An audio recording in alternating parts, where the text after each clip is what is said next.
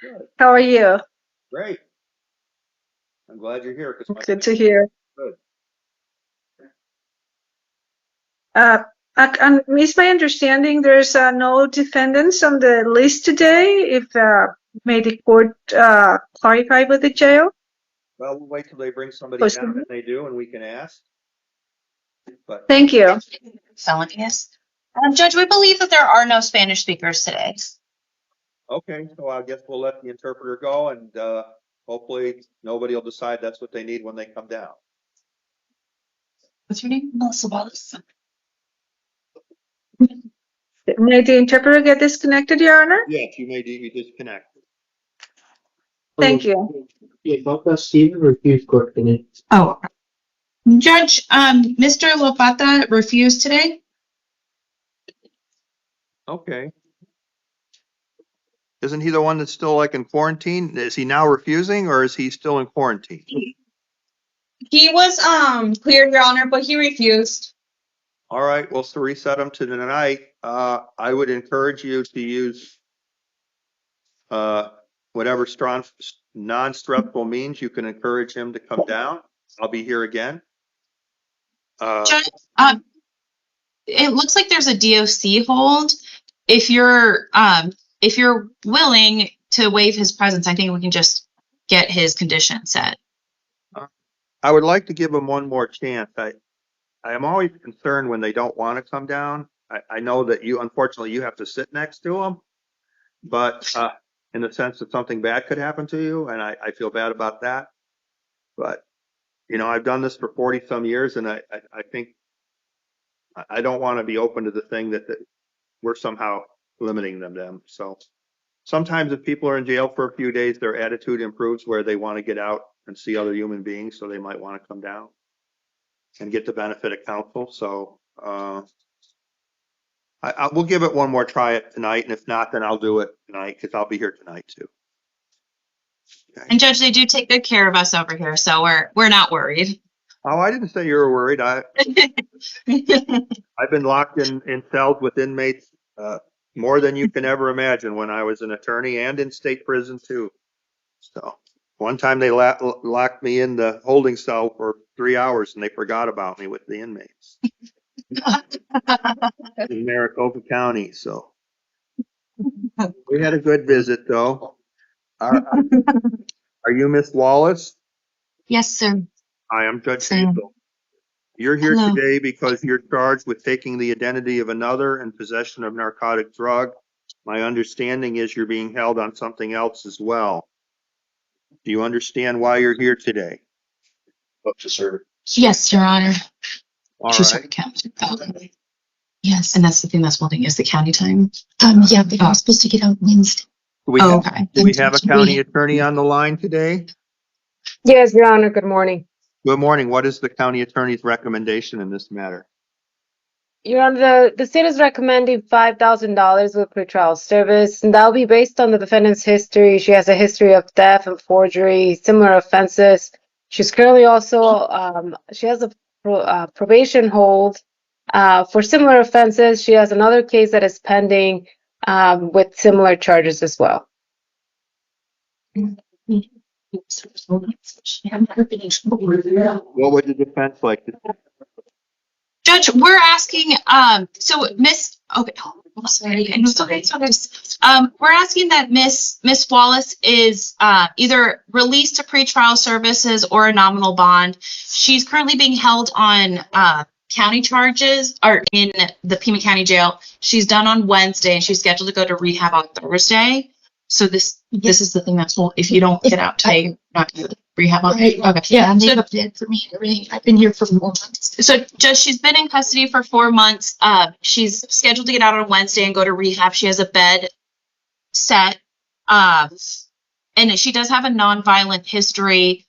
Judge, she is 45 years old, and her oldest arrest is from 2003. So this is recent criminal history. Also, she does have nonviolent history. So we're asking that she's released to pretrial services so that when she gets out on Thursday, she's able to go to rehab. Or if you're not inclined, we're asking for a $500 bond for time credit. It's just for What I'm going to do is set this matter for preliminary hearing on February the 25th at 1:30. I'm going to set a $2,000 secured bond with the condition that that bond is posted, released through pretrial. Since that preliminary hearing is happening relatively quickly, of course, within 10 days. Standard release conditions will apply. No contact with any victims. Don't return to the incident location. Don't drive without a valid license. No alcohol, no drugs. Follow the recommendation of pretrial services. I am appointing the Office of the Public Defender to represent you. So, ma'am, your new court date will be on the 25th, which is a week from Tuesday. And So I won't. Yeah. I can't go to rehab then? well, you post the bond, you can be released, but it may be in your interest. You can talk to your attorney. It's not for me to give you legal advice, but it may be better that you begin the process to resolve this before it gets too far down the road. I can't pay the bond. Ramon, your attorney on Tuesday. And I've been waiting for 4 months for this. Okay, ma'am. Thank you.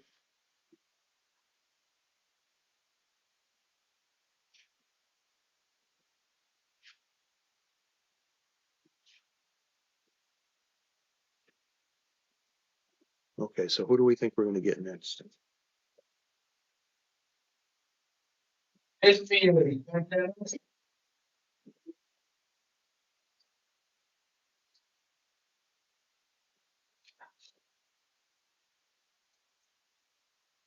Why did we do?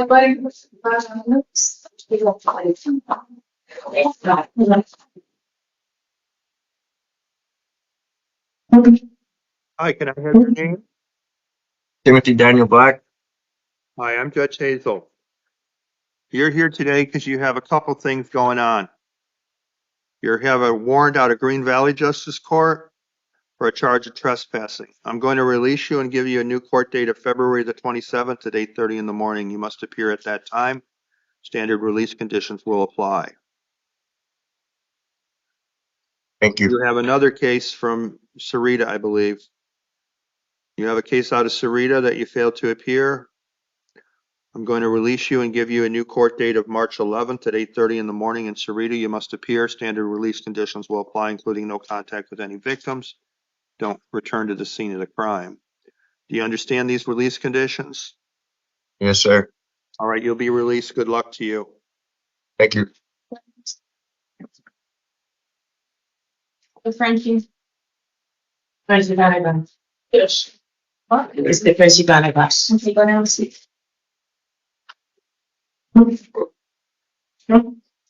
Hi, can I have your name, please? Lisa Defensi Vanderglass. Okay, you're here today on a charge of disorderly conduct, domestic violence. I'm Judge Hazel. Good morning. I'm going to release you and give you a new court date in Green Valley on the 27th of February at 8:30 in the morning in Green Valley Justice Court in Green Valley. Standard release conditions will apply, including no contact with any victims, no alcohol, no drugs, no acts of domestic violence. You must appear at your next court date or a warrant will issue for your arrest. Do you understand? Yes, sir. You're being released. Make sure you make your court date on the 27th, all right? Can I have something in writing? You will. We're going to send it over. Yes, absolutely. Good luck to you. Thank you. Let's see if I go to Primos. Johnston. Nope, back with the Primos outside.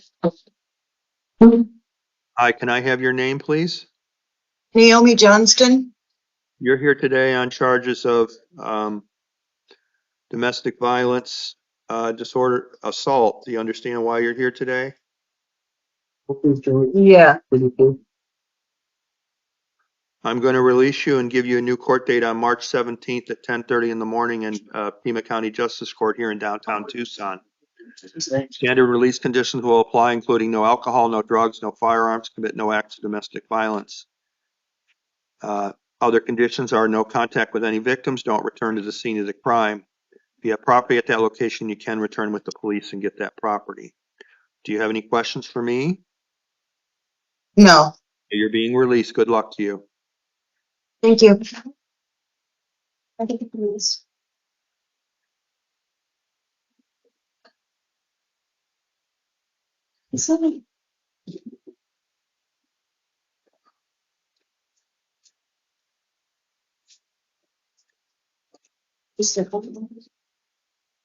That's just.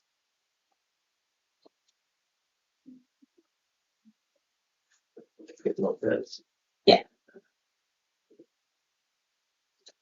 I guess so. I'm sorry. Oh yeah, I never had him to begin with. He was holding them all. He was fogging them up.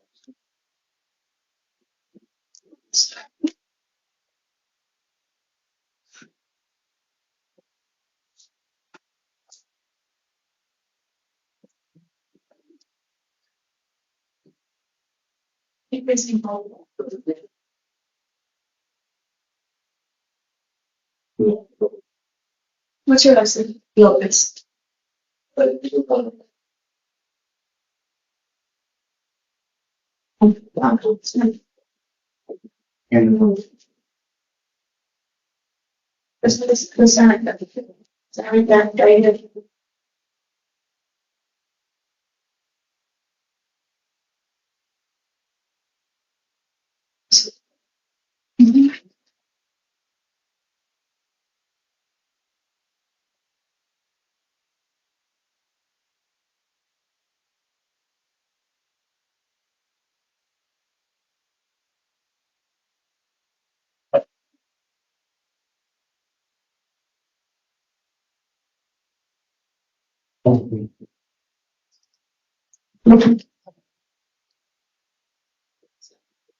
Hi, can I have your name, please? Lopez. George Lopez? Yeah. We have multiple Lopez today, so I want to make sure we have the right one. Good morning. I'm Judge Hazel. You're here today on charges of disorderly conduct, domestic violence. I'm going to release you and give you a new court date in Pima County Justice Court on March 17th. You must appear at that time or a warrant will issue for your arrest. Standard release conditions will apply, including no contact or don't drive without a valid license, no alcohol, no drugs, commit no acts of domestic violence. So you are being released, but you must make your next court date on the 17th of March. Do you understand? Yes. Okay, good luck to you. So, but when am I gonna get released? Did it That's say? up to the jail sometime probably later this afternoon. All right, thank you.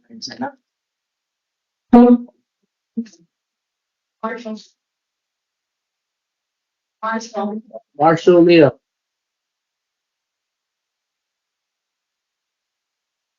What?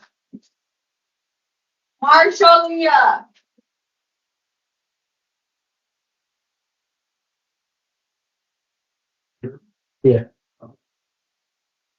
We put in.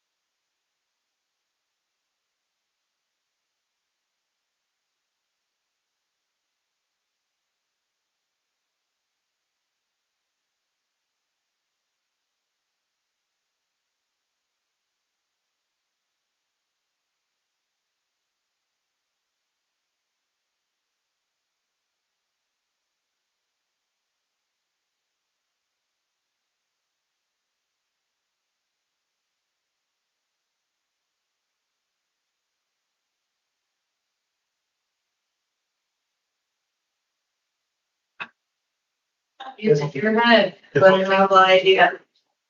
Seriously, for the GyroLamb. No, what? First one. Cigarette.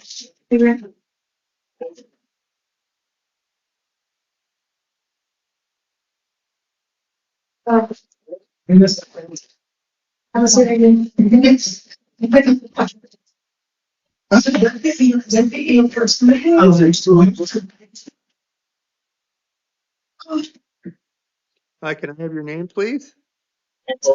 Leah Marshall. This is Judge Hazel. You're here today because you have a warrant out of Oro Valley Town Court. Do you understand why you're here today? Yes, sir.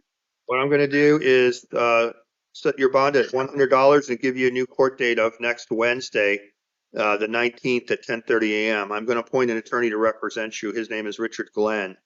If you post the bond, you will be released, but you must appear in court. Standard release conditions will apply. If you don't post the bond, you'll be seen by video appearance next Wednesday with the assistance of your attorney, Mr. Glenn. Do you have any questions, Okay. ma'am? I don't think so. Looks like you also have a ticket out of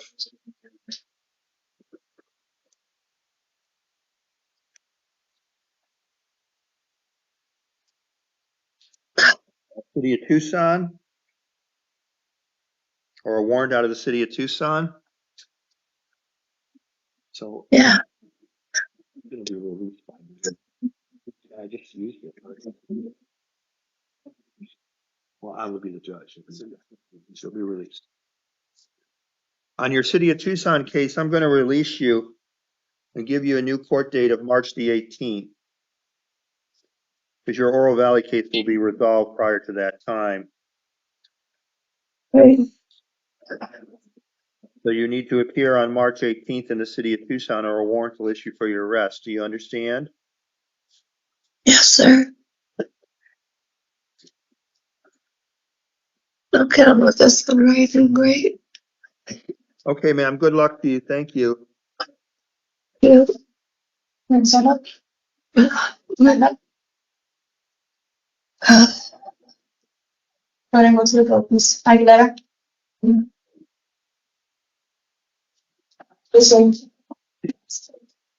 On that one, can you add the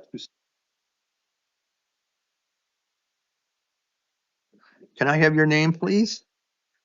Jaden Aguilera.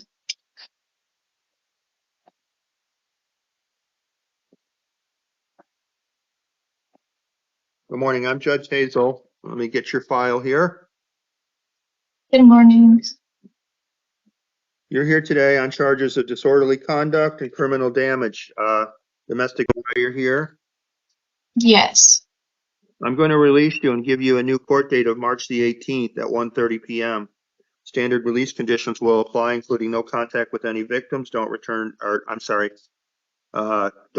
consume alcohol, possess no weapons, and commit no acts of domestic violence. So you're going to be released. Do you understand? Yeah. What if I live with the victim? Well, they said that they want contact with you, so I'm going to allow that. But Okay. obviously, I need to tell you, you got to make sure you don't come back again tomorrow. Okay. Yeah, but I'm going to release you. But make sure you make your court date and commit no other crimes while on release, because if you do, that could be a condition to keep you for virtue hearings. Okay, so don't let that happen. All right. Yes, sir. All right, you're going to be released. Good luck to you. Thank you.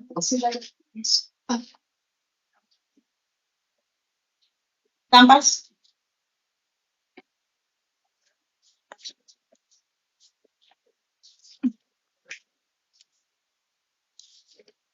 Hi, can I have your name, please?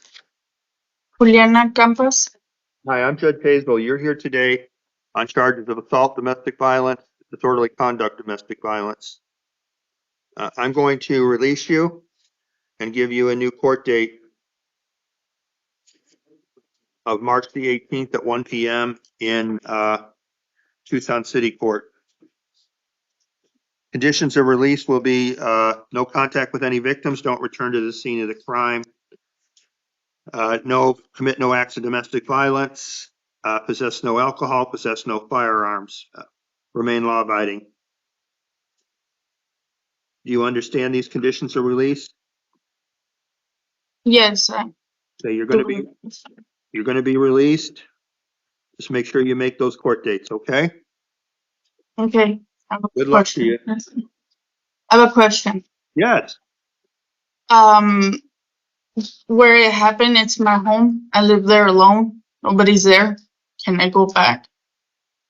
You can't have any No. contact with the victims. No, they're not there. All right, so then you can go back. All right. Thank you.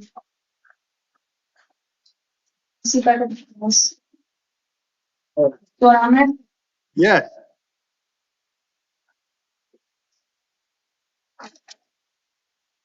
Hi, can I have your name? I'm Frankie Dorame.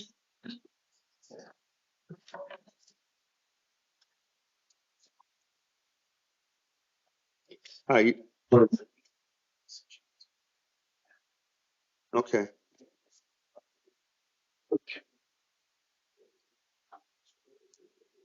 You're here today on charges of disorderly conduct fighting. Do you understand why you're here today? Yes, sir.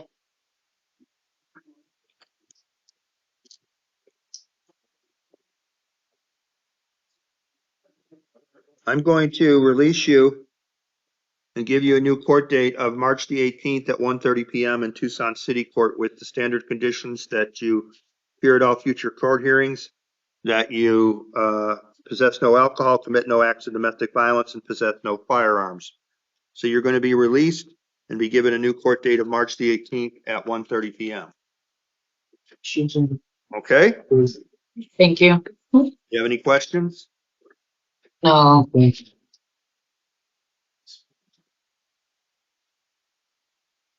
Yeah, go ahead.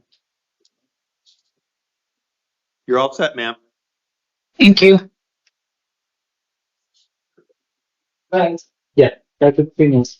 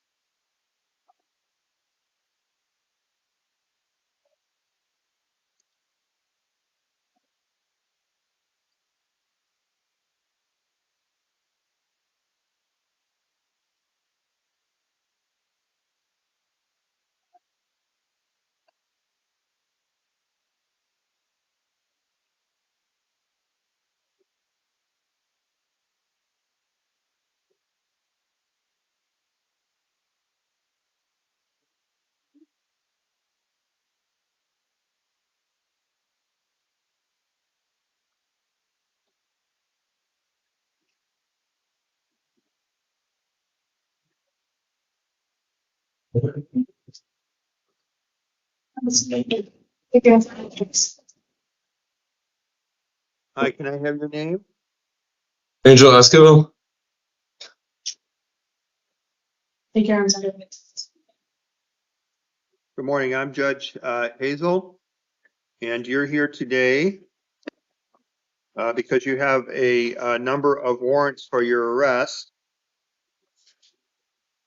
Do you understand why you're here today out of Tucson City Court of threats, criminal damage, paraphernalia, trespass, and reckless burning? Do you understand why you're here today? Yes. Okay, what I'm going to do is set a $500 cash secured bond in your case. I'm going to give you a new court date for video review on February the 25th at 1:45 p.m. I'm going to appoint an attorney to represent you in this matter. If you post the bond, you will be released and your new court date will be the March the 14th. Standard release conditions will apply, including no contact with any victims, don't return to the victim location, remain law abiding, no alcohol, no drugs, no firearms. So your total bond is $500 and your next court date is the 25th. Do you have any questions? Good. Okay, good luck to you. Is this? Time for training. The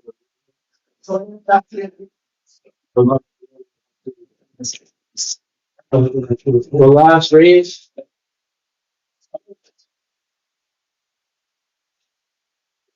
Hi,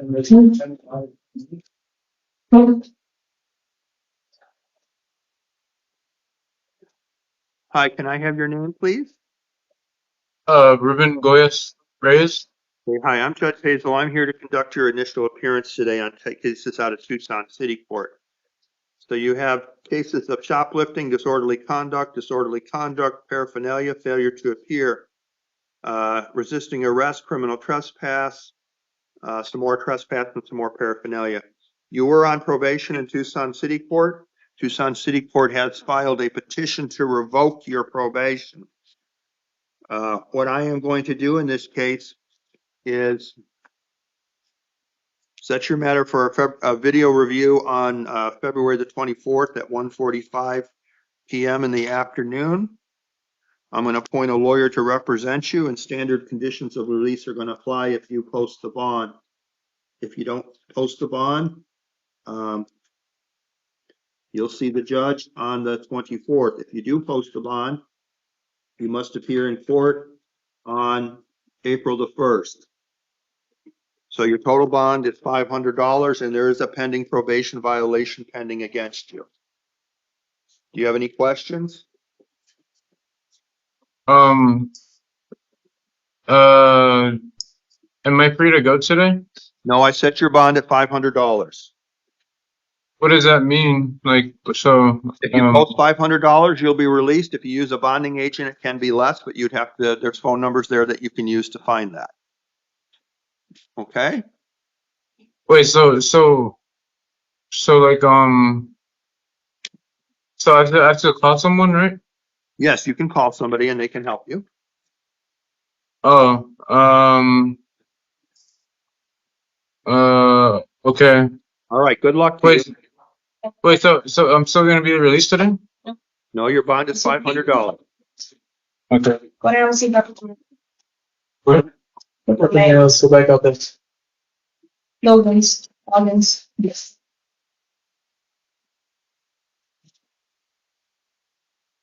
How's it going, sir? Hi, can I have your name, please? It's Wesley Loggins, Loggins Zipper, actually. Okay, I'm Judge Hazel. You're here today on charges of disorderly conduct and criminal damage. Do you understand why you're here today? Yes, I understand why I'm here today, sir. All right, I'm going to release you and give you a new court date of March the 18th with the following conditions. Remain law-abiding, no alcohol, no drugs, no firearms, no contact with any victims, don't return to the victim location. Do you understand these release conditions?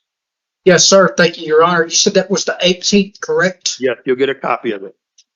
All right, thank you. All right, you have a good day. Luna.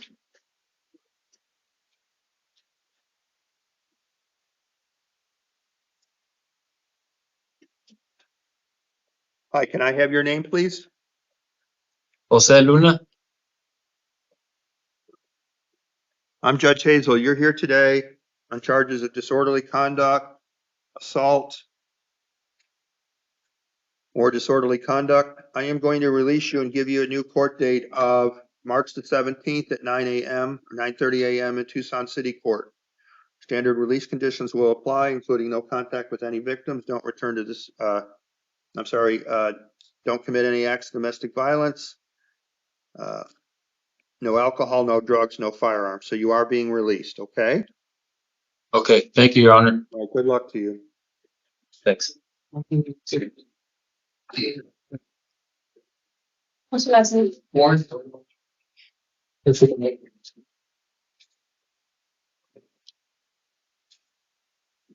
Hi, can I have your name? Austin Warren. Hey, hi, I'm Judge Hazel. You're here today on charges of threats, disorderly conduct, and possession of drug paraphernalia out of Tucson City Court. Do you understand why you're here today? Yes, sir.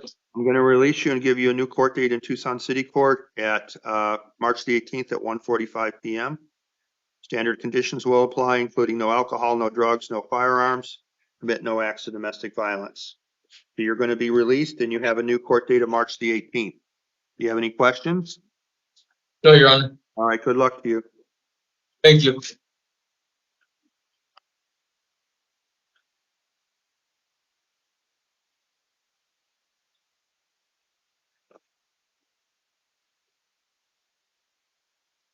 Hi,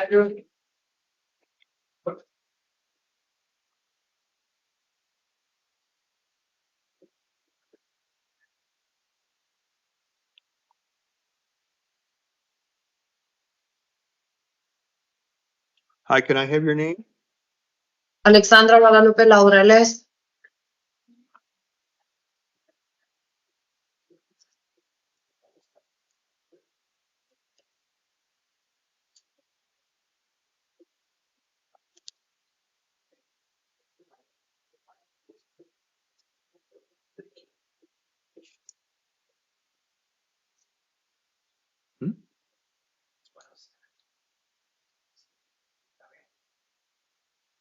Can I have your name again, please?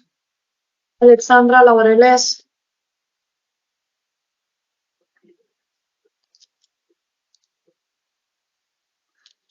It's 106, Your Honor.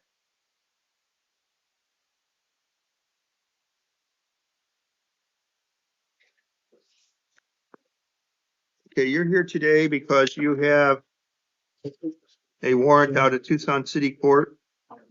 I'm going to release you, give you a new court date of March the 17th at 2 p.m. Standard release conditions will apply, including no alcohol, no drugs, no firearms, no contact with any victims.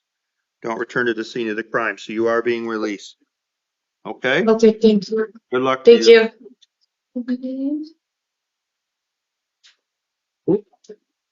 you. Yeah, one way to do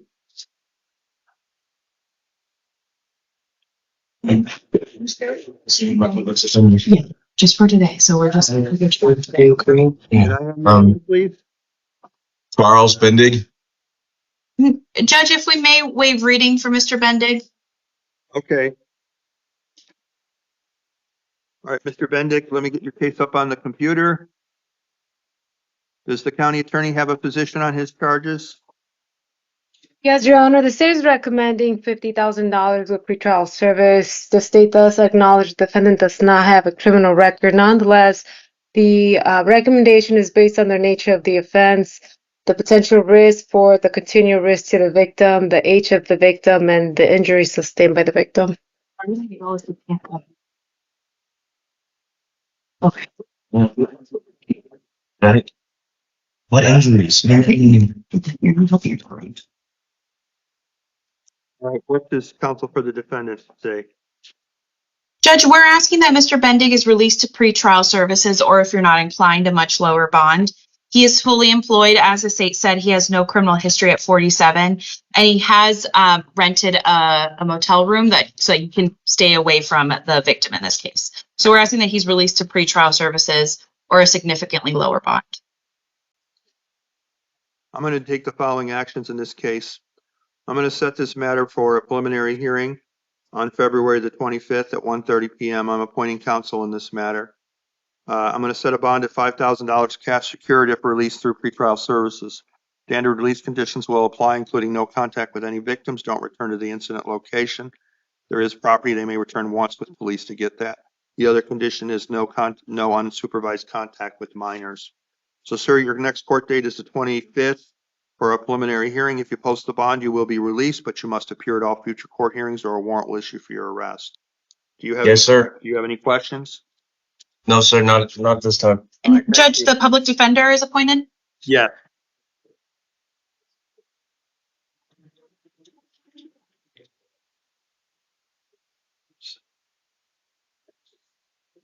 Next should be Gloria Lopez. Yes.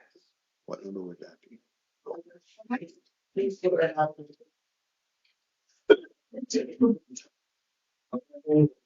One for.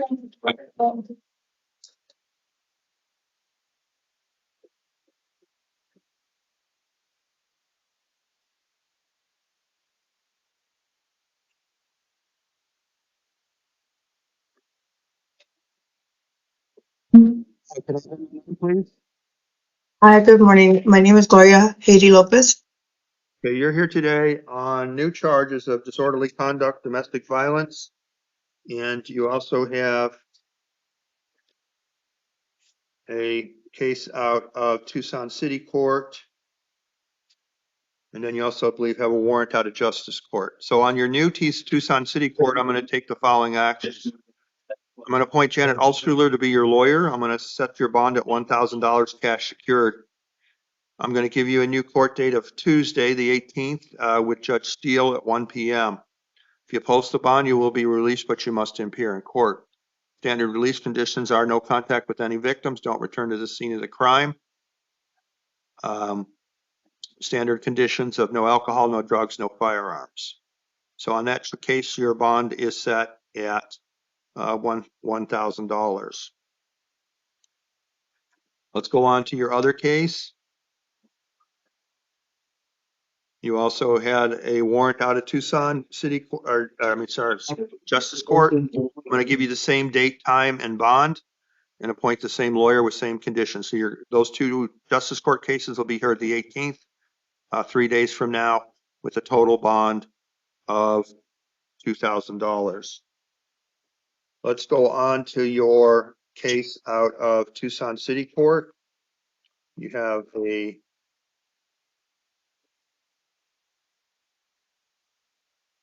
warrant out of City of Tucson on a post-adjudicated case.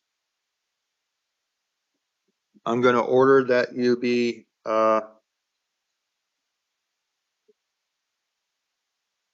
released on that charge.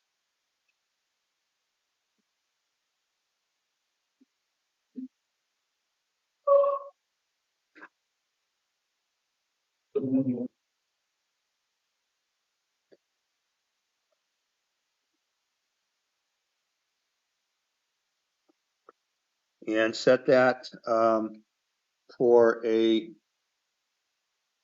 non-transport review.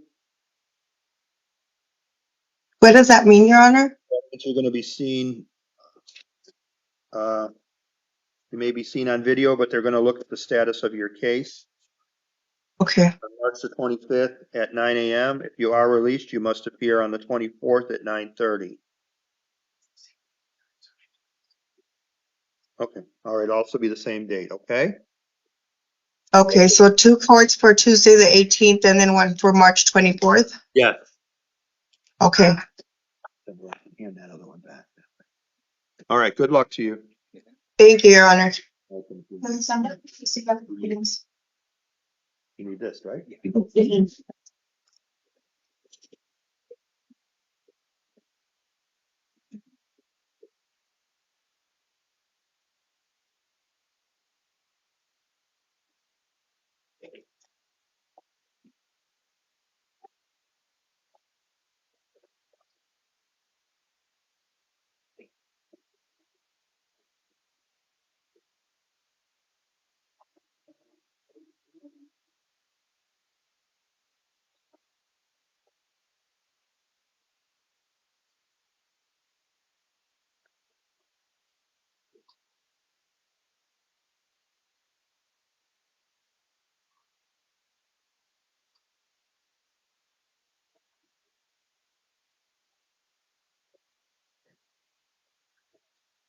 Hi, can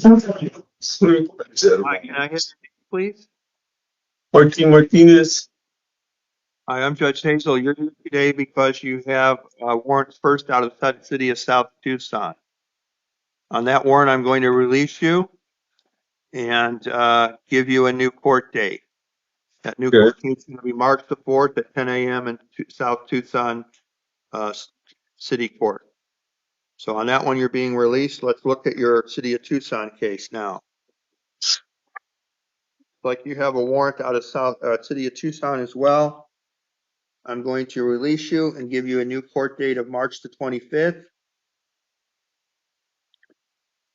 at 9 a.m. in Tucson City Court. So you're going to be released on all your cases, but you must appear at your next court date. Do you understand? Yes. Okay, you're going to be released. Good luck to you then. Okay, thank you. Being ready? Yeah, but you have we'll talk about The spirit work. Huh? you have a whole superior court. We were thinking about it. Staying over. Yeah, really. I knew that. Yeah. All right, come on, Martinez. I don't want to go back in there. I'm not going back in there. No. It's freezing in there. I'm freezing. No, I'm freezing there. I'm freezing. No, I'm freezing there. I'm freezing in there. Please, no, please, no. No, please, no, please, no. Please, no.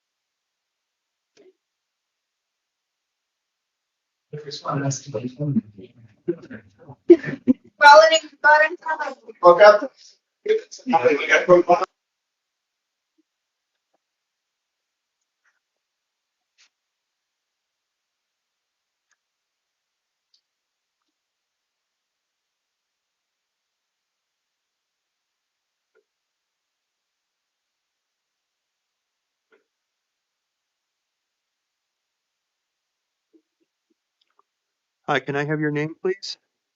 Lodging Bermudez. Okay, hi, I'm Judge Hazel. We're here today to conduct an initial appearance in your charge. You're here today on charges of aggravated domestic violence. Does the state have a position in this matter? Yes, Your Honor, the state is recommending a $15,000 bond with pretrial services. That will be based on the concern. The victim also has concerns for safety reasons. Defendant being a continual risk to the victim. She has a significant history for domestic violence, including misdemeanors and felonies, being on probation for both misdemeanor and a felony case, also involving domestic violence, separate victims. There's multiple victims in this case, and the way she entered the victim's home, forced entry, a higher bond is recommended. Okay, thank you. Attorney for the defendant? Judge, we're asking that Ms. Bermudez is released to pretrial services, or if you're not inclined, a $2,000 bond. She's a lifelong resident of Tucson, and if she were released, she'd go to her sister's house. All right, I'm going to take the following actions in this matter. I'm going to appoint the Office of the Public Defender. I'm going to set a secured cash secured bond in the amount of $5,000. I'm going to set this matter for a preliminary hearing on February the 25th at 1:30 p.m.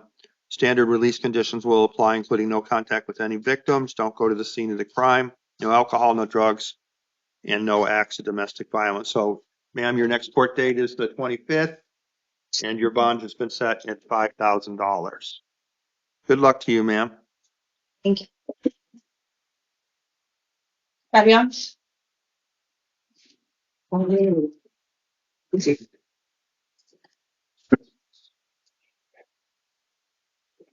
Can I have your name, please? Juan Carrion. I am Judge Hazel. You're here today on charges of possession of narcotic drugs, possession of drug paraphernalia. Does the state have a position in this matter? The state would recommend release to pretrial service, Your Honor, and based on the defendant's violent prior, he does not qualify for steps court. He does not qualify? No, Your Honor. Attorney for the defendant? Judge, we're also asking that Mr. Carrion is released to pretrial services. And given that pretrial services identified him as possibly eligible, we're asking for a steps hearing so that he can be screened, so that he can be screened there. And Your Honor, the case was already screened. I did have communication with supervisor for the steps hearing, the step court, and that was in the agreement that he is disqualified. All right, well, I'm going to release him and give him a new preliminary hearing on March 7th. Through pretrial services, standard release conditions will apply. I'm only appointing the Office of the Public Defender, so the conditions are no alcohol, no drugs, don't drive without a valid license, no firearms. Sir, you are going to be released, but you must appear on your next court date on March the 7th. Thank you, Your Honor. Okay, you have a good day.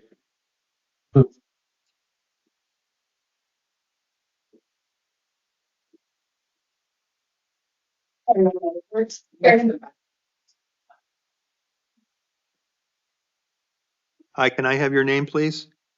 Skylar Faringo. You're here today. Good morning. I'm Judge Hazel. You're here today on charges of possession of narcotic drugs, possession of dangerous drugs, possession of drug paraphernalia. Do you understand why you're here today? Yes, sir. Does the state have a position in this matter? The state is recommending release to pretrial service, Your Honor. In addition, if she willing to also waive time, we're recommending for step court screening. Attorney for the defendant? Judge, yes, we're also asking for pretrial services, and Ms. Faringa does waive time for steps. Okay, ma'am, as your attorney probably explained to you, you're eligible for a diversion program that if completed could result in the dismissal of your charges. What I'm going to do is set your matter for a step or a diversion hearing on the 24th at 9 a.m. And I'm going to order that you be released. I'm going to set your matter for a preliminary hearing on the 1st of April at 1:30 p.m. And again, standard release conditions are going to apply, and I'm also appointing the Office of the Public Defender to represent you. Do you have any questions, ma'am? No, sir. Okay, good luck to you. Thank you. So you're in court on the 24th. You have to get there. Okay. Thank you. Brandon? Yeah. Hold on.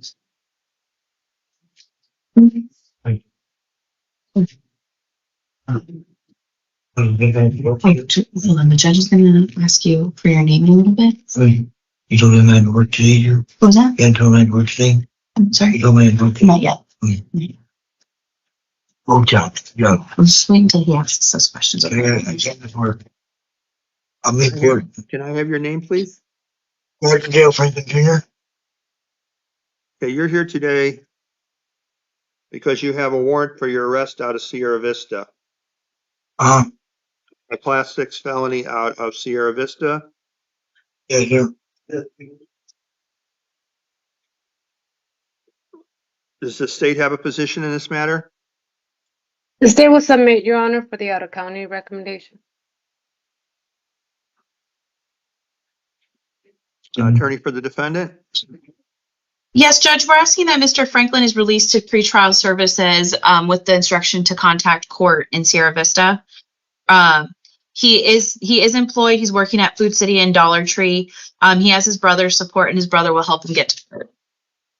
I'm going to set this for a review hearing on the 14th. I'm going to set the bond at $500.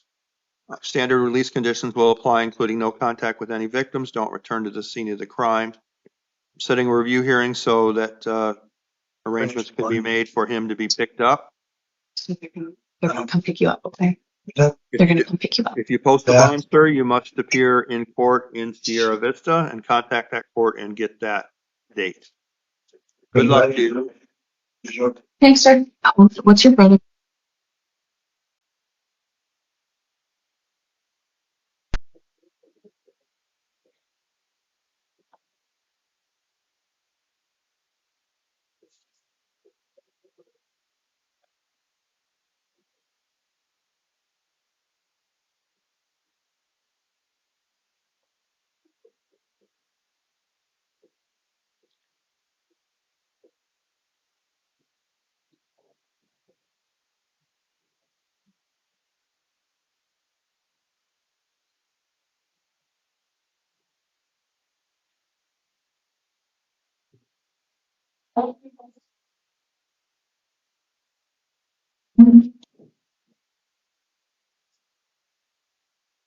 Good morning. Can I have your name, please?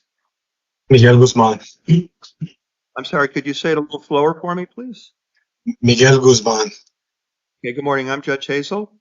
You're here today on charges of stalking, aggravated stalking, and you also have Tucson City Court cases of DV. We do have a victim on the line on this felony case, but first I would like to hear from the county attorney.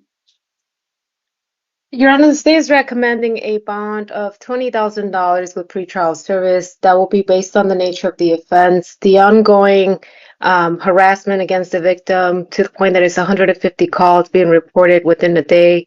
He's constantly seeking for the victim, preventing her from moving from her vehicle.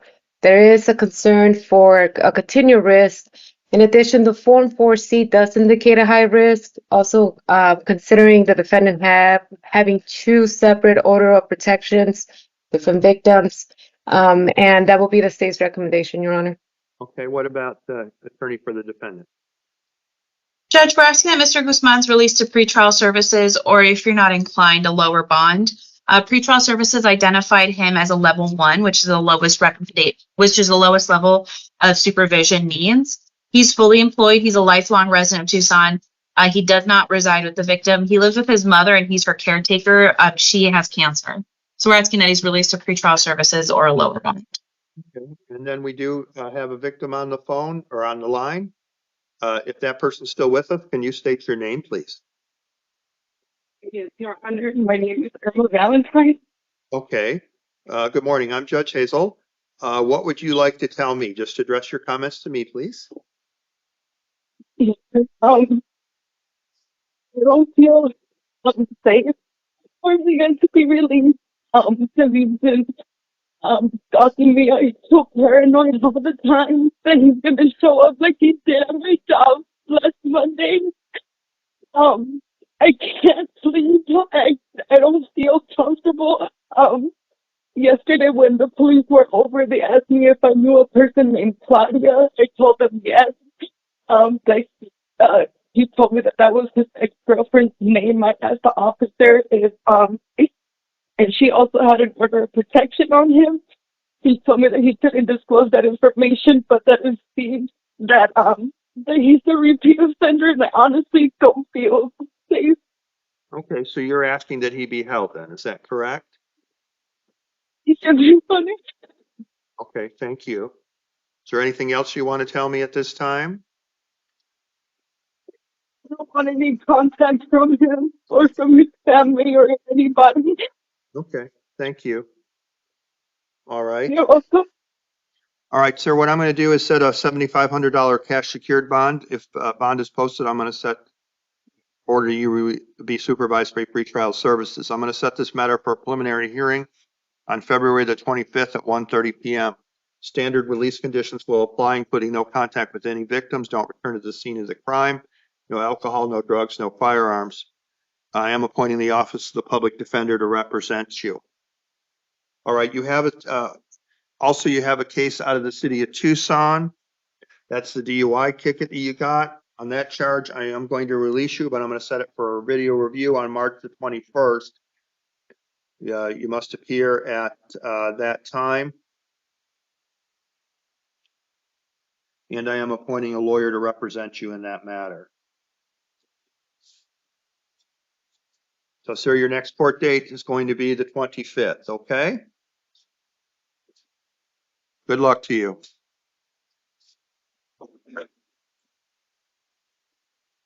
Hello.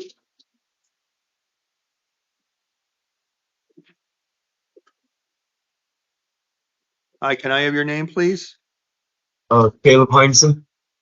Okay, you're here today on charges of aggravated assault causing serious physical injury. The state have a position on this matter?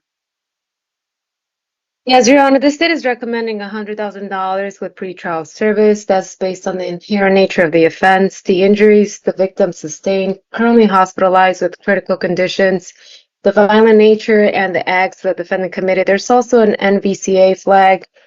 He does have 2 prior convictions. I'm also seeing that he is currently on probation from out of county matter, pending expiration until 2027.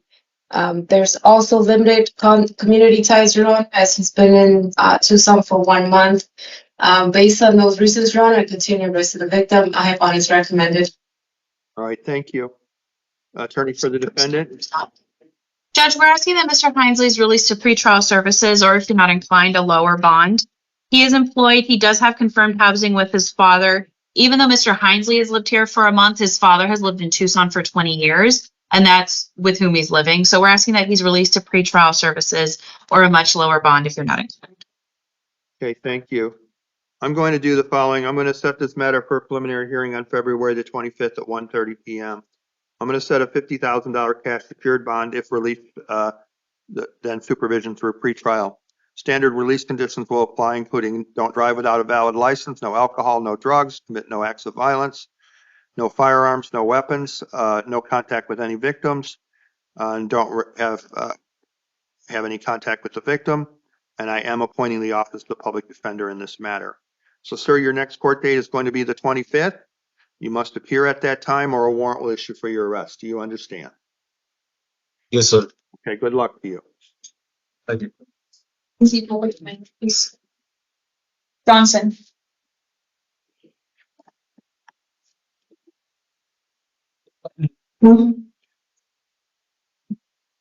Hi, can I have your name, please? Jalen Johnson. Yeah, good morning. I'm Judge Hazel. You're here today on charges of aggravated domestic violence, aggravated harassment. Do you understand why you're here today? Yes. Does the county attorney have a position on this matter? Your Honor, the state is recommending $15,000 with pretrial service based on the defendant's significant DV criminal history, multiple victims before the court this morning. In addition, there is also concerns for ongoing continued risk to the victim, also highlighting the fact that there was a knife. The victim attempted to remove that knife from the defendant. He has multiple cases pending, both in felony and misdemeanors, including probation violations for a felony warrant, also it's not on warrant status, Ron, I do apologize. He's currently pending probation on a DV matter on a felony, but also including a probation on a misdemeanor case. So there's a continued risk and multiple victims in this case. All right, thank you.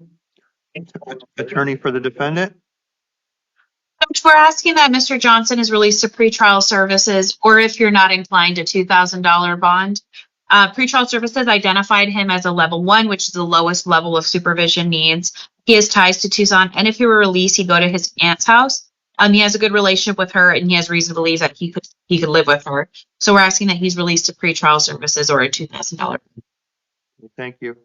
I'm going to do the following in this matter. I'm going to set this matter for a preliminary hearing on February the 25th at 1:30 p.m. I'm going to set a total secured bond, cash secured bond, in the amount of $10,000. I'm going to appoint the Office of the Public Defender. Standard release conditions will apply, including no acts of domestic violence, no alcohol, no drugs, no firearms, no contact with any victims, and don't return to the scene of the crime. So, sir, your next court date is February the 25th at 1:30 p.m. If you post the bond, you must appear in court or a warrant will issue for your arrest. If you do post the bond, you'll be supervised by pretrial services. Do you have any questions, sir? No. Okay, good luck to you. Let's see what the matter. Lopez Soto.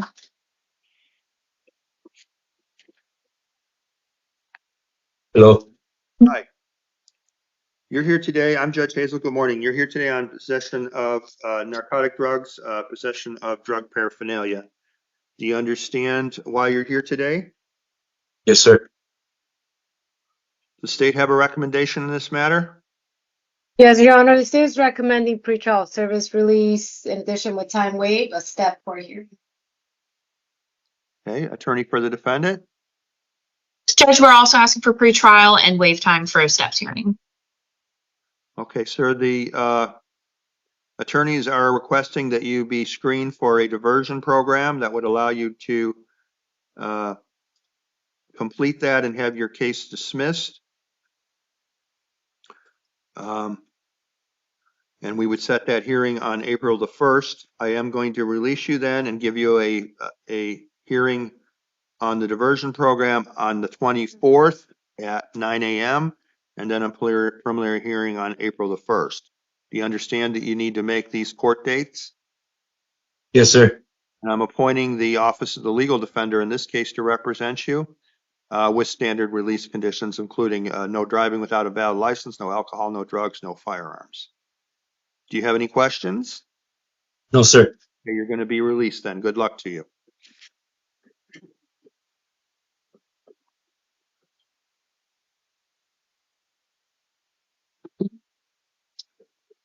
Three.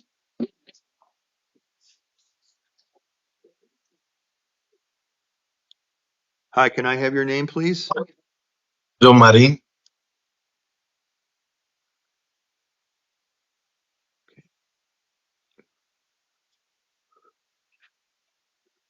So you're here today on charges. You have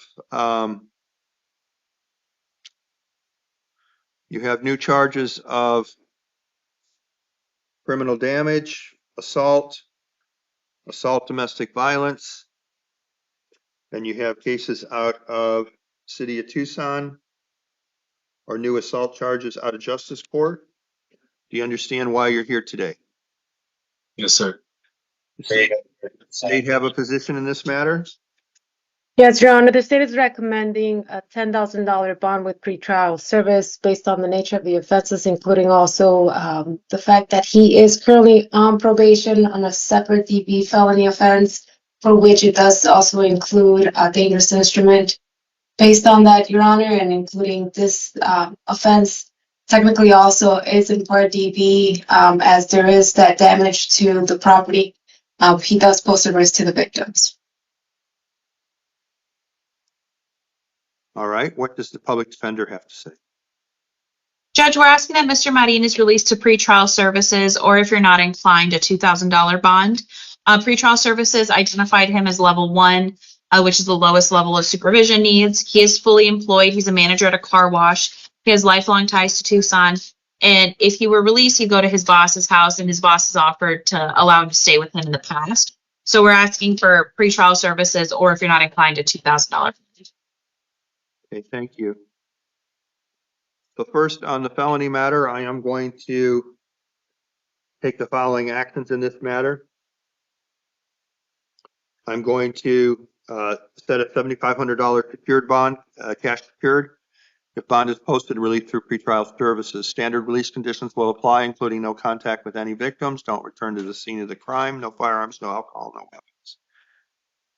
And then on, let's go on to your, go ahead. Public defender appointed? Yes, public defender, yes.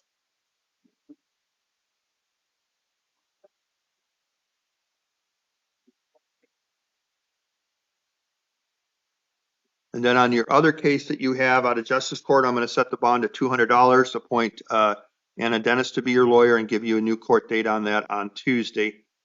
So you can get credit for being in custody, and they can take the next appropriate step. Standard release conditions will apply on that as well. Good luck to you. Judge, just for clarity, his next hearing on the misdemeanor is going to be February 18th? Yeah, Tuesday, yeah. Okay. Thank you. Thank you.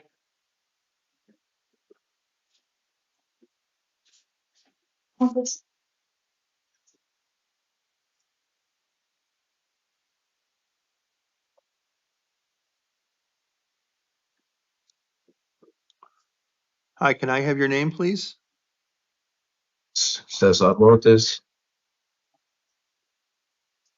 Charges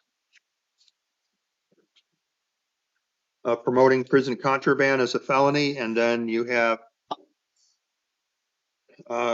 criminal trespass, disorderly conduct, and threats charges out of Justice Court. Have to listen. You're just listening right now. The state have a position in this matter? The state will recommend release to pretrial service, Your Honor.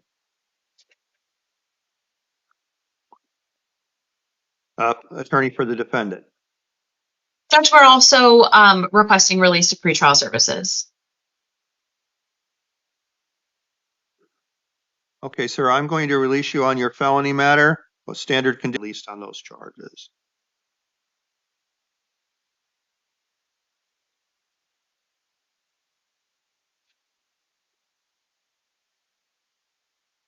And then on your misdemeanor charges out of Justice Court, I'm going to release you and give you a new court date of March the 17th at 9 a.m. or 9:30 a.m. I'm sorry, in Justice Court with Judge Foster here at the Justice Court in downtown Tucson. You must appear at that time. Do you understand that you have future court dates and you must appear at those? Yeah. Do you have any questions for me? Yeah, I want to know my charges again. So Go ahead, counsel, if you want to tell them.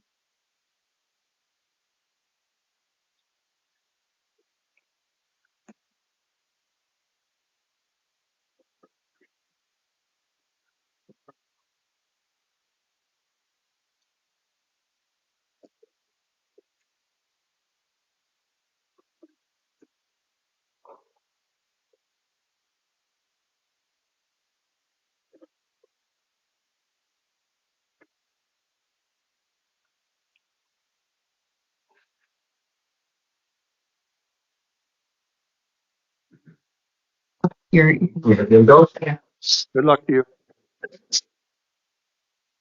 Pacheco. Good morning. Can I have your name, please? Damian Pacheco. You're here today on a felony or aggravated DUI charge. Do you understand why you're here today? Yes. All right.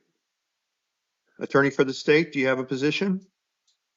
Yes, Your Honor, the state is recommending a $5,000 bond with pretrial services. I do acknowledge the defendant does lack criminal history. Nonetheless, he was driving on a suspended license. He had a PBT of a .109. In addition, he was driving erratically in front of a law enforcement officer while pedestrians were crossing. The defendant was driving erratically, so he does pose a risk to the community. Okay, attorney for the defendant.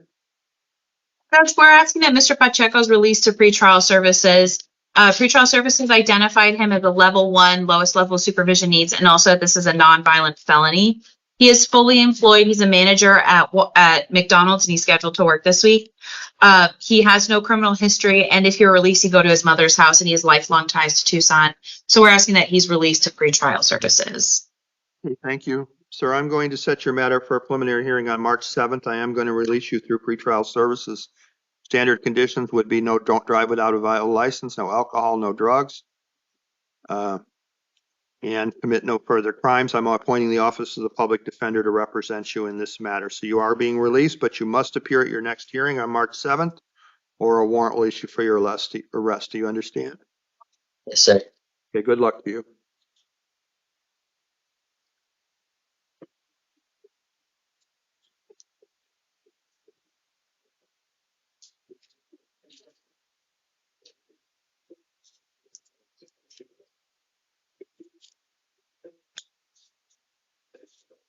Thank you. Vargas.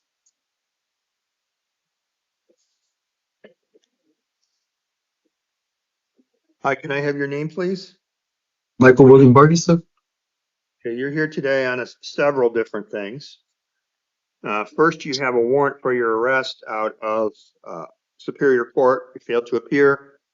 Judge Metzger set your bond at $500. First, does the state have a position on this warrant case? Yes, Your Honor, based on his fails to appear, in addition, he did not report to pretrial services when he was released. He does have a high history of failing to appear. Also, his criminal history and the probation violations matters pending before city court. The bond will be requested for the $500 with pretrial service. Attorney for the defendant? Judge, we're asking that Mr. Vargas is given one more opportunity on pretrial services. These charges are nonviolent, and he has his mother's support. If he were released, his mother would pick him up. So we're asking that he's released to pretrial services. Thank you. I'm going to set this matter for an arraignment on February the 21st. I'm going to affirm the bond set by Judge Metzger of $500. That'll be a cash secured bond. If released, it'll be if he posts the bond, he'll be released for pretrial services. Standard release conditions will apply. I'm also appointing the Office of the Public Defender in this particular matter. Okay, sir, let's go on to your next case.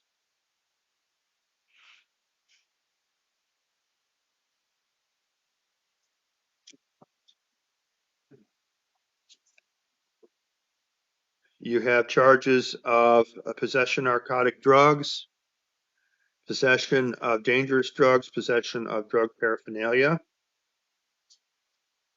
State wish to be heard on the new felony charges. Yes, Your Honor, at this time, the state will move to dismiss without prejudice. Okay, and I assume the defendant has no objection to that? Correct, Judge. Okay, we'll go on to the next case then.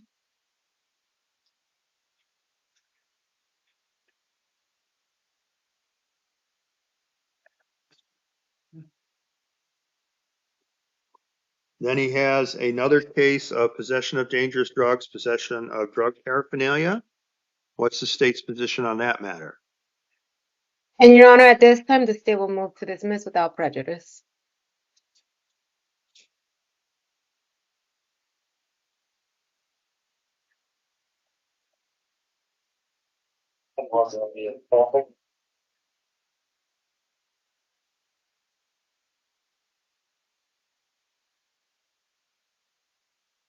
Okay, I'm going to dismiss. Oh, sorry.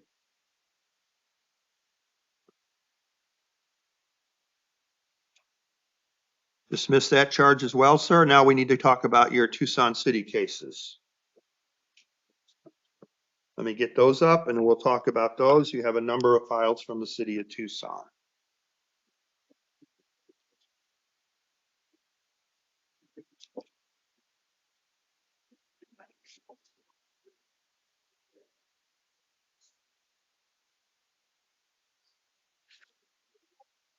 Looks like you have warrants out of the city of Tucson for theft, criminal damage, or trespassing, possession of drug paraphernalia. There's also a petition to revoke in your file as well on your Tucson City case. On your Tucson City cases, I'm going to set this matter for a video review on the 25th.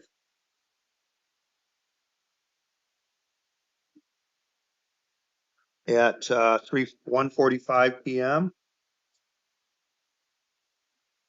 And if you are released, I'm going to set the matter for a hearing on the 19th of March at 2 p.m.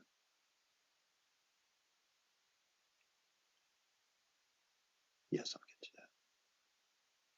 I'm going to set your bond in the amount of $500 with standard release conditions. So your total bond on all your cases, sir, is $1,000. And Judge, is the city public defender appointed on the misdemeanor? Yes, absolutely. Okay, good luck to you, sir. Thank you. Go for it, Holmes.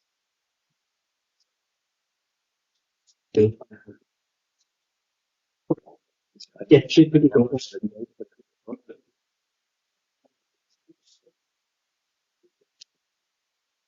Hi, can I have your name, please? Mia Williford Holmes. Okay, hi, you're here today. I'm Judge Hazel. You're here today on charges of possession of narcotic drugs for sale, possession of dangerous drugs for sale. Do you understand why you're here today?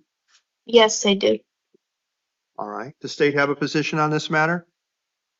Yes, Your Honor. Excuse me. The state is recommending $15,000 in pretrial service. That will be the concern for the community at risk. The defendant is facing prison mandatory if convicted. The concern, Your Honor, is the defendant had multiple baggies, significant amount of different drugs, narcotics, and dangerous drugs. For that reason, Your Honor, based on the quantities, the differences in drugs, and the risk to the community, a bond is being recommended. All right, thank you. Attorney for the defendant. Judge, we're asking that Ms. Williford Combs is released to pretrial services. She was identified as a level 1 nonviolent, which is a nonviolent felony and the lowest level of supervision. She has confirmed housing. The charges were identified as nonviolent. She has ties to Tucson. And based on what I'm seeing on pretrial, it appears that she doesn't have any felony history at 45. Okay, thank you. I'm going to set this matter for a preliminary hearing on February the 25th. I am going to set a secured bond, cash secured bond in the amount of $2,000. If that bond is posted, I'll direct she be supervised through pretrial services. Standard release conditions will apply, including no firearms, no weapons, no alcohol, no drugs, and remaining law abiding, again, if released, supervised through pretrial services. So ma'am, your next hearing is February the 25th. You must appear at that time. If you post the bond, if not, you'll be transported to that hearing. Do you have any questions? No, I don't. Judge, is the public defender appointed? Yes, the public defender is appointed. Thank you.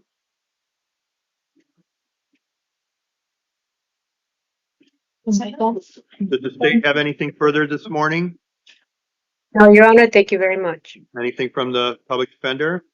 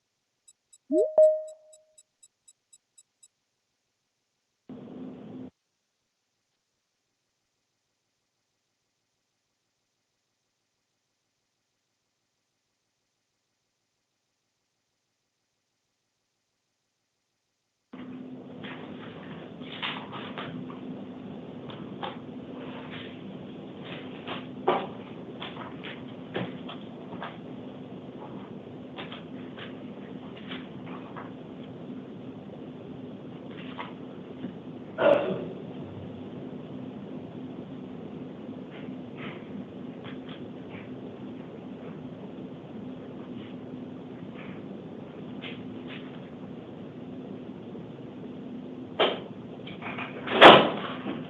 right.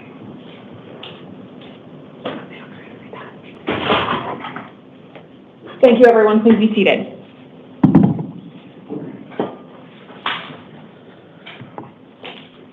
Okay, good morning, everybody. My name is Commissioner Hughes. This is the 11 a.m. initial appearance calendar for Saturday, February 15th. Do I have a court interpreter on the line? Yes, Your Honor. Good morning. Elizabeth Cameron, a court interpreter, and I can interpret this part. Okay, good morning. Thank you, Madam Interpreter. Yes. Sorry, Your Honor. Would you like me to interpret the last sentence or message that you said? Yes, please. Buenos días a todos. Soy la comisionada Hughes. El día de hoy es la instrucción de cargos para el día sábado, 15 de febrero de 2025. Can you all hear the interpreter in the gallery? ¿Todos pueden escuchar al intérprete en la galería? Can you have Mr. Valdez come closer so he can hear it? Okay. Your Honor, are you able to hear me? I can hear you, but the defendants in the gallery can't hear you. Got it. Thank you. So, Madam Interpreter, just so you know what's going on, I have one matter marked as requesting a Spanish interpreter, so I've asked the officer to have him come into the courtroom. You don't have to, I just want to make sure he can hear you. Okay. Solamente queremos asegurarnos de que nos escuche. Go ahead, I'm sorry, Madam Interpreter. Yes. Puede pararse y solamente queremos asegurarnos de que escuche.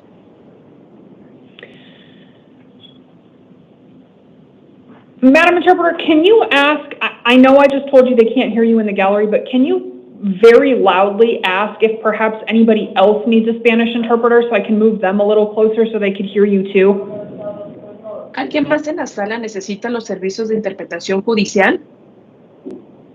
¿En español? ¿Alguien más? Anyone else? Okay. Thank you for standing there, Mr. Valdez. I just want to make sure that you can hear the interpreter. Gracias por estar parado ahí, señor Valdez. Solamente quiero asegurarme que pueda escuchar al intérprete. Okay, good morning again, everybody. I know she already interpreted this, but I'll say it again. My name is Commissioner Hughes. This is the 11 a.m. initial appearance calendar. Bueno, buenos días una vez más a todos. Sé que esto ya se interpretó, pero soy la comisionada Hughes y esta es la instrucción de cargos del sábado 15 de febrero de 2025. The court's orders for the taking of DNA samples and fingerprints issued on the first calendar of February will apply to the hearings on this calendar. Todas las órdenes de la toma de huellas dactilares y pruebas de ADN que se hicieron para el primero de este mes, el mes de febrero, corresponden para todas las audiencias agendadas. As we get started on this calendar here this morning, I will call each of you into the courtroom one at a time. Una vez que empecemos con la agenda del día de hoy, voy a llamarle a cada uno para que pasen. The first time I call your name, I'll ask you to move from the chair that you're in right now to one of those chairs inside the door. Second time I call your name, I'll ask you to move from that chair into the courtroom behind the gray podium. Bueno, la primera vez que les llame, ustedes van a pasar de la silla donde se encuentran a la silla que se encuentra atrás de la puerta y después de ahí van a pasar al podio de color gris. Once you're in the courtroom behind the podium, I will start by asking you to state your full name and date of birth. Una vez que estén atrás del podio color gris, en la sala del tribunal les voy a pedir que digan su nombre y su fecha de nacimiento. Then I'll tell you why you're here this morning and whether you qualify for a court-appointed lawyer. Después les voy a informar por qué se encuentran aquí y si recargan los requisitos para que se les nombre un abogado de oficio. If you do not qualify for a court-appointed lawyer, you have the right to hire a lawyer to represent you in any criminal proceedings. Si es que no recarga los requisitos para que se le nombre un abogado de oficio, usted tiene el derecho de contratar su propio licenciado para que lo represente en cualquier diligencia judicial. When you're in the courtroom, I'm also going to give you the next court hearing dates and times that you'll be required to attend, and we will discuss whether you are legally eligible for release from custody and on what terms if you are. Una vez que estén en la sala del tribunal, se les va a informar la fecha de sus siguientes audiencias y el horario, y se le va a indicar que tiene que acudir y también si hay autoridad legal para dejarlos en libertad y si es que sí, bajo qué disposiciones, si es que existen. In addition to that right to the assistance of counsel, you all also have the right to remain silent. Adicionalmente, aparte de ese el derecho de que se le represente por medio de un licenciado, también tienen derecho de permanecer callado. These are recorded criminal proceedings. Anything that you do choose to say in the courtroom this morning can be used against you. Estas diligencias judiciales en lo penal se están grabando, entonces cualquier cosa que usted diga se puede usar en su contra. Even if you qualify for a court-appointed lawyer, there will not be a lawyer in the courtroom this morning for purposes of your defense. Aun cuando usted recarga los requisitos para que se le nombre un abogado de oficio, el día de hoy no va a haber ningún licenciado que lo represente para su defensa. Because you will not have a lawyer in here and because anything you say could be used against you, I will strongly caution all of you not to make any statements regarding the facts about why you're here. A razón que no está un licenciado presente, entonces les doy una precaución en cuestión sobre qué vayan a decir para que no se usen en contra en cuestión a las declaraciones que vaya a manifestar aquí el día de hoy. Last thing before we get started is that all the information that you get while you're in the courtroom will be contained in a written document that you will get a copy of when you're done in the courtroom and you step back into that room. So please keep that paperwork with you wherever you go from here this morning. Y finalmente toda la información que les estoy mencionando y les voy a mencionar se va a encontrar por escrito. Esta copia se les va a entregar una vez que se termine su audiencia y por favor no pierdan eso y llévenselo con ustedes a donde vayan esta mañana. Okay, let's go ahead and get started. Thank you very much for your patience, sir. If you'll step up to the gray podium, I would appreciate it. Bueno, muchas gracias, señor, por su paciencia. Si puede pasar al podio gris, se lo agradezco. Okay, I'm going to ask for your full name and date of birth, but I do want to encourage you to allow the interpreter to translate from my English to Spanish and then communicate in Spanish. Let the translator translate that back to English, even if you understand enough English to understand what I'm saying. Bueno, le voy a pedir en un momentito su nombre y su fecha de nacimiento, pero primero quiero decirle que permita que la intérprete interprete del inglés al español y después del español al inglés aun cuando usted entienda algo en inglés. Okay, name and date of birth, please. Ahora sí, nombre y fecha de nacimiento, por favor. Clark Rodríguez Valdés, 18 de octubre de 1993. Clark Elliot Rodríguez Valdés, October 18, 1993. Thank you very much, sir. You are here on a grand jury warrant. Muchas gracias, señor. Usted se encuentra aquí en una orden de arresto emitida por el gran jurado. A grand jury found probable cause to return an indictment against you. El gran jurado determinó que existe motivo fundado para regresar lo que es un emplazamiento emitido por el gran jurado.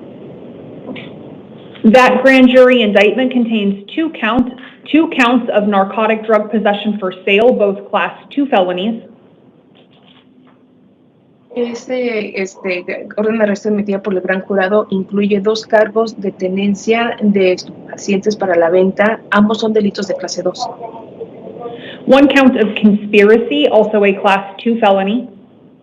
Un cargo de confabulación también es un delito de clase 2. One count of illegal control of an enterprise and one count of money laundering. Those last 2 are class 3 felonies. Un cargo de tenencia o control ilícito de una empresa ilícita y blanqueo de capitales, ambos son delitos de clase 3. You are entitled to a court-appointed lawyer to defend you in this case. That lawyer will be appointed for you by the next judge you see at your next court hearing. Usted tiene derecho a que lo represente un abogado, que se le nombre un abogado de oficio. Ese abogado se le va a nombrar a usted con el siguiente juez que usted mire en la siguiente audiencia. That hearing will be an arraignment hearing February 21st at 8:30 in the morning in the Superior Court downtown. Esa va a ser una instrucción de cargos, la cual se va a celebrar el 21 de febrero a las 8:30, se va a celebrar en el Tribunal Superior del Centro. On that warrant, you have a $300,000 cash-only bond. En esa orden de arresto tiene una fianza fijada en el monto de 300,000 y solamente en efectivo. If you post that bond and you're released from custody, you cannot have contact with any alleged witnesses or co-defendants of the underlying allegations, and you cannot possess any weapons or drugs without a valid prescription. Es que paga esa fianza y si es que es puesto en libertad, usted se le ordena que no puede tener contacto con ningún testigo, ningún coacusado y tampoco a... ¿Cómo me llama? Y un momento. Y tampoco con ninguna de las personas incluidas en esta presunción. También se le ordena que no tenga armas ni tampoco ningún medicamento sin receta válida. Do you understand those release conditions? ¿Usted entiende esas medidas cautelares? Sí. Yes. Okay, thank you very much. You can step back and get a copy of your paperwork. Okay, muchas gracias. Puede regresar y agarrar su copia. Okay, thank you very much, Madam Interpreter. I know since we already made an inquiry, he's the only one that requested a Spanish interpreter, so you are free to disconnect. I appreciate your assistance very much. You're very welcome, Your Honor. Thank you, and the interpreter will be disconnecting. Bye-bye. Thank you. Bye-bye. Okay, can I please have Romero Gavino all the way into the courtroom behind the gray podium? Edgar Lopez, if you would take a seat in that first chair, and then Roland Torres, if you would work your way to that second chair, please.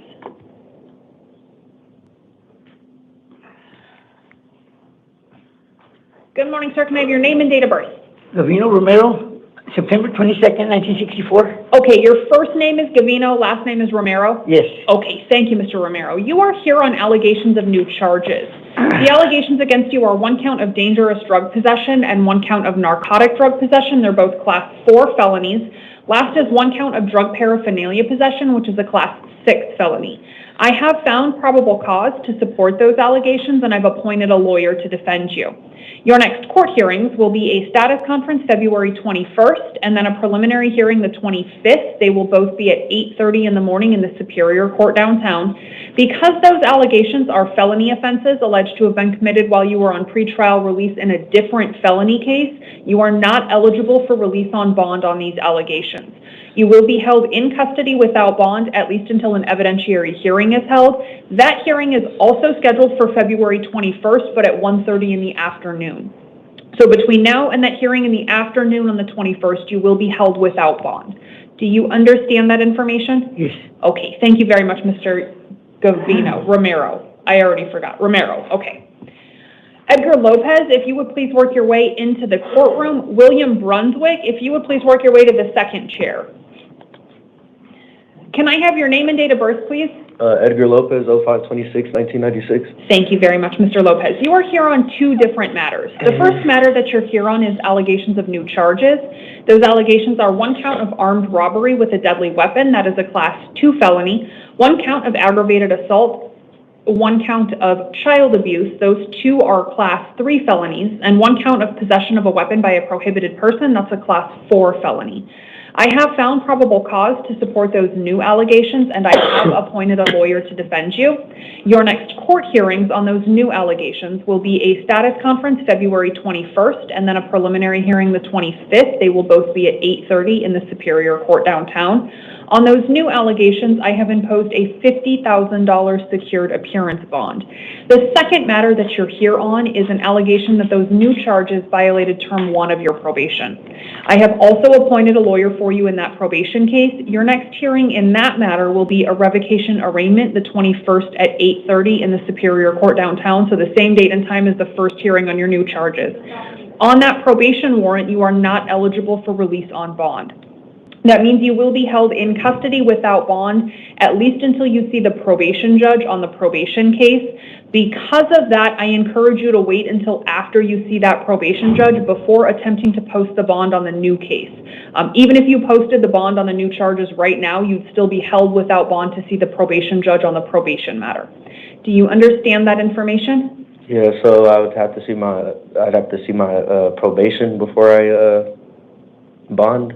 Or? Yeah, so you're not bondable on the probation matter. When you go to the probation court, your next hearing in that case on the 21st, it is possible the probation judge will determine after that hearing that you are bond eligible. So if that happens, then you could post all of your bonds to be eligible for release. But if you posted the bond on the new case, you would at least still be held until you see the probation judge. Okay. Okay, any other questions? No. All right, thank you very much. You can step back and get your paperwork. Roland Torres to the podium in the courtroom, please. Teresa Ellerick, if you would work your way to that second chair.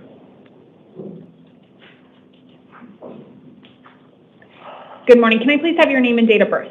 Roland Torres, 73081. Thank you, Mr. Torres. You are here on two different matters. The first is a bench warrant issued by the Superior Court when you failed to appear at a status conference in an existing felony drug case. You already have a lawyer assigned to you in that case. That lawyer will continue to defend you. Your next court hearings on that existing case will be a new status conference the 21st and then a preliminary hearing February 25th. Those two hearings will both be at 8:30 downtown. On the warrant in that existing case, you have a $500 secured appearance bond. The second matter that you're here on is allegations of new offenses. Those allegations are one count of dangerous drug possession, a class 4 felony, one count of shoplifting, a class 1 misdemeanor, and one count of criminal damage, a class 2 misdemeanor. I have found probable cause to support those new allegations, and I've appointed a lawyer to defend you. Your next court hearings on those new allegations will in part be the same as your hearings on your existing case. Okay. So the two that will be the same is that status conference the 21st and the preliminary hearing the 25th. So on each of those days, you'll be heard on both cases. The difference is that because at least one of these new allegations is a felony offense alleged to have been committed while you were on release in that existing case, you're not eligible for release on these new allegations. So you will be held in custody without bond on the new allegations, at least until an evidentiary hearing is held. That's the one hearing that will be different. So on the new allegations, you'll have an evidentiary hearing February 21st at 1:30 in the afternoon. It will be that hearing in the afternoon on the 21st that determines whether or not you become bond eligible on these new allegations. So I encourage you to wait until after the judge's determination at that hearing before you attempt to post that $500 bond on your existing case. Do you understand that information? Yes. Okay, thank you, Mr. Torres. You can step back and get your paperwork. William Brunswick to the podium in the courtroom, please. Richard Moraga, if you would please work your way to that second chair. Good morning. Can I please have your name and date of birth? William Brunswick, 12994. Thank you, Mr. Brunswick. You are here on two different matters. The first matter that you're here on is allegations of new charges. Those allegations are one count of using an artifice with the intent to shoplift, that is a class 4 felony, and one count of resisting arrest, that's a class 6 felony. I have found probable cause to support those new allegations, and I've appointed a lawyer to defend you. Your next court hearings on those new allegations will be a status conference February 21st and then a preliminary hearing the 25th. They will both be at 8:30 in the Superior Court downtown. On those two new allegations, I have imposed a $10,000 secured appearance bond. The other matter that you're here on is a probation violation warrant. In that case, the allegation is that, one second, you have violated terms 3 and 5 of your probation. I've appointed a lawyer to represent you against the probation violation allegations. Your next court hearing, just one, on the probation case will be a revocation arraignment hearing, February 21st. It'll be at 8:30 in the Superior Court downtown. On the probation warrant, you are not eligible for release on bond. So you will be held in custody without bond, at least until you see the probation judge on the 21st. Because you will not be bond eligible on that probation matter, at least until that hearing on the 21st, I encourage you to wait until after your hearing in the probation matter before attempting to post the bond on the new charges. Do you understand those allegations or that information? Yeah. Yes, thank you, Mr. Brunswick. You can step back and get your paperwork. You don't have to reprint it. I didn't change anything. Teresa Ellerick to the podium in the courtroom, please. Kevin Newells, if you would please work your way to that second chair. Can I have your name and date of birth, please? Teresa Ellerick, 1995. Thank you very much. You are here on two different matters. The first matter that you're here on is allegations of new charges. Those allegations are 1 count of dangerous drug possession for sale, that's a class 2 felony, 1 count of narcotic drug possession, 1 count of possession or use of a weapon in a drug offense, 1 count of possession of a weapon by a prohibited person. Those 3 allegations are all class 4 felonies. 1 count of drug paraphernalia possession, a class 6 felony, and 1 count of criminal trespassing, a class 3 misdemeanor. I have found probable cause to support all of those allegations with the exception of the dangerous drug possession for sale allegation. I did not find probable cause to support that allegation. I have appointed a lawyer to defend you.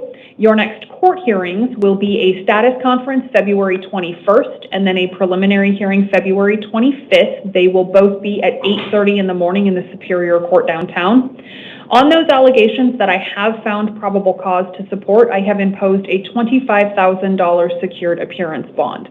The second matter that you're here on is an allegation that those new charges violated term 1 of your probation.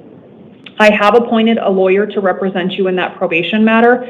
Your next court hearing in the probation case will be a revocation arraignment hearing February 21st at 8:30 downtown. And on that probation matter, you have a $500 secured appearance bond. So your total bond for both cases will be $25,500. It is all secured appearance, which means you can use a bonding company to post that. If you post that bond and you're released from custody, you cannot return to the scene where you were arrested, and you cannot possess any weapons or any drugs without a valid prescription. Do you understand those conditions? Yes, ma'am. Okay, thank you very much. You can step back and get your paperwork. Richard Moraga to the podium in the courtroom, please. Paula Page, if you please work your way to the second chair.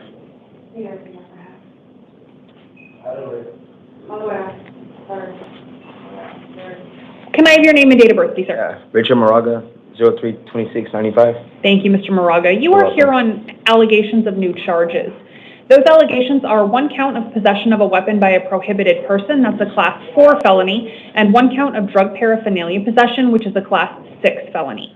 I have found probable cause to support those allegations, and I've appointed a lawyer to defend you. Your next court hearings will be a status conference February 21st and then a preliminary hearing February 25th. They will both be at 8:30 in the Superior Court downtown. On these allegations, I have imposed a $15,000 secured appearance bond. If you post that and you're released from custody, you cannot possess any weapons or any drugs without a valid prescription. Do you understand those conditions? Yes, ma'am. Okay, thank you very much, Mr. Moraga. You can step back and get your paperwork. Kevin Newells to the podium in the courtroom, please. Jessica Bonetti to the second chair. Good morning. Can I please have your name and date of birth? Kevin Knowles, 04-26-910. Thank you very much, Mr. Knowles. You are here on an arrest warrant issued after a direct complaint was filed. A direct complaint is a written document that alleges new allegations against you. The allegations in that direct complaint are 2 counts of organized retail theft. Actually 3. It's 3 counts of organized retail theft. They are all class 4 felonies, all alleged to have been committed in April of 2024. I have appointed a lawyer to defend you against those allegations. Your next court hearings will be a status conference February 21st and then a preliminary hearing the 25th. They will both be at 8:30 in the Superior Court downtown. On that direct complaint, you have a $5,000 secured appearance bond. If you post that and you're released from custody, you cannot return to the scene where any of the alleged underlying theft allegations took place if you know where they are, and you cannot possess any drugs without a valid prescription. Do you understand those conditions? Yes. Okay, thank you, Mr. Knowles. You can step back and get your paperwork. So that means I have to post $5,000 to get bonded. Come back, say again. I want to make sure we get you on the recording. You said that means you have to post $5,000 in bond to get out? Yeah. Yes, that's exactly what that means. You can use a bonding company, though. All right. All right. Any other questions? No. Okay. Thank you very much. Okay, Ms. Page, Ms. Bonetti, if you'll stay in your chairs for just one quick second, I need to take one quick break to handle an urgent matter, and then I will call you guys and we'll get back to the calendar.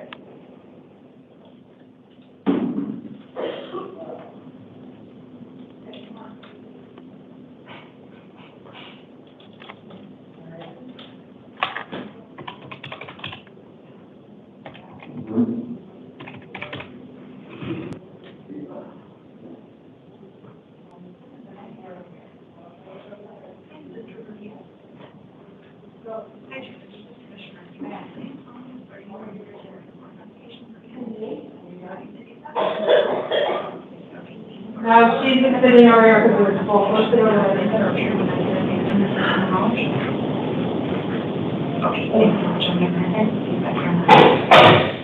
Nope, in the front row, we're going to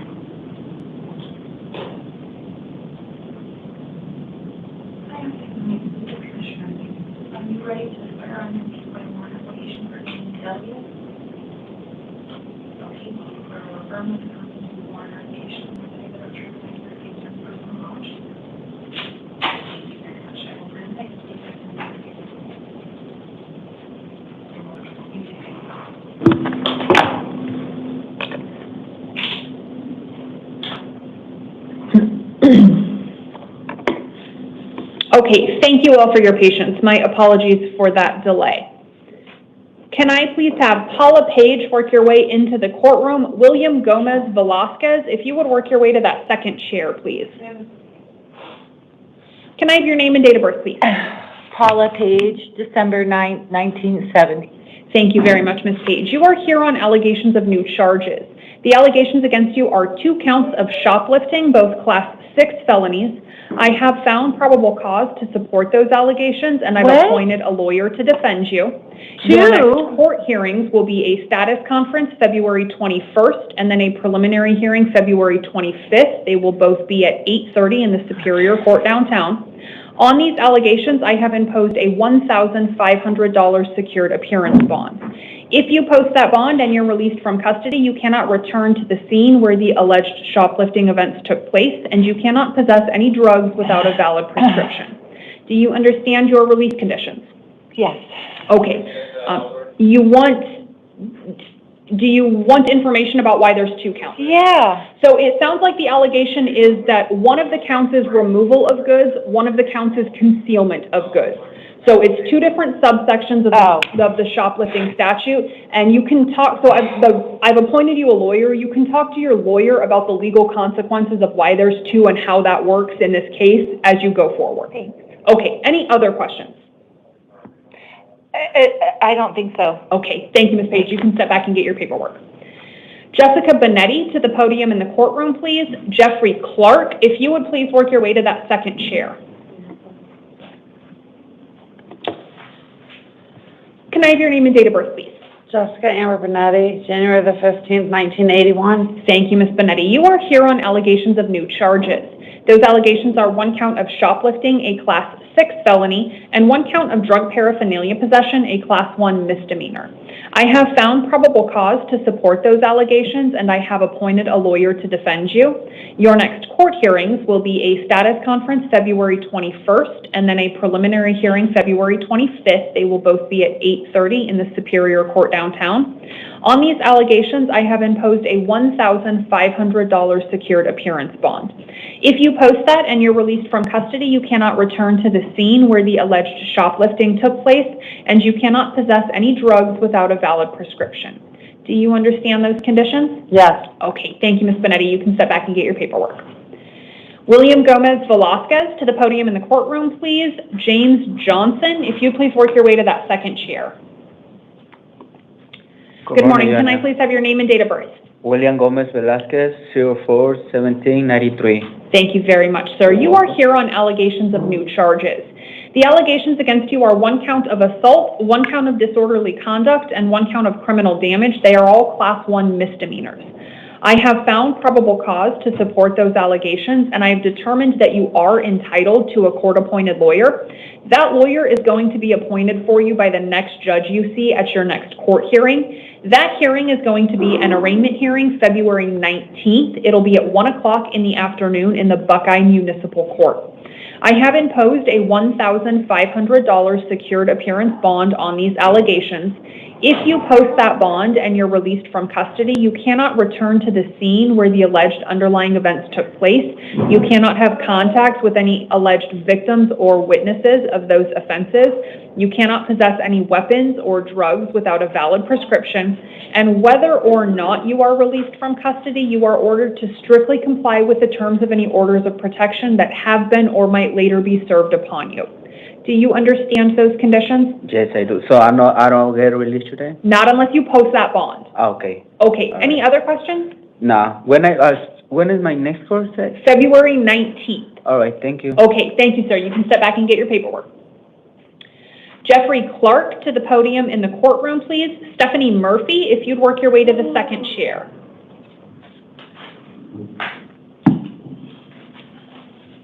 Good morning. May I please have your name and date of birth? Jeffrey A. Clark, 12/6/1976. Thank you very much, Mr. Clark. You are here on a probation violation warrant. A petition to revoke your probation has been filed. It alleges that you have violated terms 3 and 5 of your probation. I have appointed a lawyer to defend you. Your next court hearing will be an arraignment hearing February 21st at 8:30. It'll be in the probation court downtown. And on that warrant, you have a $1,500 secured appearance bond. If you post that and you're released from custody, in addition to attending your next court hearing on the 21st, you are ordered not to possess any weapons or any drugs without a valid prescription. Do you understand those conditions? Yes. Thank you, Mr. Clark. You can step back and get your paperwork. James Johnson to the podium in the courtroom, please. Michelle Clevenger, if you would work your way to that second chair. Take your hat off there. Good morning. Can I have your name and date of birth, please? James Johnson, 05/25/1990. Thank you, Mr. Johnson. You are here on 3 different matters. The first matter that you're here on is allegations of new charges. Those allegations are 1 count of dangerous drug possession, a Class 4 felony, and 1 count of drug paraphernalia possession, a Class 6 felony. I have found probable cause to support those allegations, and I've appointed a lawyer to defend you. Your next court hearings on those new allegations will be a status conference February 21st, and then a preliminary hearing the 25th. Both of them will be at 8:30 in the Superior Court downtown. The other 2 matters you're here on are both allegations that the new charges violated term 1 of your probation in each of those cases. In both of the probation cases, I've also appointed a lawyer to defend you. Your next court hearing in those 2 probation cases will be a revocation arraignment February 21st at 8:30 in the probation court downtown. On each of the probation matters, you have a $500 secured appearance bond. So $1,000 total on the 2 probation cases, $1,050 total for all 3 cases. It is all secured appearance. If you post that and you're released, you are ordered not to possess any weapons or any drugs without a valid prescription. Do you understand those conditions? Mm-hmm. I'm sorry, did you say Yes, ma'am. uh-huh? Okay, Yes, thank you, ma'am. Mr. Johnson. You can step back and get your paperwork.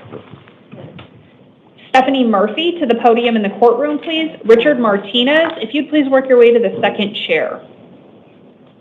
Good morning. Can I have your name and date of birth, please? Stephanie Pilson Murphy, 72684. Thank you, Ms. Murphy. You are here on a bench warrant issued by the Superior Court when you failed to appear at a status conference in an existing felony drug case. You already have a lawyer assigned to represent you in that case. That lawyer will continue to defend you. Your next court hearings will be a new status conference February 21st and then a preliminary hearing February 25th. They will both be at 8:30 in the Superior Court downtown. And on that warrant, you have a $500 secured appearance bond. If you post that and you're released, in addition to getting to your next court hearings, you are ordered not to possess any drugs without a valid prescription. Do you understand those conditions? Okay, thank you very much. You can step back and get your paperwork. Michelle Clevenger to the podium in the courtroom, please. Aquan Gray, if you'd work your way to the second chair. Can I have your name and date of birth, please? Michelle Patricia Clevenger, February 25th, 1985. Thank you very much, Ms. Clevenger. You are here on 2 probation violation warrants. In both cases, petitions to revoke your probation have been filed. They both allege that you have violated terms 6 and 7 of your probation. What is that? Let me see if I can tell you. So term 6 has to do with reporting on a Schedule 2 adult probation Term 7 has to do with residences. So where and how you can live. I'm not here to see you on whether or not you violated your probation. I'm just telling you what terms 6 and 7 are. Okay. And I'm telling you that adult probation has alleged that you violated those 2 terms somehow in both of those cases. I have appointed a lawyer to defend you. It is your lawyer that you'll want to talk to about the facts of this matter. I am not determining here, like I said, that you did in fact violate your probation. All I'm doing is telling you what adult probation has alleged. When you go to your next hearing, which will be a revocation arraignment the 21st at 8:30, you and your lawyer can talk and you'll give your lawyer the facts, your side of the story, what you think is going on. Your lawyer will then communicate that to the probation court. The probation judge is the one that will determine whether to revoke your probation or whether to reinstate it and give you another chance if that court determines that you have in fact violated the terms. Okay, on both of these warrants, you have a total secured appearance. I said that very awkwardly. You have a total secured appearance bond on these 2 warrants of $750. It's $500 on one of the warrants, $250 on the second. That $750 is secured appearance, so you can use a bonding company to post it. If you do post that bond and you are released from custody, you still have to get yourself to the hearing on February 21st. And if you're out of custody, you cannot possess any weapons or any drugs without a valid prescription. Okay. Do you understand those conditions? Yes, I do. Okay, thank you very much, Ms. Clevenger. You I have one question. Okay. So does that mean I stay here until I get bonded out, right? Well, you'll stay in custody. You won't stay in this facility. So if you post that bond, then yes, you're eligible for release. If you do not or cannot post that bond, you'll be transferred to a different facility and then taken to your court hearing. And then what happens after that hearing will be up to the probation judge. All right, thank you. Okay, thank you. Richard Martinez to the podium in the courtroom, please. Garrison Katie, if you would work your way to the second chair. Good morning. Can I have your name and date of birth, please? Richard Martinez, 2/14/1977. Thank you very much, Mr. Martinez. You are here on 2 different matters. The first matter is a bench warrant issued by the Superior Court when you failed to appear at a status conference in an existing case involving felony drug and misdemeanor shoplifting and trespassing allegations. In that existing case, you already have a lawyer assigned to defend you. That lawyer will continue to represent you. Your next court hearing in that existing case will be a status conference February 25th at 8:30 in the Superior Court downtown. And on that case, you have a $350 secured appearance bond. The second matter that you're here on is a failure to comply with court terms warrant issued by the Kyrene Justice Court. That looks like it's on a misdemeanor driving under the influence case. You are entitled to a court-appointed lawyer for purposes of release conditions on that misdemeanor warrant, and I have appointed one for you. Your next hearing on that warrant will be an arraignment hearing February 20th. It'll be at 8:30 in the Kyrene Justice Court, and on that warrant you have a $100 secured appearance bond. So your total bond will be $450. It is all secured appearance. If you post that and you're released from custody, you cannot possess any weapons, any drugs without a valid prescription, and you can't operate a motor vehicle if you don't have a valid driver's license. Okay to operate one if you do. Do you understand those conditions? Yeah. Okay, thank you. Yesterday was my birthday. I was on my way to dinner and I just stopped to open my bag, to clean out my bag, and they picked me up. Talk to your lawyer about that. Your lawyer is the one that will be most interested in the circumstances of your arrest and the facts of your case. Okay, any other questions or comments? No, I'm the sovereign. I'm sorry? I'm the sovereign. Oh, okay. Talk to your lawyer about that too. Your lawyer will know how to help you with that. Okay. All right, go ahead and step back and get your paperwork. Aquan Gray to the podium in the courtroom, please. Amanda Gaussian to the second chair. Good morning, sir. Can I have your name and date of birth? Aquan Gray, 1991, or 10/4/1991. Thank you, Mr. Gray. You are here on 2 different matters. The first matter you're here on is allegations of new charges. Those allegations are 1 count of dangerous drug possession, a Class 4 felony, and 1 count of drug paraphernalia possession, a Class 6 felony. I have found probable cause to support those allegations and appointed a lawyer to defend you. Your next court hearings will be a status conference February 21st and then a preliminary hearing the 25th. They'll both be at 8:30 in the Superior Court downtown.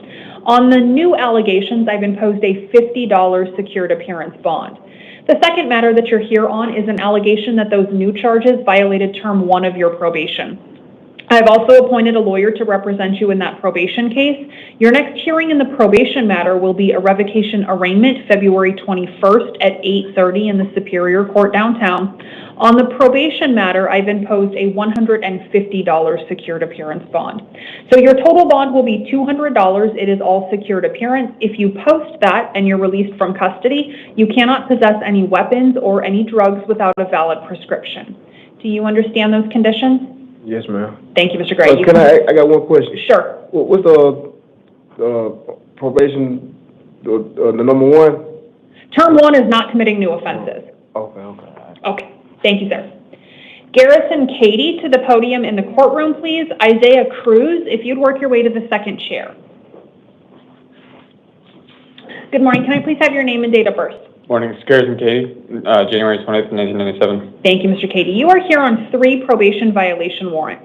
In all 3 cases, petitions to revoke your probation have been filed. All 3 allege that you have violated terms 3 and 5. I have appointed a lawyer for you in all 3 cases. Your next court hearing in each of these 3 matters will be a revocation arraignment February 21st at 8:30. And on each warrant, you have a $100 secured appearance bond. So your total bond will be $300. It is all secured appearance. If you post that and you're released from custody, you cannot possess any weapons or any drugs without a valid prescription. Do you understand those conditions? Yes. Thank you, Mr. Katie. You can sit back and get your paperwork. Amanda Gusian to the podium in the courtroom, please. Nicholas Mixon, if you please work your way to the second chair. Good morning. Can I please have your name and date of birth? Amanda Gusian, 72688. Thank you very much. You are here on a bench warrant issued by the probation court when you failed to appear at a revocation arraignment hearing. You have a lawyer already assigned to you in that probation matter. That lawyer will continue to defend you. Your next court hearing will be a new revocation arraignment hearing February 21st. It'll be at 8:30 in the probation court downtown. And on that warrant, you have a $100 secured appearance bond. If you post that bond and you're released from custody, in addition to getting yourself to that next court hearing, you are ordered not to possess any drugs without a valid prescription. Do you understand those conditions? Yeah. Thank you. You can sit back and get your paperwork. Isaiah Cruz to the podium in the courtroom, please. Tabitha Weaver, if you'd work your way to that second chair. Morning. Good morning, sir. Will you pull your hat off and then give me your name and date of birth, please? Yes, ma'am. 1/19/1999. Thank you very much, Mr. Cruz.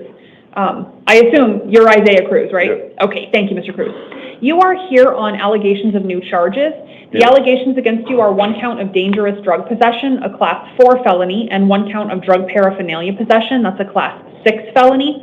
I have found probable cause to support those allegations, and I've appointed a lawyer to defend you. Okay. Your next court hearings will be a status conference March 3rd, and then a preliminary hearing March 5th. They'll both be at 8:30 in the Superior Court downtown. I am releasing you to the supervision of pretrial services. That means you're going to be released from custody. You do not need to post a bond.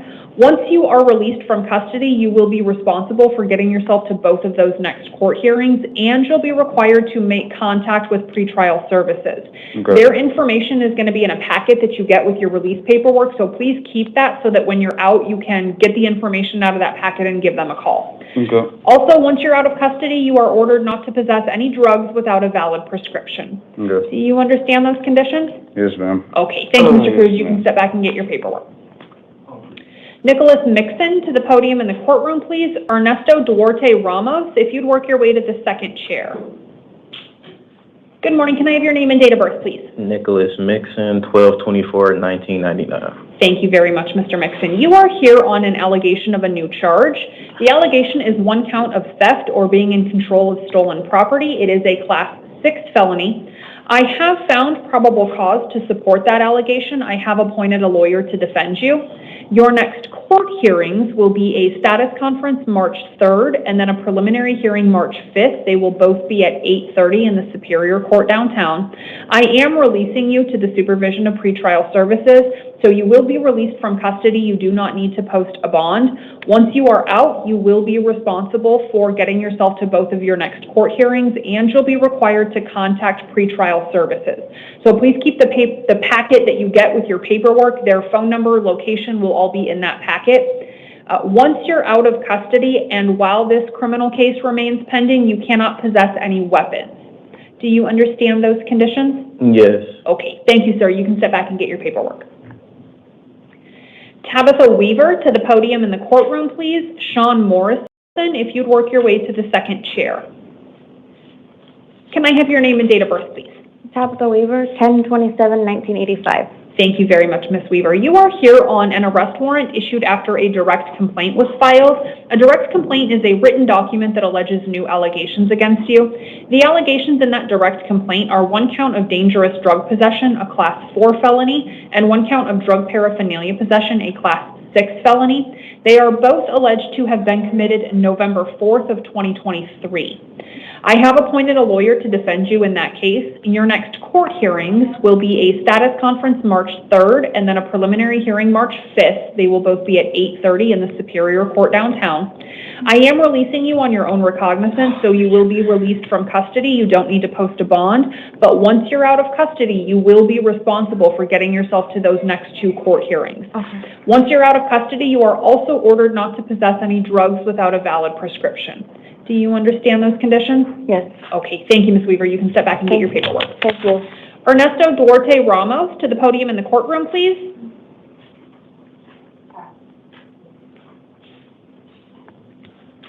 Good morning, sir. Can I have your name and date of birth, please?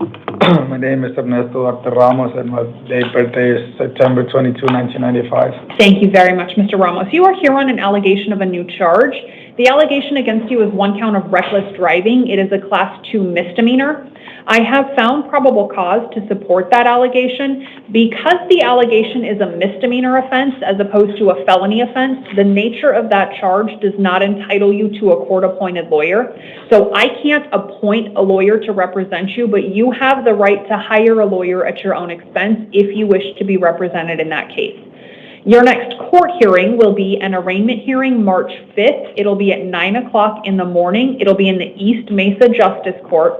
I am releasing you on your own recognizance. That means you're going to be out of custody. It's going to be your responsibility to get yourself to that next court hearing. In your paperwork, you're going to have the date of the hearing, the time, the address, and the phone number to that court. So if you don't know where the court is or you need directions, make sure you keep that paperwork so you have their phone number to give them a call should you need anything from that court. Once you're out of custody, you cannot operate a motor vehicle if you don't have a valid driver's license. Do you understand all of that information? Yes, ma'am. Okay, thank you, sir. You can step back and get your paperwork. Sean Morrison to the podium in the courtroom, please. Hi, good morning. Can I have your name and date of birth, please? Sean Eric Morrison, 210-79. Thank you very much, Mr. Morrison. You are here on a failure to comply with court terms warrant issued by the Santan Justice Court. The underlying allegation in that case looks to be a misdemeanor disorderly conduct allegation. Because this is a misdemeanor case that is in the post-adjudication phase, meaning the guilt-innocence phase is already over with, you're not entitled to a court-appointed lawyer. If you feel like you need a lawyer going forward in this case, though, you do still have the right to hire one if you want to at your own expense. Your next court hearing on this warrant will be an arraignment hearing. It'll be March 4th at 9 o'clock in the morning in the Santan Justice Court. I am releasing you on your own recognizance. Mr. Morrison, it looks like this warrant might have been issued because you didn't pay a fine or a fee or something. Yeah, that's it. And last time you guys gave me a court date to go, and they rescheduled it before that court date, and that's why I got this warrant. Okay. So here's the deal. I'm going to release you on this. I'm not going to hold you on a bond. I'm giving you the phone number to that court. Yeah. First and foremost, I would say call to confirm that hearing date in case it gets changed again. But also, if this really is just about paying a fine or a fee, you might be be able to resolve that before the hearing on March 4th. So I don't know what your circumstances are. Times, right? Yeah, so here's what I would suggest is either go to that court or give them a call before March 4th. If you have the means to take care of whatever this underlying thing is. I've been trying, Your Honor. Maybe I really have. just go to that court and say, here, what do I need to do? Maybe they say you need to wait and talk to the judge at your hearing. Okay. Maybe they say you got to pay $100 now, give me your car. I mean, I don't know what the circumstances are, but if you could get it resolved before that hearing on the 4th and you want to, use the number in your paperwork. Just give them a call and say, is there anything I can do to get rid of this hearing? I don't want to have to see you again. Yeah, I know. It's been a pleasure, but I don't want to. If it's on good terms, that's all right. No, I totally understand that. So keep your paperwork. Yeah, You're going to get out of Your custody. If you do nothing else, still make sure you go to that hearing on the 4th. If you get to that hearing on the 4th and they say we rescheduled your hearing and a warrant's been issued for your arrest, tell them. I mean, say, look, I have a court order giving me this date and I was never provided notice. Keep it with you, and because if they're going to reschedule it, they need to send you some sort of notice that it's been rescheduled. They didn't even So do keep that paperwork. If that happens again, show them the paperwork and say, look, I came here, this is the date and time of my hearing, and hopefully they'll work with you. But hopefully you can get this resolved before that, and we won't see each other again. All right, thank you, sir. Okay, all right.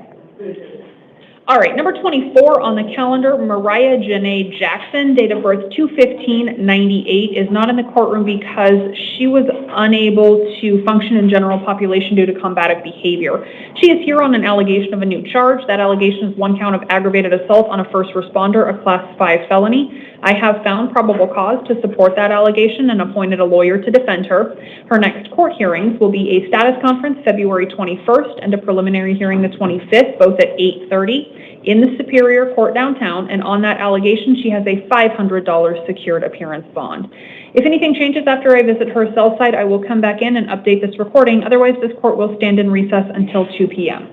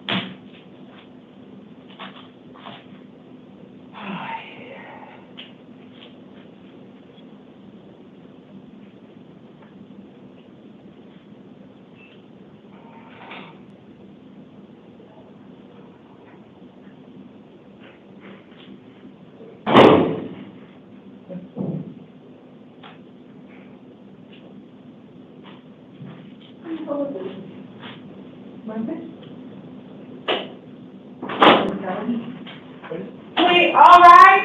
Thank you, officer. Sorry, girl. That's okay. Sorry. That's okay. Thank you, everyone. Go ahead and have a seat. Good afternoon. Please tell me as soon as she walks in. Good afternoon. This is the 2 p.m. calendar for the 15th day of the month. On the first day of February, orders were read onto the record that affect all of you regarding DNA and fingerprinting. In just a moment, I'm going to call you up at the podium one at a time. When you get to the podium, I need your name. I'll tell you the charges you're here on. I'll appoint most of you an attorney. I'll set your next hearing date, give you a location, and I'll set your general release conditions. All of you will have general release conditions. They are as follows. Do not make contact with the arresting officers. Do not possess any drugs without a valid prescription. Do not drive a motor vehicle without a valid license. Also, keep us informed as to where you're living. If you're on probation, you'll be ordered to contact your probation officer within 72 hours. If they allege a victim in the crime you're here to see me on, I'll order that you stay away from the victim and do not return to the scene of the alleged crime. All of this will be given to you in writing at the end of your hearing. When you have a moment, take time and read it. Thank you, folks. The record will reflect I've read the victim's impact statement on case number 1.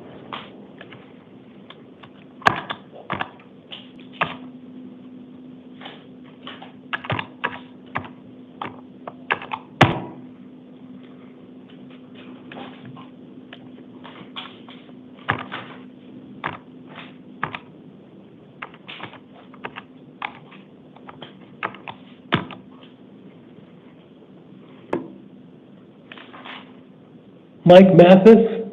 Michael? Come on up, Michael. And Terrell is after this gentleman. Tell me your full name, sir. Mike Gonzalez Matus. Thank you, and I mispronounced your last name. I apologize. Okay. Sir, this first matter is a dangerous drug case as a felony, tampering with evidence as a Class 6 felony, and resisting arrest as a misdemeanor. I've appointed you an attorney. Your next hearing date, downtown Phoenix, is on the 21st day of February. Because this allegedly happened while you were on felony release for this next one we're going to talk about, the law requires me to hold you non-bondable until the 21st. Next judge can do something different. The next one serves a warrant for your arrest out of a probation violation matter. I've appointed you that same attorney. Your next hearing date's the same date, downtown Phoenix, the 21st of February. Bond is set at $50. Please reach out to probation. They may have some ideas that might be helpful to put everything together and get this all behind you. Yeah. Good luck. Yeah, so probation, she's on vacation till the 18th. Well, there should be someone covering for her, though. Okay. Just give her a call. She should tell you who the emergency person is. Good luck. We have the interpreter? Miss Interpreter, or Mr. Interpreter, whichever the case may be, please announce. Good morning, Your Honor. Elizabeth Carmona, court interpreter. Thank you for helping us out here today's date on a weekend. I greatly appreciate it. Would you invite Miss Herrera Valdez up to the podium, please? Señora Valdez, pase al podio, por favor.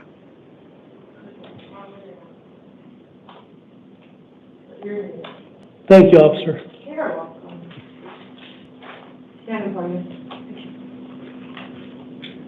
Miss, if you are partially bilingual, please wait for the interpretation before you answer.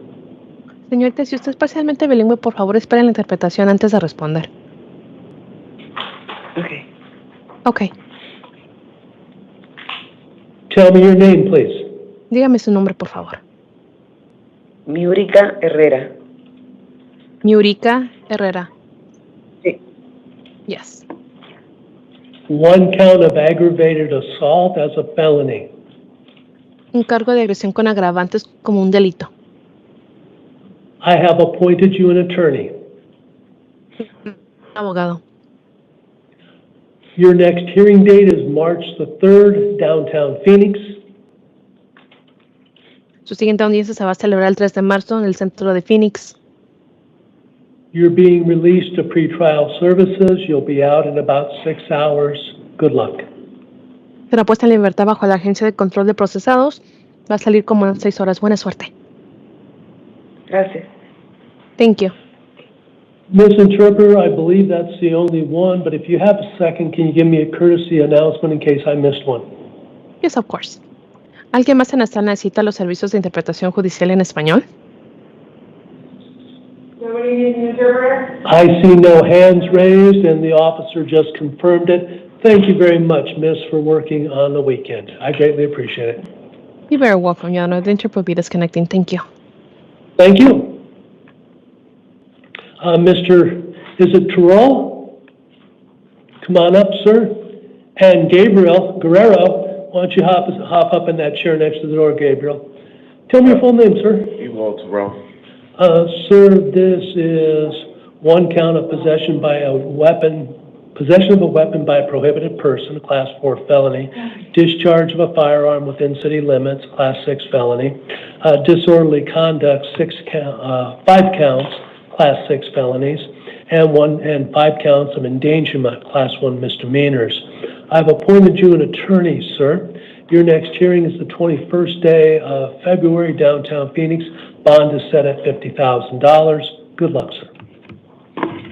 Thank you.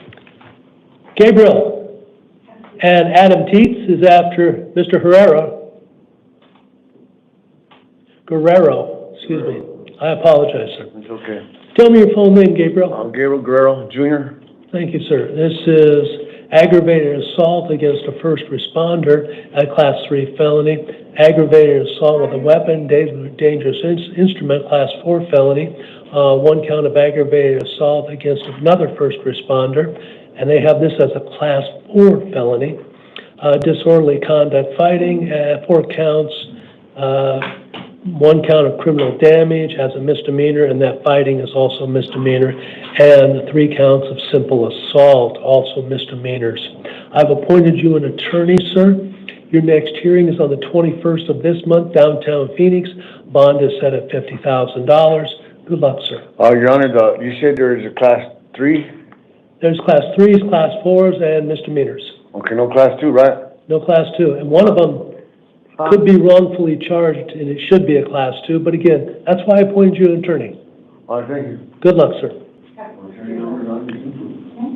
Adam, come on up, Adam. After Adam is Mr. Ricky. Brian, tell me your full name, sir. Adam David Teacher, Honor. Sir, trafficking stolen property, a Class 2 felony, organized retail theft, 4 counts, a Class 4 felony, and using a artifice and basically something to conceal stolen property as a Class 4 felony, 1 count. I've appointed you an attorney, sir. Your next hearing date is the 21st, downtown Phoenix. Bond is set at $10,000. Good luck, sir. Thank you, sir. Brian, come on up, Brian. After Brian is Anthony Bell. Right. Good afternoon. Tell me your full name. Ryan Patrick Rossi. Mr. Rossi, I mispronounced your last name. I apologize. So I had court on Friday for the case. Hold on. This is a grand jury warrant for your arrest. This is a narcotic drug case for sale, Class 2 felony. I've appointed you an attorney, sir. Your next hearing date is on the 21st of this month, downtown Phoenix. The grand jury wants a $7,500 bond. I interrupted you. What did you have to say? So I had court Friday for this case, and I had an abscess, and I called them to let them know, and that's why I was supposed to remove the warrant. And I have court on the 18th for that original case. Well, sir, all I know is I've set it for the 21st, so it'll be either accelerated or postponed. I don't know. But if you do have a hearing on the 18th, the officers will make sure you get there. So it'll be next week or something? Yes. Good luck, sir. All right, thank you. Mr. Bell, Anthony. And then Raffle is after Mr. Bell. Tell me your full name, Mr. Bell. Anthony Thomas Bell. The first one is 2 counts of aggravated driving under the influence. Those are Class 4 felonies. I've appointed you an attorney. Your next hearing date is on the 21st, downtown Phoenix, and I set bond in the amount of $50. The next one, sir, is more DUIs, but these are misdemeanors out of the Desert Ridge Justice Court. Judge Riggs, Kathy, I cannot appoint you an attorney. That's up to Kathy Riggs. You're going to meet Kathy Riggs on the 20th of February. Bond is $2,500. Good luck, sir. Jamal, come on up. And Salas is after this gentleman. Pull down your hoodie, please. Thank you, sir. Tell me your full name, sir. Jamil Raleigh, 0427-1990. Thank you, sir. I appreciate that. Sir, this first matter is a probation violation matter. I've appointed you an attorney on all of them. They're all probation violations, sir. You're going to have all these hearings on the 21st, downtown Phoenix. Bond on 3 of them is $50, and 1 bond is for a Class 4 felony. The others are Class 6 felonies at $750. I've appointed you an attorney on all 4 cases. You've got 4 bonds, 1 big one, $750, 3 small ones, $150 each. How much are they total? $900. Contact your probation officer. She or he may have some ideas as to how to help you. Good luck, sir.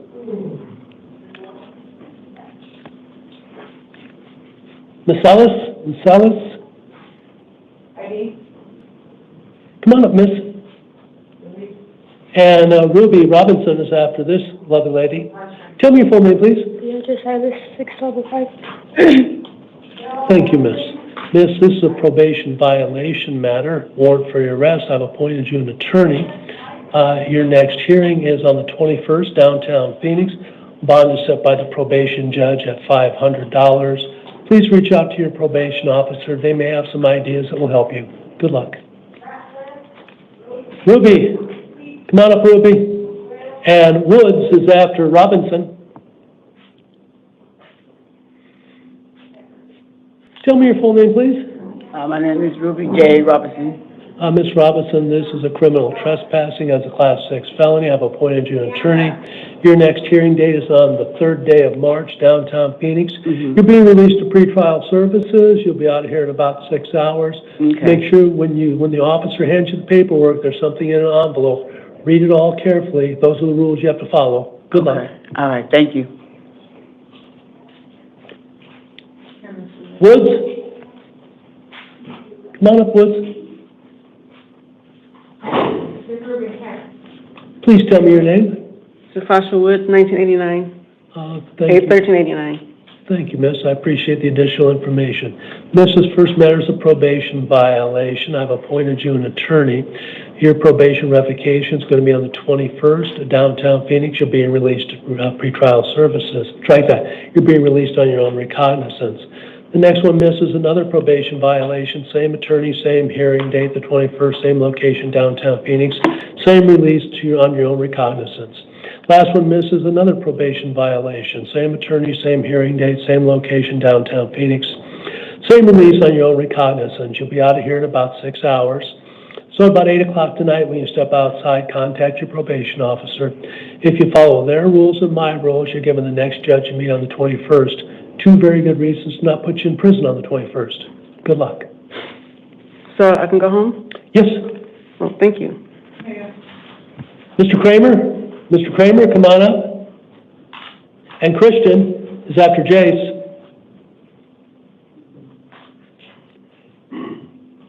Good afternoon, Mr. Kramer. Tell me your full name. Jace Alex Kramer. This is driving on a suspended, revoked, or canceled license out of the Arrowhead Justice Court. I cannot appoint you an attorney. That's up to the Arrowhead judge. You're going to meet the Arrowhead judge on the 4th of March at the Arrowhead Justice Court.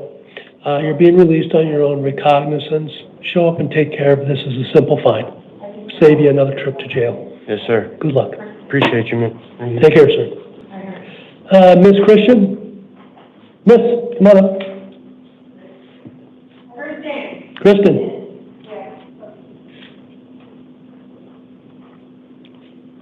Come on up, miss. Tell me your full name, please. I'm Kristen Marguerite. Miss, this is a disorderly conduct as a misdemeanor and a simple assault as a misdemeanor. I cannot appoint you an attorney. That's up to the Kyrene judge. You're going to meet the Kyrene judge on the 5th day of March. You're being released on your own recognizance. Do not have contact with the victim, the alleged victim of assault. Good luck. Thank you. Juan Arroyo Delgado. Senor, the hoodie. And Holloman. Desiree is after this gentleman. Tell me your full name, sir. Juan Arroyo Delgado.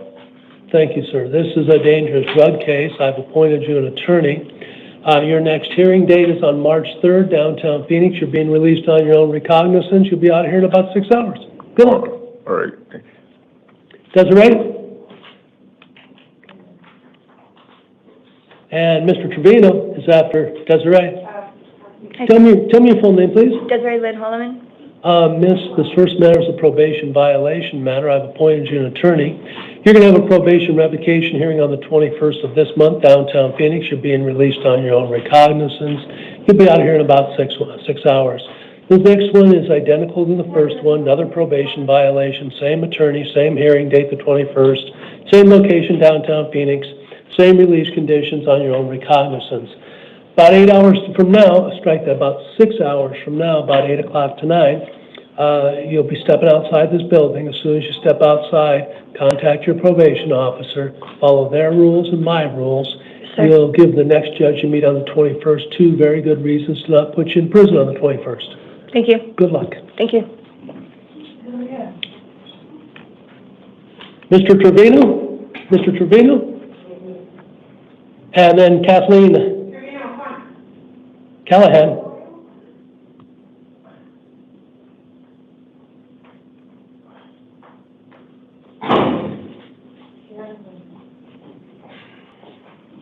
Good afternoon. Tell me your full name, sir. Eulalio Trevino. Sir, this is driving on a suspended, revoked, or canceled license. This is the Youngtown Municipal Court. I cannot appoint you an attorney. That's up to the next judge. You're going to meet the next judge on the 6th day of March in Youngtown. Please, you're being released on your own recognizance. Show up and take care of this. This is a simple fine. It's a lot better than being arrested again. Yes, sir. Good luck. Good. Thank you. Thank you. Ms. Callahan, Kathleen.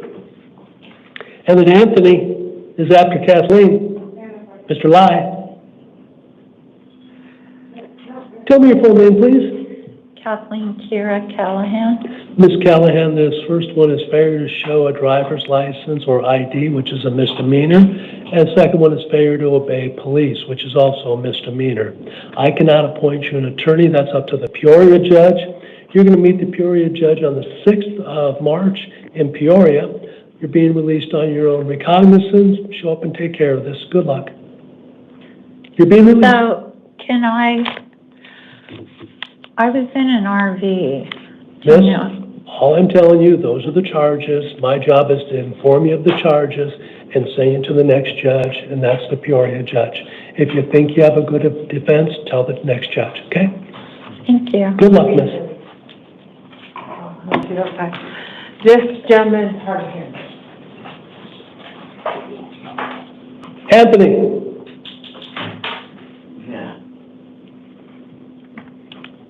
We'll see if those work.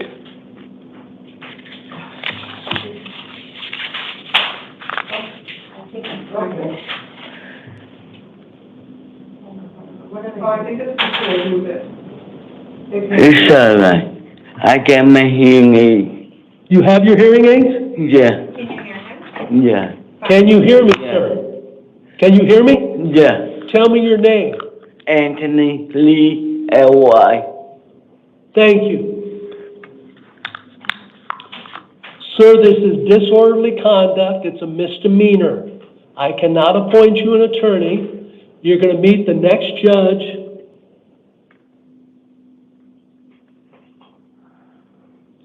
on March 6th in Peoria.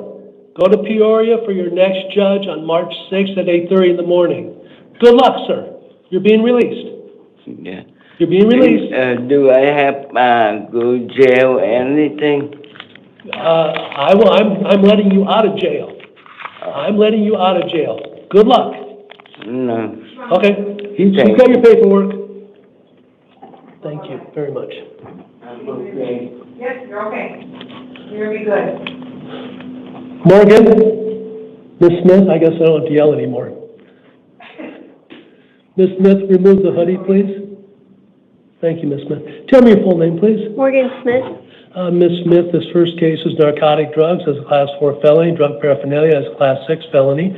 I've appointed you an attorney, Miss. Your next hearing date, downtown Phoenix, is on the 3rd day of March. You're being released on your own recognizance. Miss, the next one's a probation violation. Same attorney, different date, the 21st of February, downtown Phoenix. Again, you're being released on your own recognizance. You'll be out of here in about 6 hours, so about 8 o'clock, a little after. As soon as you step outside this building, pick up your phone and contact your probation officer.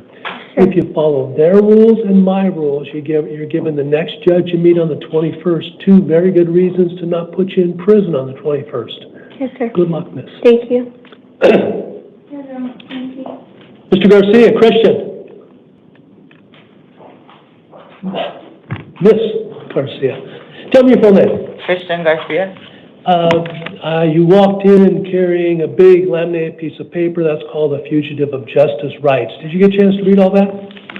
Some of it, yeah. Well, let me explain what it means. Okay. Southern California, San Bernardino County issued a national warrant for your arrest. We found you.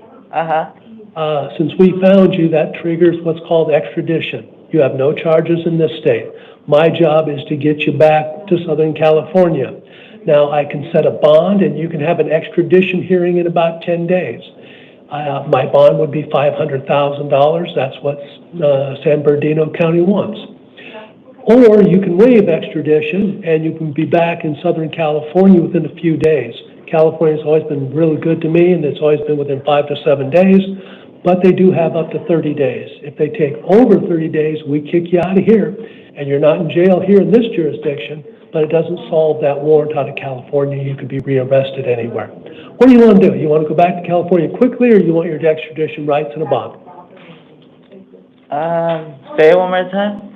Miss, since you did not understand me, I'm going to protect your rights. I'm going to enter a denial on your behalf. I'm going to set bond in the amount of $500,000. You're going to meet your next judge. You're going to meet your next judge on the 24th of this month, downtown Phoenix. You can talk to that judge, and you can either waive or you can have the rest of your extradition rights and be locked up or make bond. They have 90 days to solve the problem. Good luck. Okay. So I'm just going to stay here? $500,000, yes. Okay, thank you. You see another judge in a few days. And Rose Joe is a correctional, strike that, a behavioral problem, so I'll treat him as a house call. Aggravated assault against a correctional employee, a Class 5 felony. I've appointed an attorney. Next hearing date is March 3rd, downtown Phoenix, being released on his own recognizance. Mr. Trevino has 3 different matters. Dangerous drugs is the first one. Dangerous drugs is the first one. Class 4 felony, disorderly conduct, and assault. Both those are misdemeanors. I've appointed him an attorney. Next hearing date is on the 21st. Downtown Phoenix. Bond is $2,500.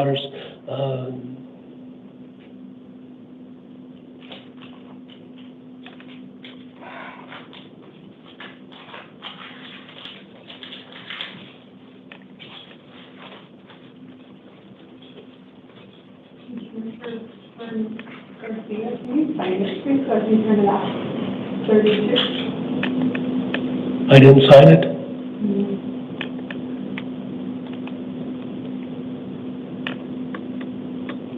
Okay, I see the problem. It kicked it all loose. I'll redo it all. Thank you for catching. Thank you for catching that.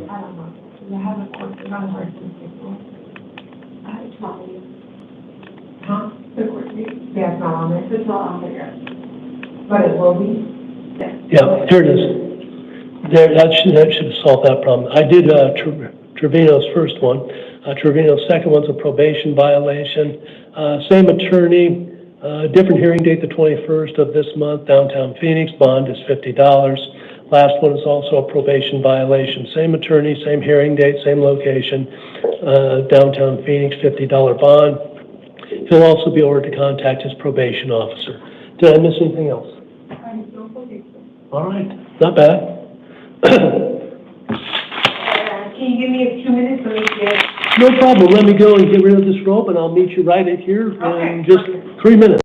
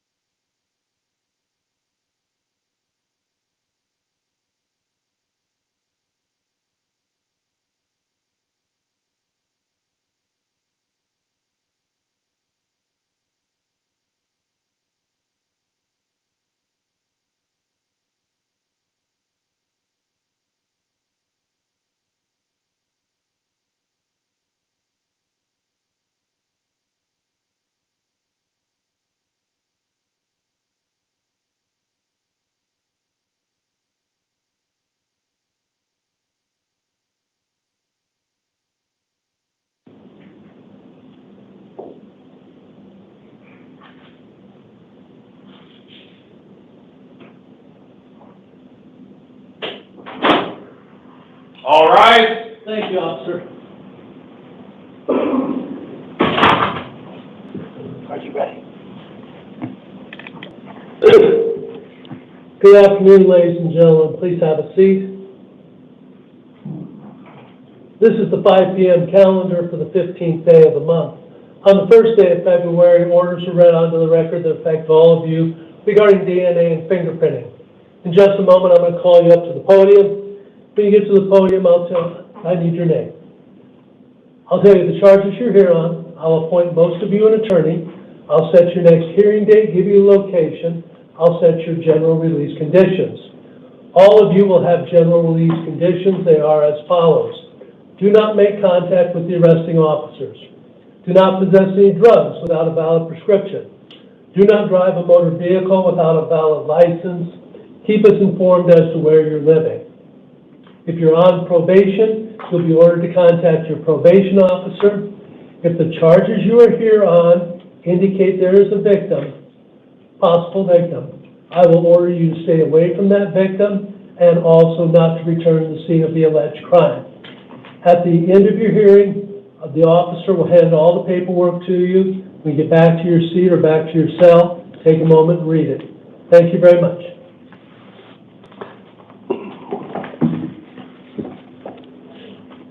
Zachary Reeves, you're going to be first. Zach, come on up. Manuel Trujillo. Manuel, there's a chair right next to the door. Why don't you sit in that chair, be on deck, so to speak.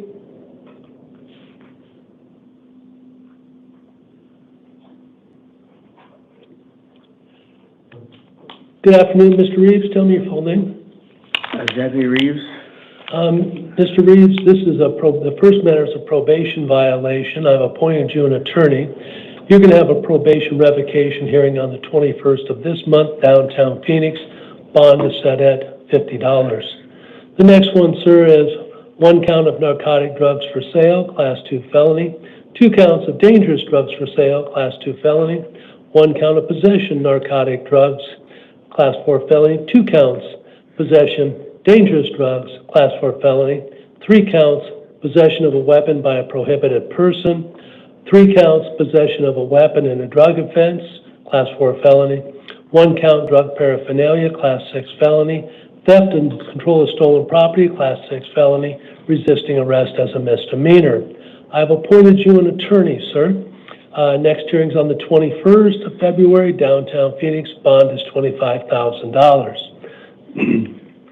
The next one, Mr. Reeves, is another probation violation, same as the first, same attorney, same hearing date, the 21st, same location downtown, same bond amount, $50.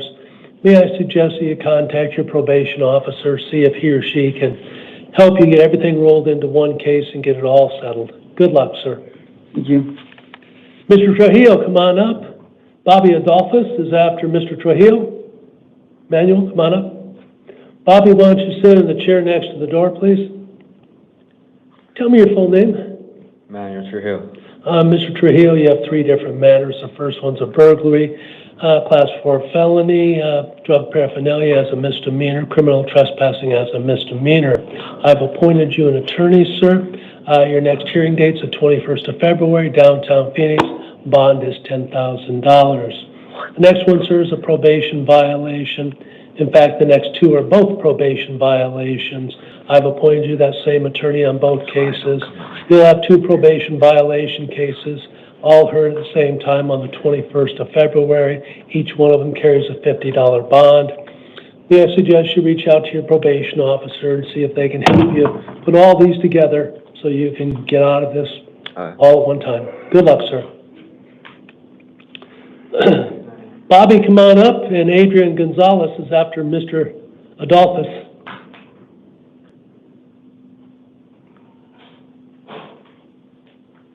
Good afternoon, sir. Tell me your full name. Bobby Adolphus. Sir, this is a burglary, a Class 4 felony. I've appointed you an attorney. Your next hearing is on the 21st, downtown Phoenix.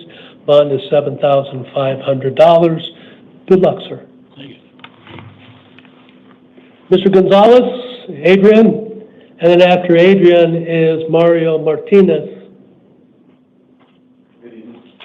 Good evening, sir. Tell me your name, please. Adrian Alonso Gonzalez.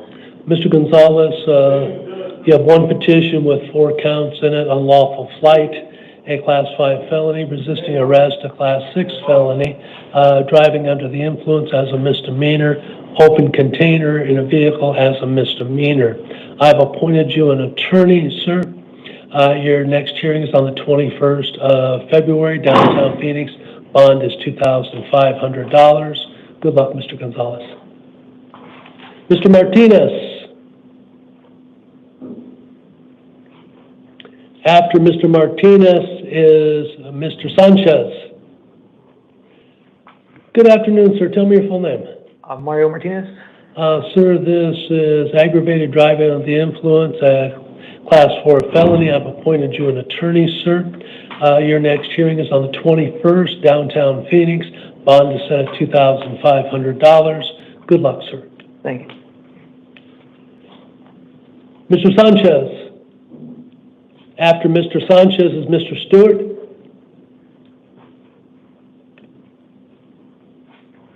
Tell me your full name, sir.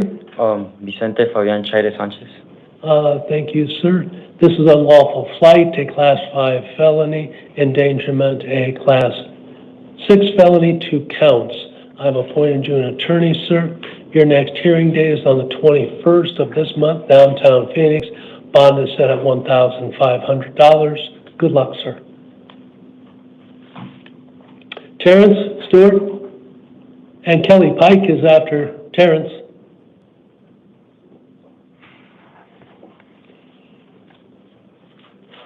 Tell me your full name, sir. Terrence Stewart. Mr. Stewart, this is narcotic drugs, a Class 4 felony. I've appointed you an attorney, sir. Your next hearing is on the 3rd day of March, downtown Phoenix. You're being released on your own recognizance. You'll be out of here in about 6 hours. Good luck. Thank you, Your Honor. Kelly Pike. After Kelly is Stephen McGill. Good afternoon, Kelly. Tell me your full name. Kelly Grace Pike. Ms. Pike, this first matter is narcotic drugs, Class 4 felony, and drug paraphernalia, Class 6 felony. I've appointed you an attorney, Miss. 2 hearing dates coming up, the 3rd and the 5th of March, both downtown Phoenix. You're being released on your own recognizance. You'll be out of here in about 6 hours. The next one's a probation violation, Miss. Same attorney, different hearing date, the 21st of February, downtown Phoenix. Okay. Again, you're being released on your own recognizance. You'll be out of here in about 6 hours. So about 11 o'clock when you walk out the door tonight, I don't care if it's 11, you pick up the phone and you contact probation.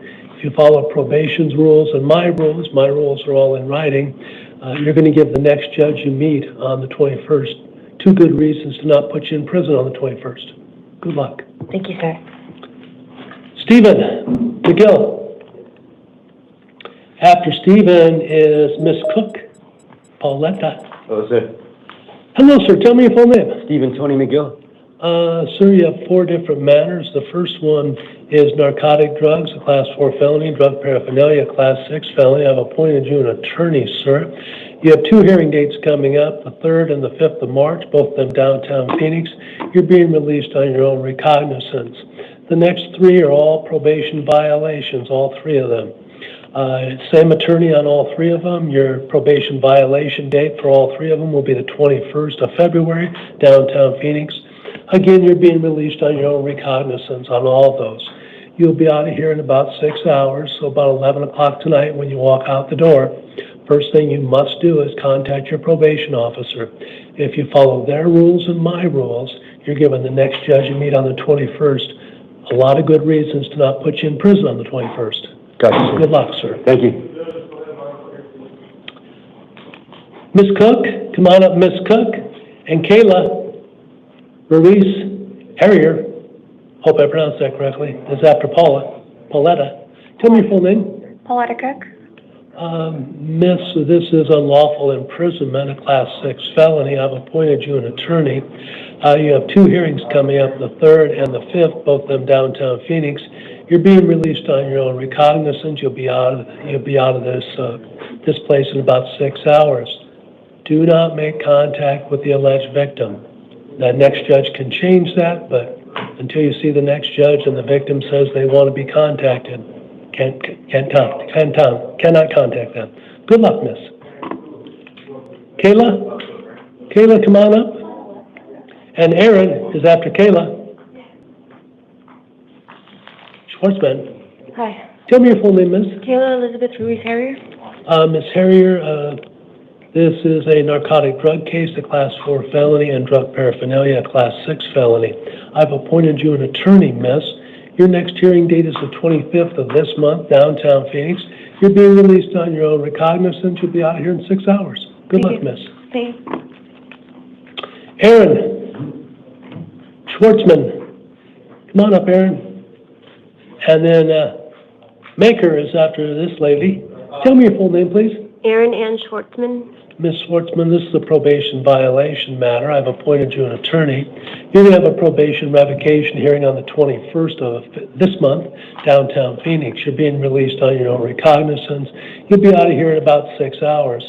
So at 11 o'clock tonight, when you walk out the front door, the first thing you have to do is call your probation officer. Follow their rules, follow my rules. My rules are in writing. You're giving the next judge you meet on the 21st a couple darn good reasons to not put you in prison on the 21st. Good luck, miss. Thank you. Thank you. Maker? Your Honor, Maker was a late add-on, and I sent my partner out to go with No problem. We'll just jump to Bill Colson. Mr. Colson, come on up.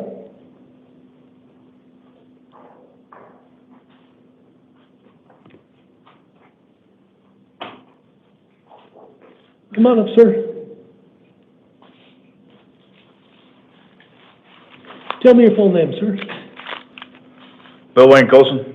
Sir, you have 2 different matters. The one of them is a misdemeanor criminal trespass out of the El Encanto Justice Court. I cannot appoint you an attorney in that court. That judge will have to. They probably won't under the circumstances. It's a minor charge, just normally a fine.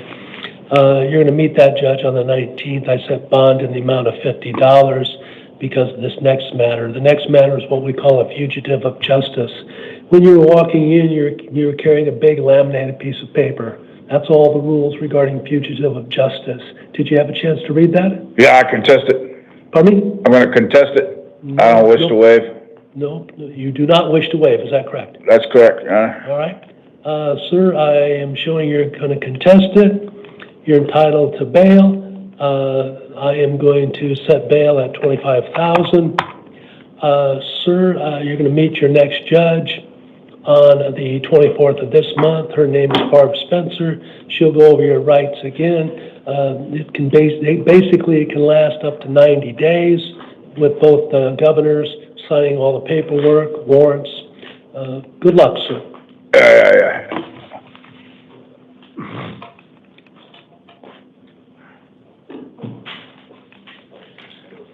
Did we find Maker yet? He has not been brought into the courtroom, Your Honor.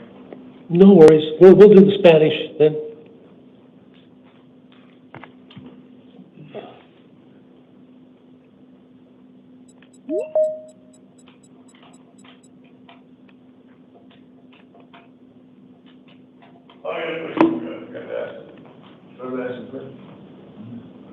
What you need, sir? Yeah, I'm gonna ask you a question about this. You gotta hit the microphone, sir. Yeah, you said there was a misdemeanor? The trespass, yes. No, on the other one, No, that's a warrant for your arrest. But That's a different charge. That's the Texas charge, I believe. Texas, yes. But it's still a misdemeanor though, right? I don't know what it is. It just says third time driving under the influence. Third time driving under the influence is normally a felony. Okay, all right, and they got what, 90 days to get you back, yes. Yeah, to pick me up, all right. Then just good enough. Thanks. Good luck.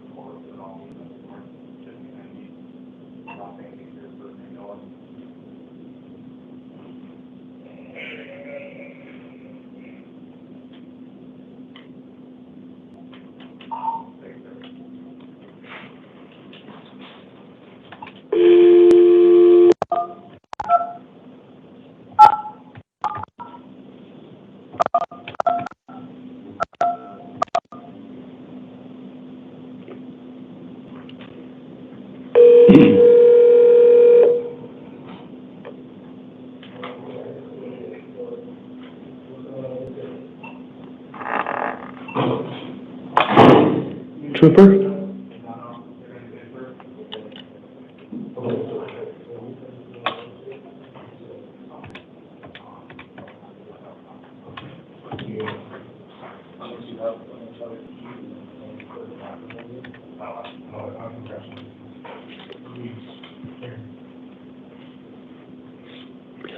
Trooper Deathridge, please. Trooper, good afternoon or evening, whichever it is. Steve Holding, IA Court. How are you doing, sir? Not too bad, not too bad. Your suspect, Mr. Wall, do you swear that everything you wrote is true and correct to the best of your knowledge? How close are you to a phlebotomist, sir?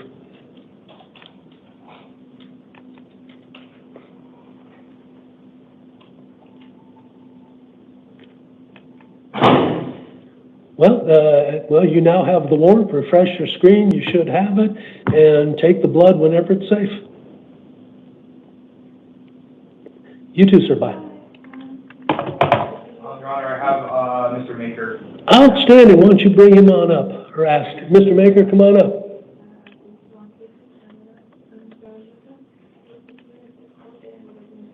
Mr. Maker, tell me your full name. No, behind the podium's where my microphone is. Thank you, sir. Tell me your name, Mr. Maker.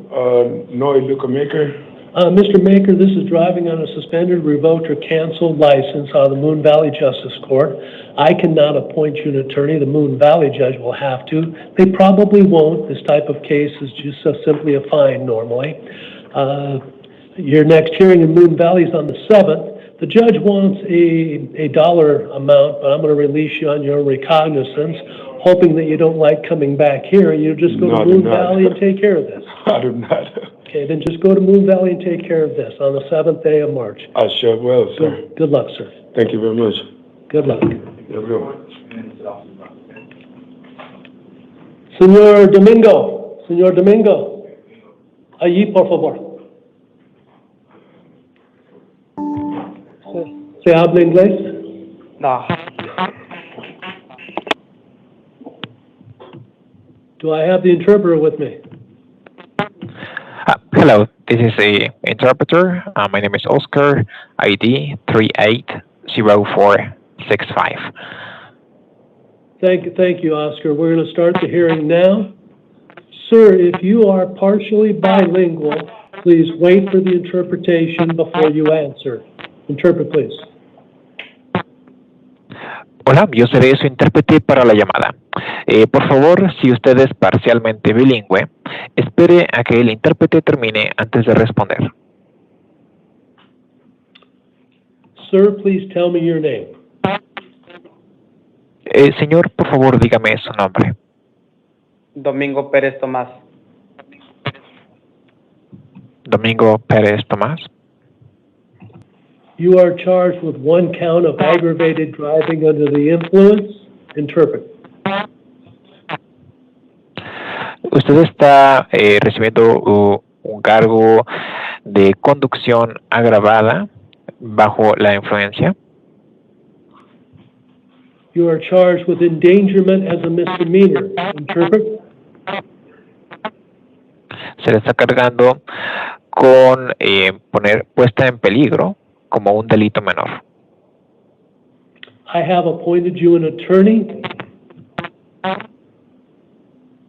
Le he asignado un abogado. Your next hearing is February 21st, downtown Phoenix. Su siguiente audiencia es el 21 de febrero en el centro de Phoenix. Your bond is $2,500. Good luck, sir. Su fianza es de $2,500. Buena suerte, señor. The court wants to thank and excuse the interpreter. We greatly appreciate your assistance. Thank you, sir. Thank you for your service. Goodbye. Goodbye. McGinnis. Mr. McGinnis. Take your time. Take your time. I'll do the house call, which is Ms. Chavez. Ms. Chavez is 1 count of aggravated assault against a first responder, a Class 5 felony, resisting arrest, a Class 6 felony, disorderly conduct is a misdemeanor, obstruction of justice, a misdemeanor, and criminal trespassing as a misdemeanor. I've appointed her an attorney. She has 2 hearing dates, the 3rd and the 5th, both of them downtown Phoenix. She's being released on her own recognizance.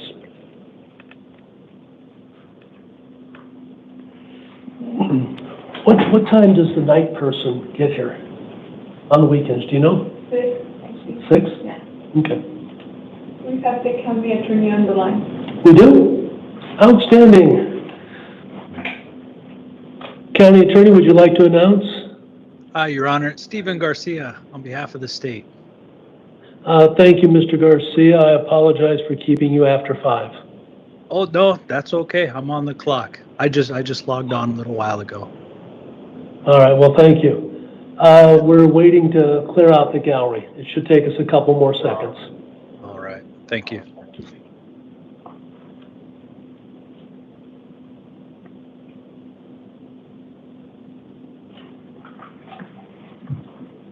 Mr. Garcia, are you physically in this building or are you physically somewhere nicer? Well, I am, I guess nicer, but yeah, I'll go with nicer. Okay. Thank you. You do have offices in this building if you ever want to come and hang out. Hey, from time to time. All right, all right. I hope to meet you someday. You know, Your Honor, I think we've met. I mean, years ago, if you're the same Commissioner Holding that was in probation court about maybe 10, 15 years ago. I've been on the bench for 25 years now, 20 years full-time, and the last 5, 6 years just part-time when needed. So it probably was me, sir. All right. Yeah, I think we've crossed paths before. Probably.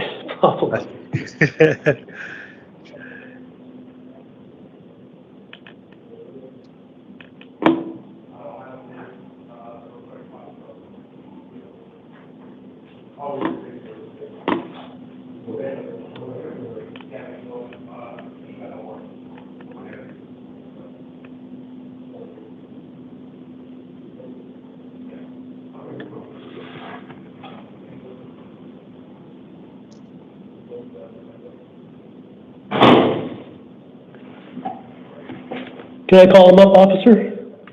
Come on up, sir. Would the county attorney please announce again for the record now that the defendant's present?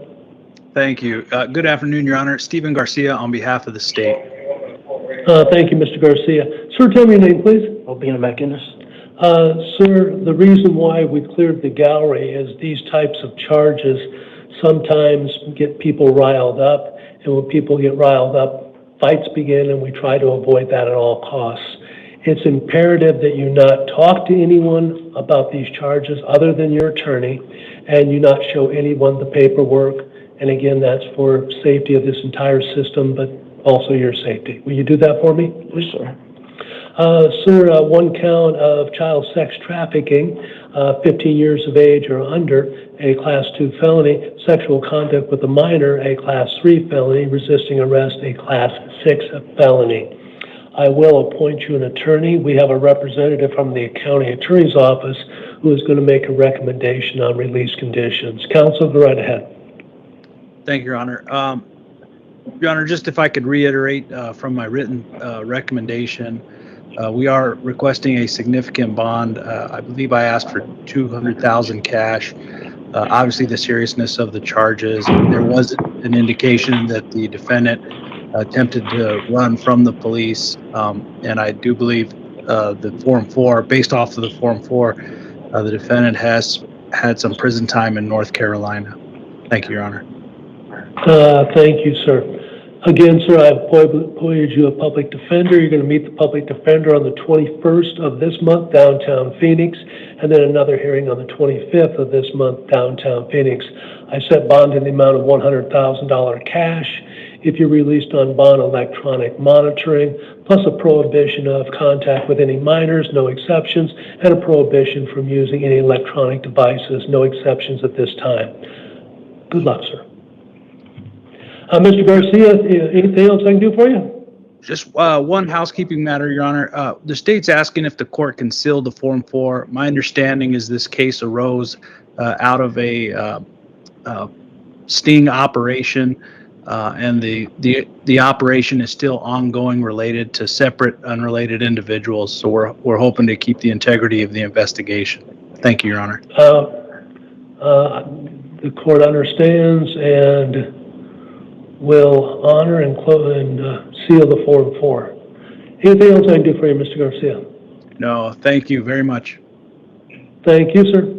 All right, sir, I'm going to turn you over to that wonderful guy. He's going to get you out of here. And then, Your Honor, and then I'll come back for the... Okay, sounds good.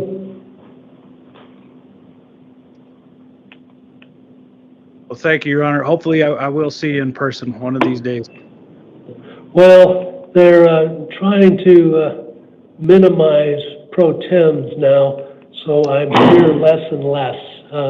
I'm not here all next week. I am here, I think, 3 times the following week, towards the end of the week, if you do work that week. So, Mr. Garcia, take care. Hey, you too. Thank you. Thank you. Well, miss, that was very smooth. Thank you very much.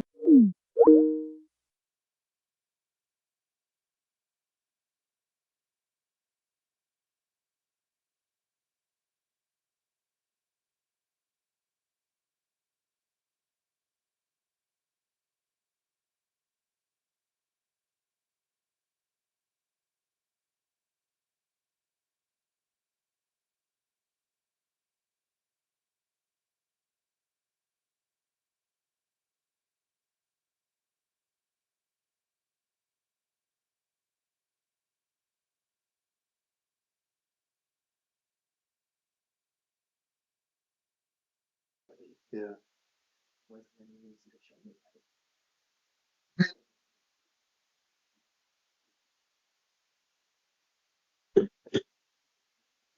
Okay, we got people on it. Your Honor, Yes. Lapata Steven, he's still in isolation, won't be able to make it tonight. Okay, he was, this morning they said he was out, but he didn't want to come. So is he still in isolation then? I was advised he would be in isolation until Monday or Tuesday. All right. I think you just turned it off.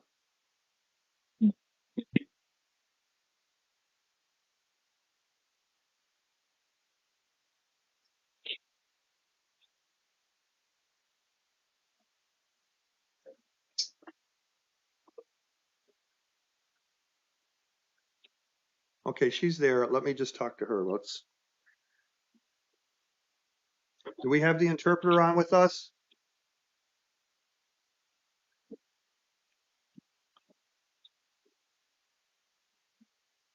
Okay. The person in the chair, can I have your name, please? Sitting there? Tracy Berry. Okay, hi, I'm Judge Hazel. Hello, Judge. The purpose of this hearing tonight is, this would be 101, right? What would she be? She'd be 2. I'm Judge Hazel. You're here today because you have some charges of assault and domestic violence. Do you understand why you're here today? Yes, Your Honor. The purpose of this hearing is for me to set release conditions on your case. Okay. What I'm going to do is release you and give you a new court date of March the 17th at 10:30 in the morning in Pima County Justice Court here in downtown Tucson. The conditions of release are don't drive without a license, no drugs, no alcohol, commit no acts of domestic violence, and no firearms. No contact with any victims, don't return to the scene of the crime. If you have property at that location, you can return to get that property with the assistance of police, but you must contact the police agency and then go there with them. Do you have any questions? I have nowhere else to go, though. Well, would you That's prefer, where my. would you prefer to stay here? No, Your Honor. Okay, so then you'll have to find another place to go. All right, that's required by law. All right, good luck to you. Just make sure Thank you you. make your court date.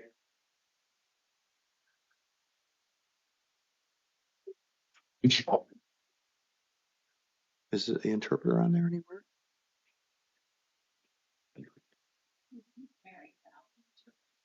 I don't know. I don't see the name on there. Is the interpreter on with us?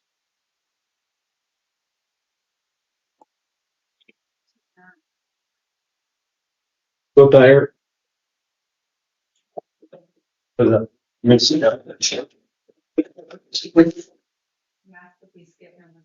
evening, Your Honor. Hi, how are you? Can I have your name, sir? Eric Cota. Hi, I'm Judge Hazel. You're here today because you have a misdemeanor charge out of Pima County Justice Court.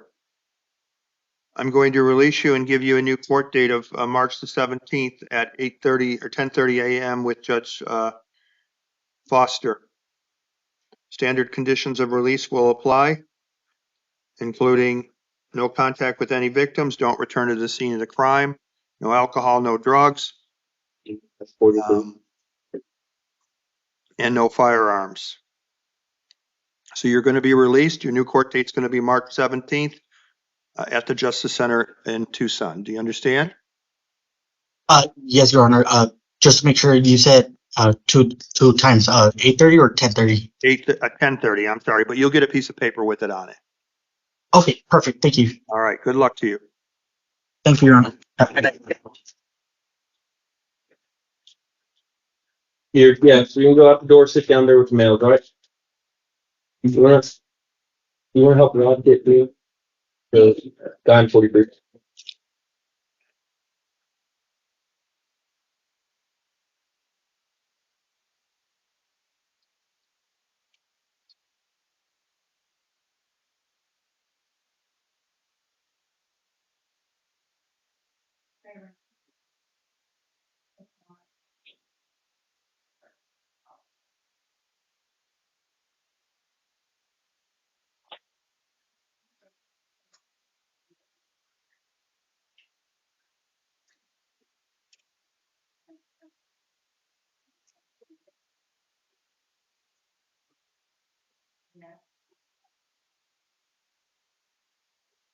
Who's next?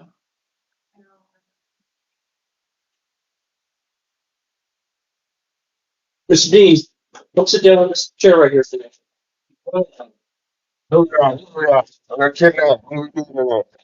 Hey, everything's being recorded, right? Okay, Remember what you said. yeah, I got kidnapped. What's up? This judge got 100 on Hi, sir. Can I have your name? Eugene D. Make sure I can see me. Okay. Last thing I want to do is get lost. I'm Judge Hazel. You're here today because you have some cases out of South Tucson, as well as cases out of Justice Court. I'm going to release you and give you new court dates. Your new court date in South Tucson is going to be March the 4th at 10 a.m. Standard conditions of release will apply in your case, so I'm releasing you on the South Tucson case.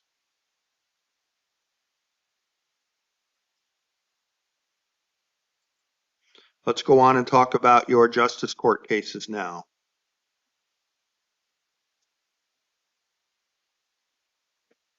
You have a warrant for trespassing out of Justice Court. I'm going to release you and give you a new court date on March 17th at 8:30 in the morning with Judge Foster on all three cases. So you're going to be released. So you need to make your court dates on March 4th and on March 17th. Do you understand?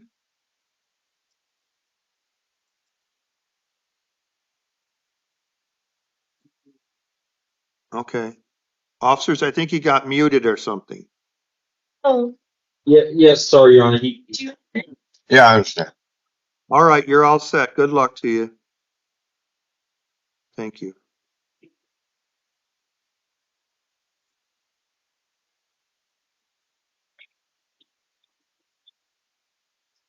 Sit down on that chair in front of the camera. Hi, can I have your name? Oscar Gomez.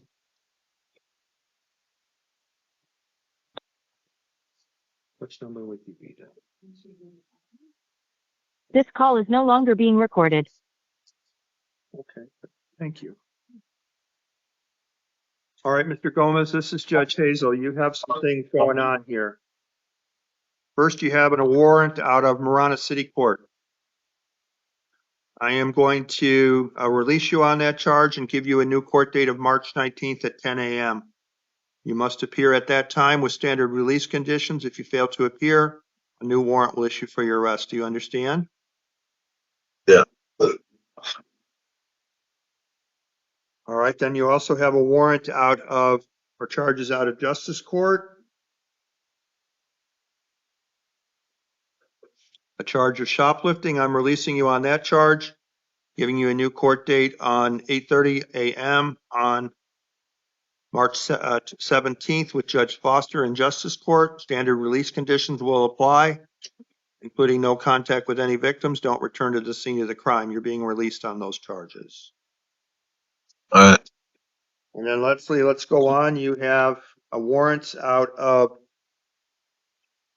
Tucson City Court. I'm releasing you on those and giving you a new court date of March the 24th at 2 p.m. in Tucson City Court. You'll have to appear at that time. So you're going to be released.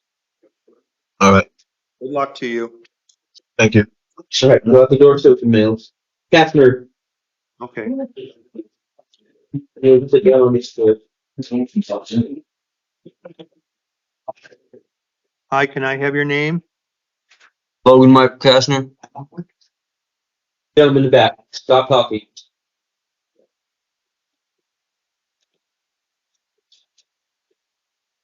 Okay, sir, I'm Judge Hazel. Let me get your case up on the computer. Sir, you have a charge of possession of drug paraphernalia out of Marana. On this charge, I am going to release you and give you a new court date of March the 19th at 10 a.m. With standard release conditions, you must appear in Marana at that time. Do you understand? Sir. Okay, you'll be released. Good luck to you.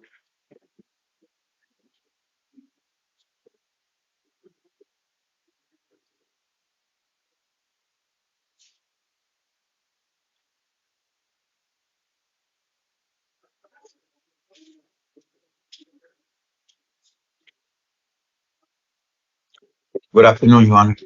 Hi, what's your name? Mario Sierra.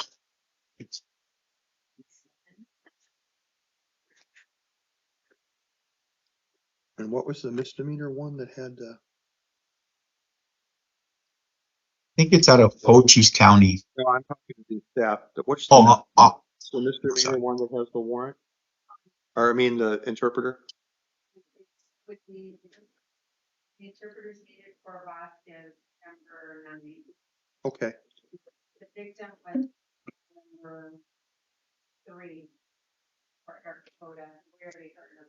We did? I have number 3 right here. I don't think I did number 3. It's right there. Okay. So you have a warrant out of Benson Justice Court. I'm going to release you and direct you to appear in Benson on Tuesday. You need to call them on Tuesday and figure out when they want you to be there. You understand? Sounds good. Yes, sir. All right, you're going to be released. Thank you. Thank you, sir. God bless you. Okay. Okay. Did I see? I don't remember seeing COVID. I did? Oh, they hung up. Hi, can I have your name? Yeah, Robert Sylvan.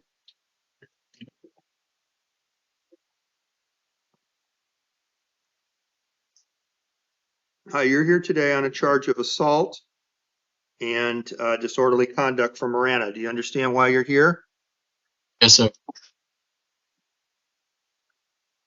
Purpose of this hearing is for me to discuss release conditions with you and give you a new court date.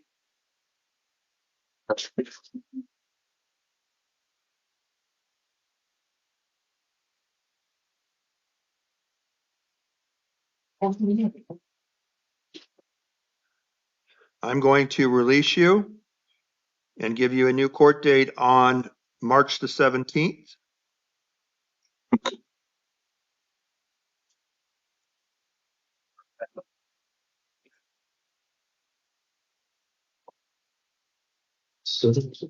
March 19th, I'm sorry. Okay. At 10 a.m. The conditions of release will be no contact with any victims, don't return to the scene of the crime, no alcohol, no drugs, commit no acts of domestic violence. If you have property at that location, you can return with the police and get that property. Do you understand? Yes, sir. Do you have any questions for me? No. Okay, you're going to be released then. Thank you. Awesome. Thank you. From this.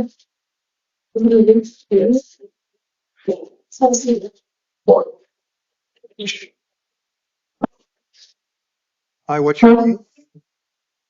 Devon Slade. Okay. Hi, I'm Judge Hazel. You're here today because you have multiple cases out of the city of Tucson that you failed to appear on. Do you understand why you're here? Prepare to appear. Yes. What I'm going to do is appoint an attorney to represent you. I'm going to set a total bond on all cases in the amount of $500. Give you a new court date of February the 25th. By video at 1:45, appoint a public defender to represent you. If you post the bond, you must appear in court on March the 13th. You're going to get a copy of all this paperwork. Do you understand? So I'm staying. Yes. You'll be staying unless you pay the bond 500. So good luck. How long is that? How long is that going to leave me in jail for? A week from Tuesday, March 25th. Okay, good. Tuesday, today, what is today? Today is the 15th. I set it at the next available court date for that judge, February the 25th. Okay? For like a month from now? No, 1 week. 2 days. Uh-huh. All right, good luck to you. All right. Right, Joshua. All goes planned. This should be the next. Older parents and stuff, I've been eating fish. Hi, sir, can I have your name, please? Joshua, right? I'm Judge Henry. You're today on charges of disorderly conduct, criminal damage, and assault. You understand why you're here today? Yes. I'm going to release you and give you a new court date. That new court date is going to be March 18th at 1:30 p.m. You are going to be released, but you must make your next court date. Standard conditions of release will apply, including no contact with any victims. Don't return to the scene of the crime. If you have property at that location, you can return with the police and get that property. Do you understand? Yes, sir. Do you have any questions for me? No, sir. All right, good luck. Thank you. Your Honor, Joe here. Do we have the Spanish interpreter on the line? We do now. That should be Thank you, Your Honor. That should be the next case.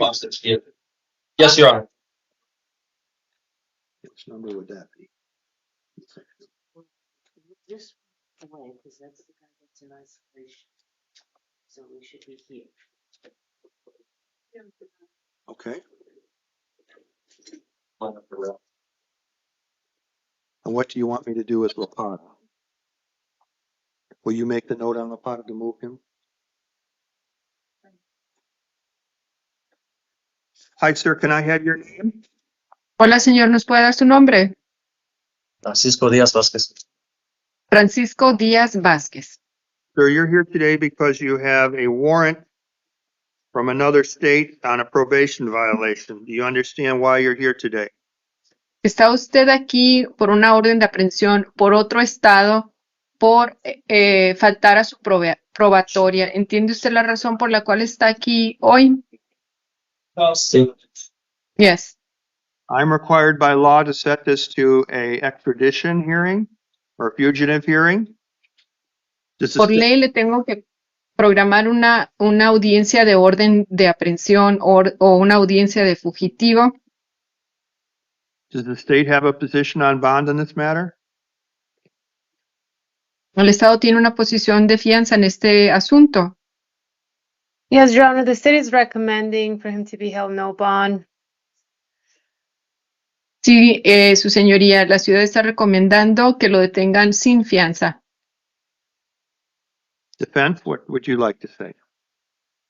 ¿Defensa qué desea decir?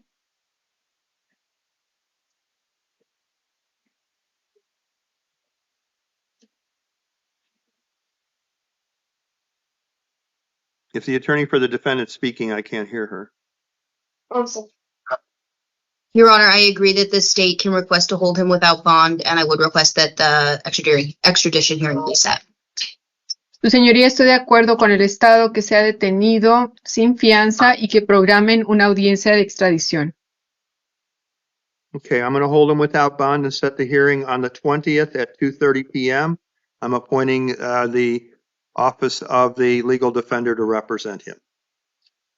Muy bien, lo voy a detener bajo una fianza de $0 y su próxima comparecencia sería el día 20 a las 2:30 y le voy a nombrar un abogado de la Oficina de Abogados Legales para que lo represente. So, sir, your next court date is February the 20th, which is next Thursday. Señor, entonces su próxima audiencia es el 20 de febrero, que es el próximo jueves. ¿Puedo hacer una pregunta? May I ask a question? Yes, but you may want to consult with your attorney before you say anything. Sí, pero quizás querrá consultar con su abogada antes de decir cualquier cosa.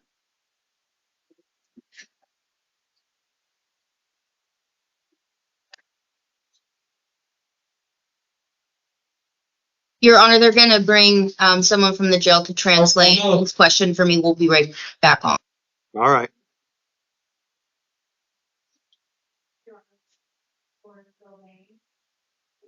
Yes. So you're gonna, that's in the adjudication one, or where is he at? He'd be in final review?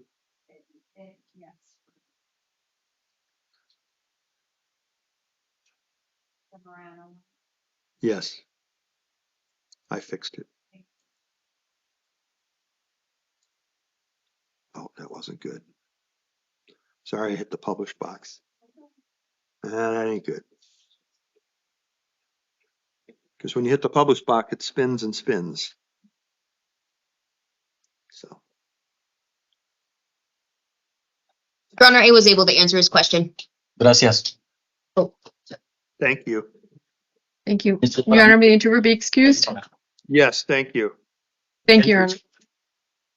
Michael, thank you. Who's going to sit down right there, all right?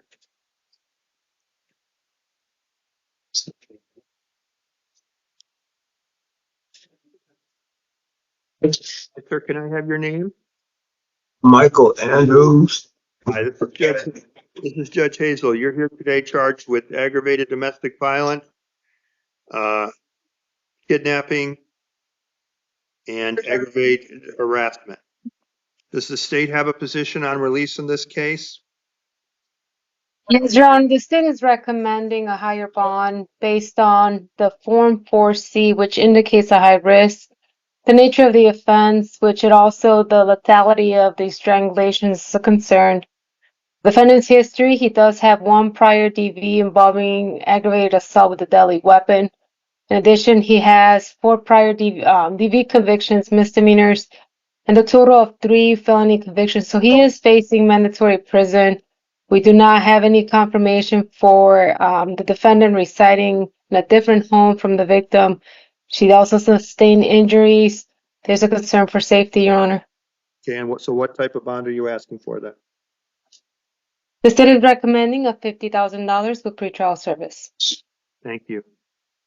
Attorney for the defendant. Your Honor, he has lived in Tucson for 10 years and has ties to the community. He does live separately from the alleged victim. He lives in an RV home, and he's willing to relocate even further away from where the victim lives and move his RV onto one of his family members' properties. So he is absolutely willing to have no contact and is able to live separately from the victim. He's also 71 years old, and he has a medical condition which will make it difficult for him to be in the jail. He is on disability, so he has a fixed low income and can't afford to pay much bond. He would like to be released to pretrial services and will comply with any conditions the court finds appropriate. If the court is inclined to impose a bond, I'd ask that it be $5,000. Thank you. I'm going to do the following in this case. I'm going to set this matter for a preliminary hearing on February the 25th at 1:30 p.m. in Justice Court. I'm going to set a total bond in the amount of $20,000. That's cash secured. I'm directing pretrial services if he posts the bond. The following conditions will be applied in this case. Don't drive without a valid license, no alcohol, no drugs, no acts of domestic violence, and no firearms. If he is post bond and he does get released, he may return once to the location to get any property he has.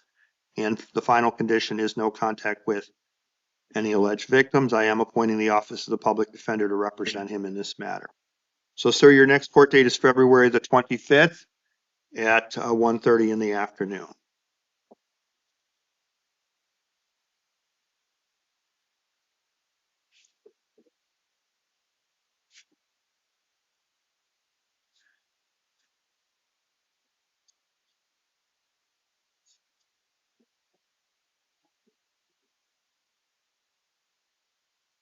I already did that one too, I believe. Hi, sir. Can I have your name, please? Ashton Calloway. Hi, I'm Judge Hazel. You're here today charged with the unlawful discharge of a firearm and misconduct with weapons. Do you understand why you're here today? Yes, sir. Does the state have a position on release on this case? The state is recommending a $10,000 with pretrial service if released. The nature of the offense is a concern. There's a weapon. The defendant also did not participate with pretrial service, referencing the behavior assessment. He is mandatory prison. The concern as well, Your Honor, is that there are witnesses confirm the defendant discharged his weapon not only once, but also in a different area surrounding a park.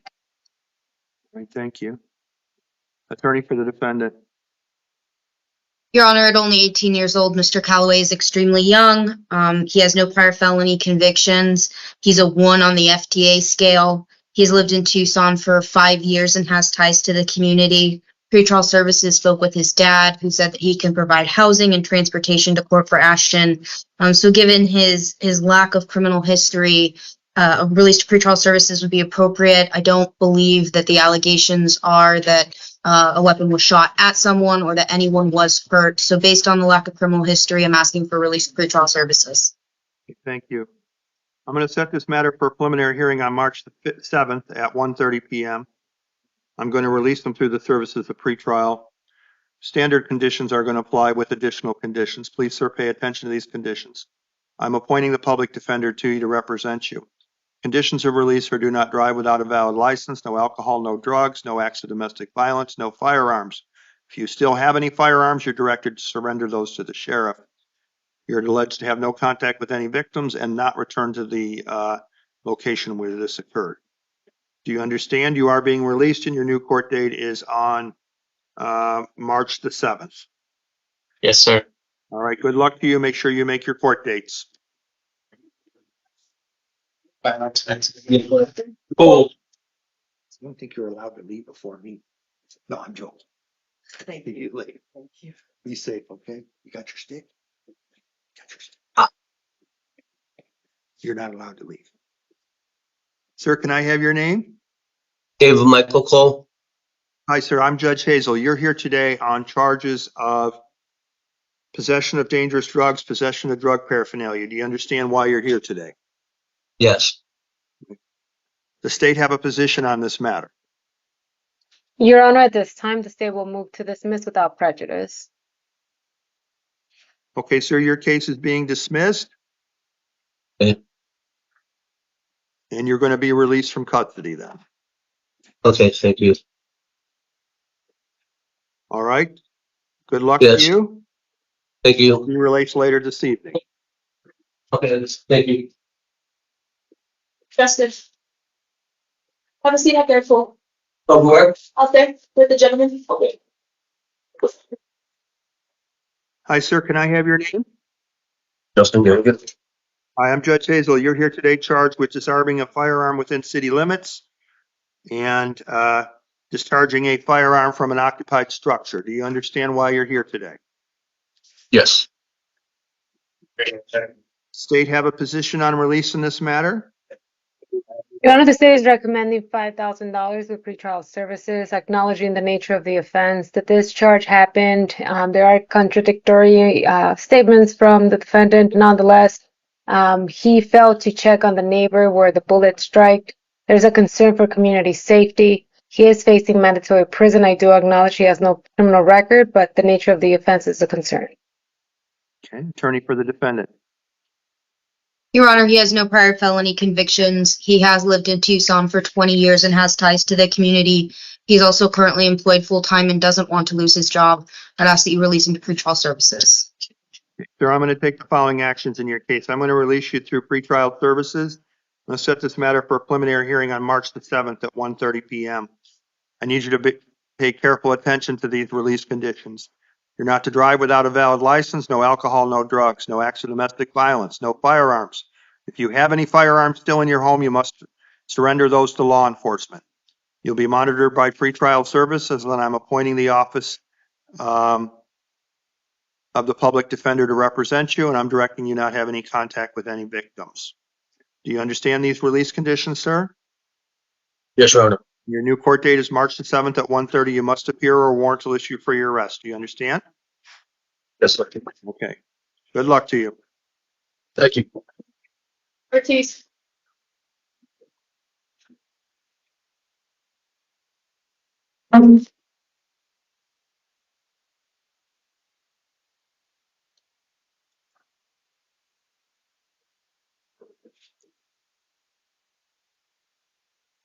Sir, can I have your name, please? Yes, sir. Carlos Ortiz. Sir, you're here today charged with prohibited possession of a weapon. The allegation is that you were priorly convicted of a felony and therefore you're not allowed to possess a weapon and you haven't had your rights restored. Do you understand why you're here today? Yes, sir. The state have a position in this matter. Yes, Your Honor, the state is recommending $10,000 with pretrial service. That will be based on the nature of the offense. The circumstances, Your Honor, for which the defendant is before the court, it's rather serious also, nonetheless. The defendant does have a prior conviction and had a possession of a firearm. All right. Attorney for the defendant. Your Honor, he has no prior felony convictions. He's a 1 on the FTA. Oh, I'm sorry. Is this Carlos Ortiz? Yes, sir.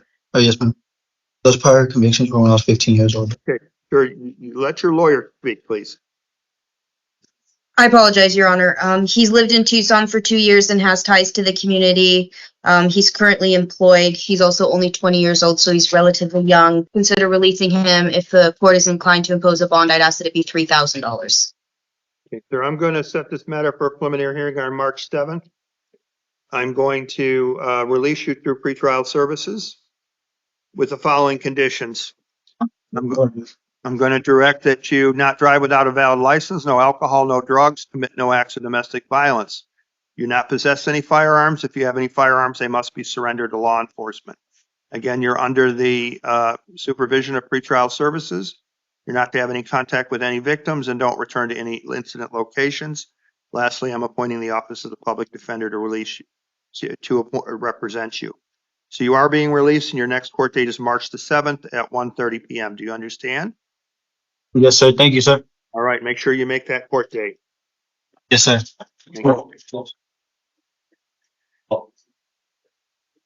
Pretrial or OR? 10 o'clock.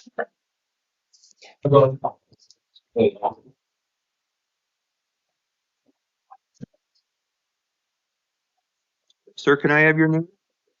Sorry, 10 o'clock. Sir, I'm Judge Hazel. I'm here today to conduct an initial appearance on your case. You're charged with discharging a firearm within city limits, kidnapping, aggravated assault, and shooting at an occupied structure. Does the state have a recommendation in this case? Yes, Your Honor, the state is recommending $75,000 with pretrial services based on the nature of the offense. The defendant not only is a continual risk to the victim based on the allegations, but also a continual risk to the community as he discharged his weapon and struck a building, which is a hotel, multiple people nearby, and in addition, the assault that took place against the victim. Attorney for the defendant? Your Honor, he has no prior felony convictions. He's a 2 on the failure to appear scale. He reports that he does reside separately from the victim and is absolutely willing to have no contact with the victim. He does have a job and needs to report to work tomorrow. He's hoping that if a bond is imposed, that it's an amount he would be able to pay. He would like to be released. If the court is inclined to impose a bond, I'd ask that it be $15,000. Thank you. I'm going to set this matter for a preliminary hearing on February the 25th at 1:30 p.m. I'm going to set a cash secured bond in the amount of $50,000. If that's posted, they'll be supervised by pretrial services. The following conditions will be applied in this case. Don't drive without a valid license, no alcohol, no drugs, no acts of domestic violence, no firearms. If you have any firearms, sir, and you are released, you must surrender them to law enforcement. You're to have no contact with any victims. You're not to return to that location. And I'm appointing the Office of the Public Defender to represent you. So your next court date is February the 25th at 1:30 p.m. Do you understand? Yes, sir. Okay. Thank you. Does the state have anything further tonight? No, Your Honor. Thank you. Anything from the defense? No, thank you, Your Honor. All right. Thank you.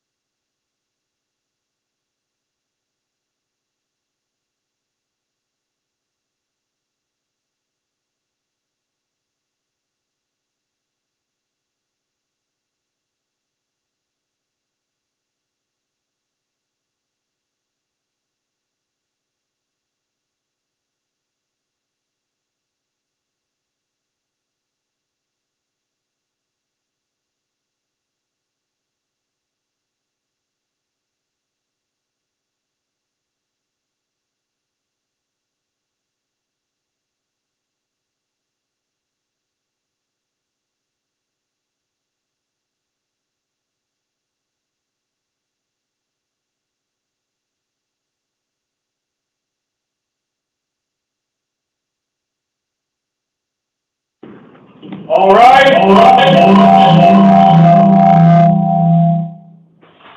Sorry, everyone. Are you ready? Yes, ready. Please have a seat, and I apologize. Good evening. This is the 8 p.m. calendar for the 15th day of the month. On the first day of the month, orders were read onto the record that affect all of you regarding DNA and fingerprinting. In just a moment, I'm calling up the podium one at a time. Always follow the officer's instructions. When you get to the podium, I need your name. I'll tell you the charges you're here on. I'll appoint most of you an attorney. I'll set your next hearing date, give you the location. I'll set your general release conditions. All of you will have general release conditions. They are as follows. Do not make contact with the arresting officers. Do not possess any drugs without a valid prescription. Do not drive a motor vehicle without a valid license. Keep us informed as to where you're living. If you're on probation, you'll be ordered to contact your probation officer. If the charges you are here on indicate there may be a victim, you will be ordered not to go around the victim and not to return to the scene of the alleged crime. At the end of the hearing, the officer will hand you some paperwork. Read it carefully at your earliest convenience. Thank you, everyone.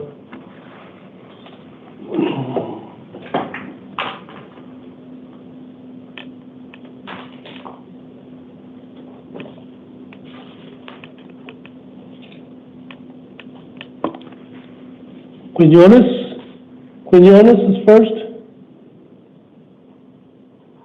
And then Angel Bargain is after this lady. Tell me your full name, please, miss. Pasita Quiñones.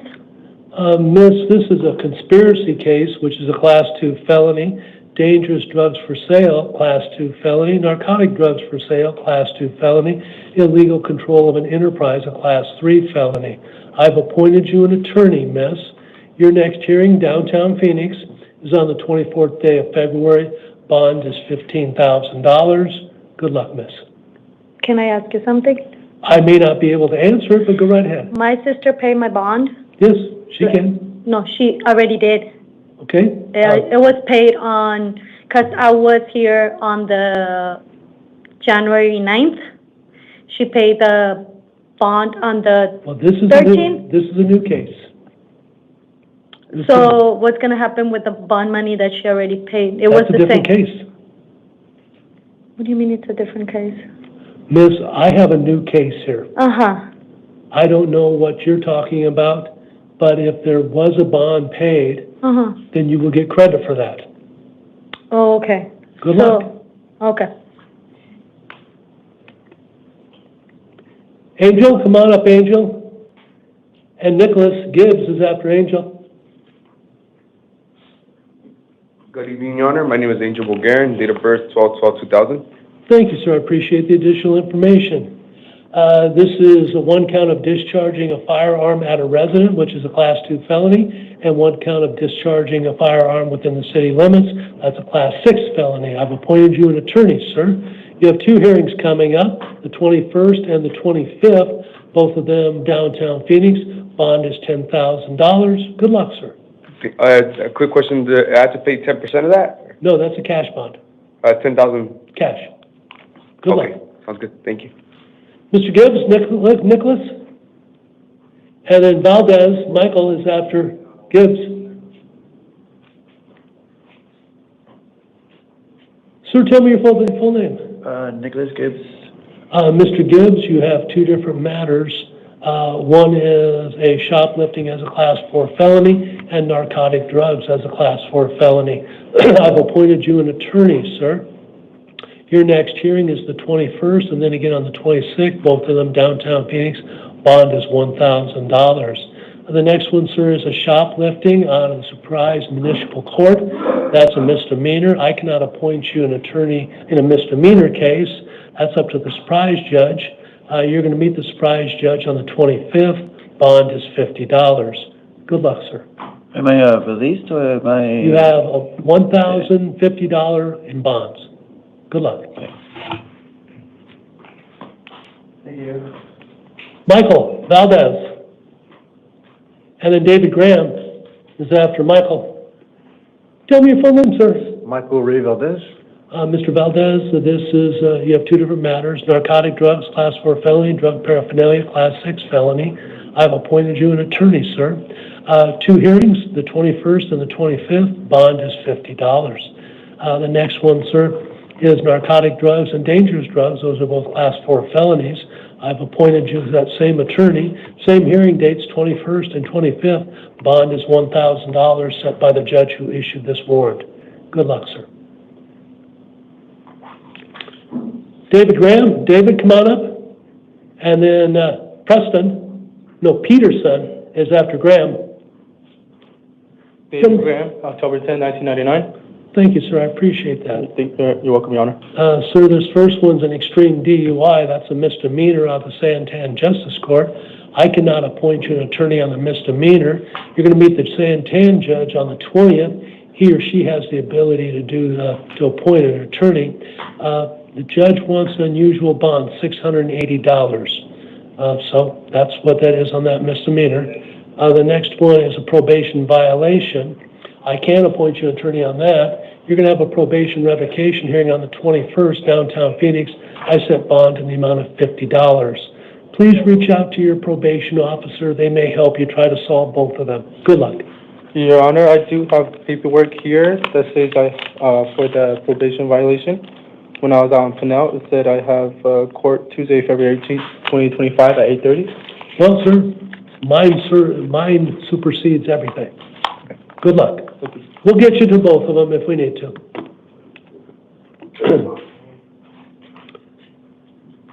Joby? Come on up, Joby. After Joey is Joshua. Amaya. Tell me your full name, sir. Joby Lee Peterson, 227, 1965. Thank you, sir, for the extra information. I appreciate that. Narcotic drugs, a class 4 felony. Misdemeanor driving under the influence as a misdemeanor. And then another misdemeanor driving under the influence with a metabolite, usually considered a drug. I've appointed you an attorney, sir. You have 2 hearings coming up, March 3 and March 5, both of them downtown Phoenix. You're being released on your own recognizance. You'll be out of here in about 6 hours. Good luck. Thank you, Your Honor. Good luck. Thank you so much. With DUIs, you have to be careful. You may not have your driving privileges. Okay. Joshua, come on up, Joshua. And then Daryl is after Joshua. Good evening, sir. Tell me your full name. Joshua David Amaya. Sir, you have 2 different matters. The first one's a probation warrant for your arrest. I've appointed you an attorney. You're going to have a probation revocation hearing on the 21st of this month, downtown Phoenix. You're being released on your own recognizance. You'll be out of here in 6 hours. The other one's almost identical, another probation violation, same attorney, same hearing date, the 21st, same location, downtown Phoenix, same release condition on your own recognizance. You'll be out of here in about 6 hours. That puts you out about 2 a.m. in the morning. The first thing you've got to do when you walk out of this building is call your probation officer. I know it's 2 a.m. If you follow their rules and my rules, you're given the next judge you meet on the 21st 2 good reasons to not put you in prison on the 21st. Yes, a class 4 felony carries a presumptive 2.5 years in prison. Good luck. You're the man, sir. Good luck. You just do what you're supposed to do. Take care of yourself. Hey, guys, get down. Daryl. Come on up, Daryl. After Daryl is Brandon Litz. Or Lights, I'm not sure which. Tell me your full name. Daryl James Shagum.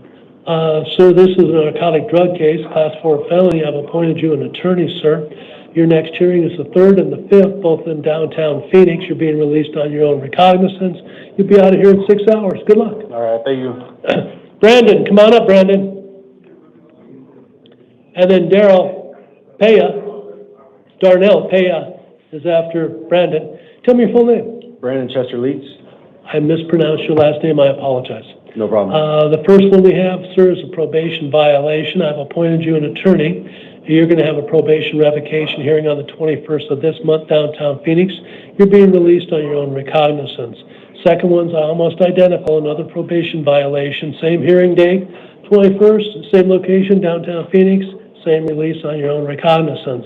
Last one, another probation violation. Same attorney, same hearing date, the 21st, same location, downtown Phoenix, same release on your own recognizance. You'll be stepping outside this building at about 2 a.m. in the morning. First thing you have to do is reach in and grab your phone and call your probation officer. You'll probably just leave a message, but make the phone call. If you follow their rules and my rules, you're given the next judge you meet 2 good reasons on each of these 3 cases, 6 good reasons to not put you in prison on the 21st. Thank you, sir. Good luck. Thank you. Darnell, Bea, and then Midwell, Terraza Midwell is after this gentleman. Tell me your full name. Darnell Lee Paya. Mr. Paya, this is a narcotic drug case, Class 4 felony, drug paraphernalia, Class 6 felony. I've appointed you an attorney, sir. All right. You have 2 hearings coming up, the 3rd and the 5th. I'm releasing you on your own recognizance. You'll be out of here in 6 hours. Good luck. All right. I'm just checking because, like, a couple of days ago, my mama, she posted a bond for me, and I got out until I had to go to court, and they drugged me back in here for some reason. Well, sir, all I can tell you is I have this warrant for your arrest, and I have to process it. All right. Good luck. All right, thank you. You too. Midwell? Come on up.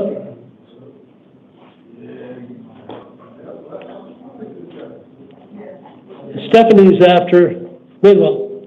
Tell me your full name. Isaiah Terrazas, Julius Midwell. Sir, this is a probation violation matter. I've appointed you an attorney. You're going to have a probation revocation hearing on the 21st. Downtown Phoenix, you're being released on your own recognizance. You'll be out of here in about 6 hours. As soon as you get out of here at about 2 a.m. in the morning, call your probation officer. I know it's the middle of the night, but if you follow their rules and my rules, you're given the next judge you meet on the 21st. Very good reasons to not put you in prison on the 21st. Good luck. All right, thank you. Stephanie? Come on up, Stephanie. And then Harley Buckaloo is after. Stephanie Elizabeth Tonkinson. Thank you, Miss. Miss, this is a aggravated driving under the influence, Class 4 felony, and driving under the influence as a misdemeanor. I've appointed you an attorney, Miss. Your next hearing is on the 21st, downtown Phoenix. You're being released on your own recognizance. With any DUIs, there's what's called an admin per se. So your driving privileges are at risk. You may not This case is from 2021. I don't know why it's saying aggravated now because I've already pled to a misdemeanor. It's a probation, so I don't really, or 2022, I mean. But I suggest you take all the paperwork and show up at the judge. I will, Your Honor. Thank Good you. luck. Thank you, Your Honor. Harley? And Darius Curry is after Buckaloo. Tell me your full name. Harley J. Buckaloo. Mr. Buckaloo, this is a dangerous drug case, Class 4 felony. I've appointed you an attorney. You have 2 hearings coming up, the 3rd and the 5th, both downtown Phoenix. You're being released on your own recognizance. You'll be out here in about 6 hours. Good luck. Thank you. Darius Curry. Tell me your full name, sir. Darius Curry. This is a probation violation matter. I've appointed you an attorney. You're going to have a probation revocation hearing on the 21st, downtown Phoenix. You're being released on your own recognizance. The next one, sir, is a narcotic drug case, Class 4 felony, and drug paraphernalia, Class 6 felony. Same attorney, different hearing dates, the 3rd and the 5th of March. Again, you're being released on your own recognizance. You'll be out of here in about 6 hours. At 2 o'clock in the morning when you step outside, you've got to call your PO. Follow their rules and follow my rules. You're going to give the next judge you meet on the 21st 2 good reasons to not put you in prison on the 21st. Good luck. Now we're up to our Spanish. Is that correct?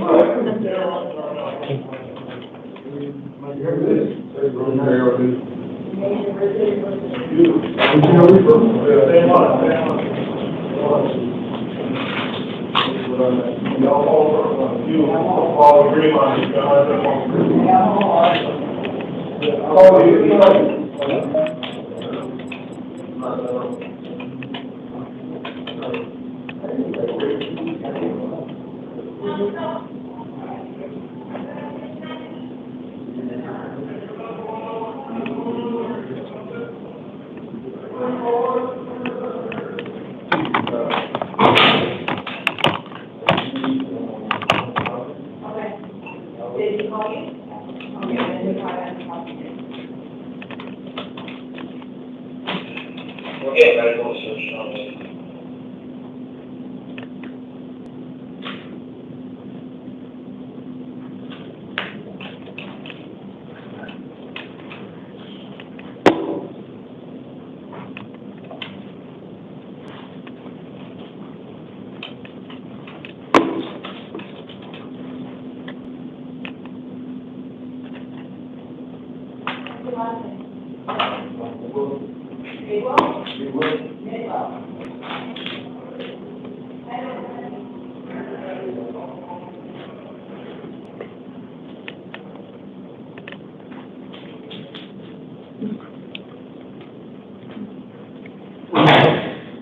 Okay, thank you.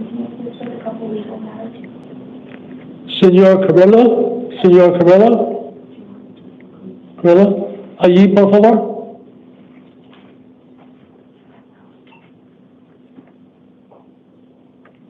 Allí. Do I have the Spanish interpreter with me? Yes. Thank you. We're going to start the hearing now. Sir, if you are partially bilingual, please wait for the interpretation before you answer. Hola, yo seré su intérprete el día de hoy. Señor, si usted es parcialmente bilingüe, por favor espera que el intérprete termine de hacer la interpretación antes de contestar. Please tell me your name, sir. Por favor, dígame su nombre. Servando Lizarga Carrillo.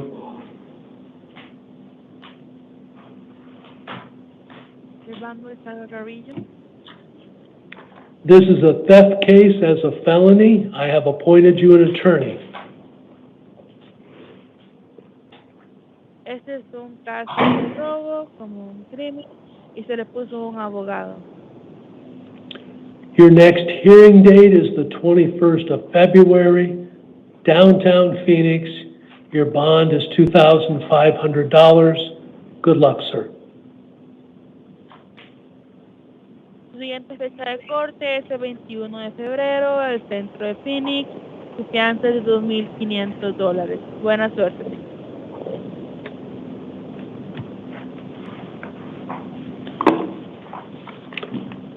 Would you invite Mr. Jesus Lerma to the podium?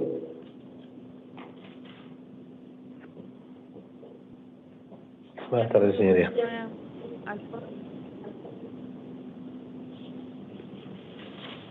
Sir, if you are partially bilingual, please wait for the interpretation before you answer.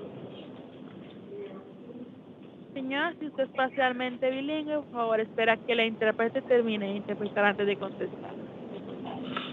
Okay. Please tell me your name, sir. Por favor, dígame su nombre. Jesús Ernesto López Lerma. Mr. Ernesto López Lerma. Sir, you're charged with narcotic drugs, which is a Class 4 felony.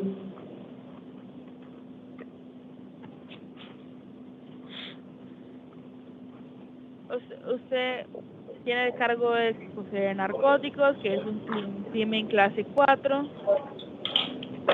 Your next hearing is February 21st, downtown Phoenix.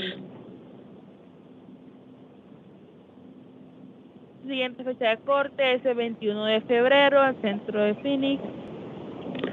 Bond is $500. Good luck, sir. Fianza de $5,000. Buena suerte. Ok, ¿puedo hacer una pregunta? Can I make a question? Yes? Ok, yo había pagado una fianza hace un mes pasadito, que estaba aquí, tenía que venir a corte y ustedes mismos me entregaron al ICE, ¿no? Y me llevaron me tuvieron detenido, no pude venir a corte, por eso que estoy aquí otra vez. Y mi corte era ayer y no me trajeron y ahora me están poniendo otra para otro día. para 21, para 20 días, bueno, unos días más. I already paid for the bond, and a few weeks ago, and then I was detained, and I wasn't able to go to court date. That was yesterday, and now you're giving me another one. Yes, there's another one. It's secured appearance. If you come up with $50 and an agreement with the bonding company, you can be out of here. Sí, es para asegurar su aparición. Si usted puede pagar $50 con una compañía de pago de fianzas, pues. Good luck, sir. No, pero, lo de la fianza, lo que pagué la fianza, pues para que vengan a recogerlo, porque pues si estaba detenido, ¿cómo reclaman el dinero ese? Pues ustedes mismos me entregaron al ICE. But what I paid for the bond, how can I do it? Because you were the ones that gave me to the ICE. Sir, this is a new warrant. The bond is $500. I'm sorry. Lo siento, la fianza es de $500, perdone. Lo siento. Good luck. De $500 es mi fianza de ahorita. $500 is my bond for now. Yes.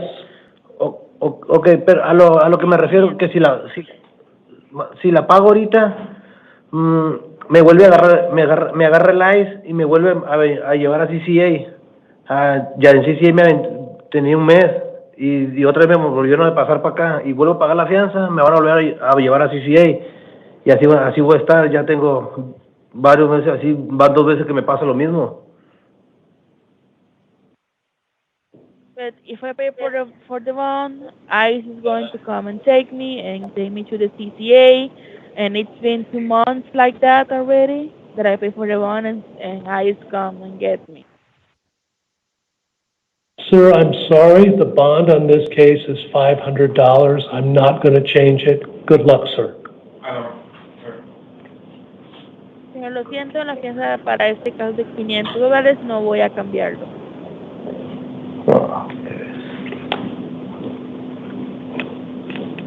Miss Interpreter Arturo Santana, please. Arturo Santana. Sir, if you are partially bilingual, please wait for the interpretation before you answer.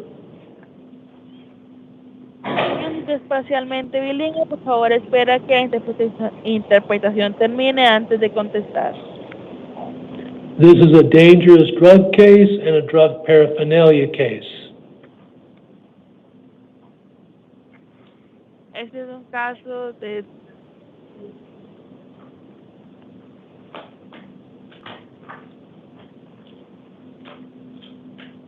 drug paraphernalia.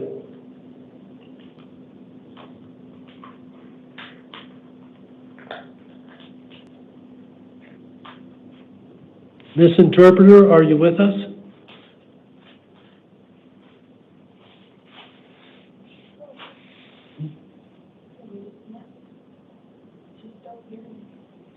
Miss Interpreter, we cannot hear you.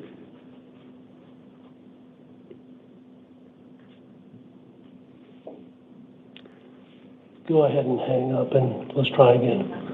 Un momento, señor. Gracias. Un momento. Officer, are you bilingual? No, sir. Okay.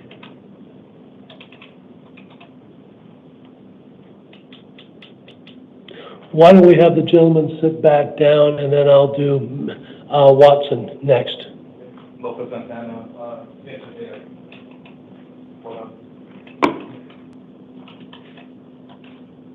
Is he the only one in there? just name one more, sir. Watson. Okay.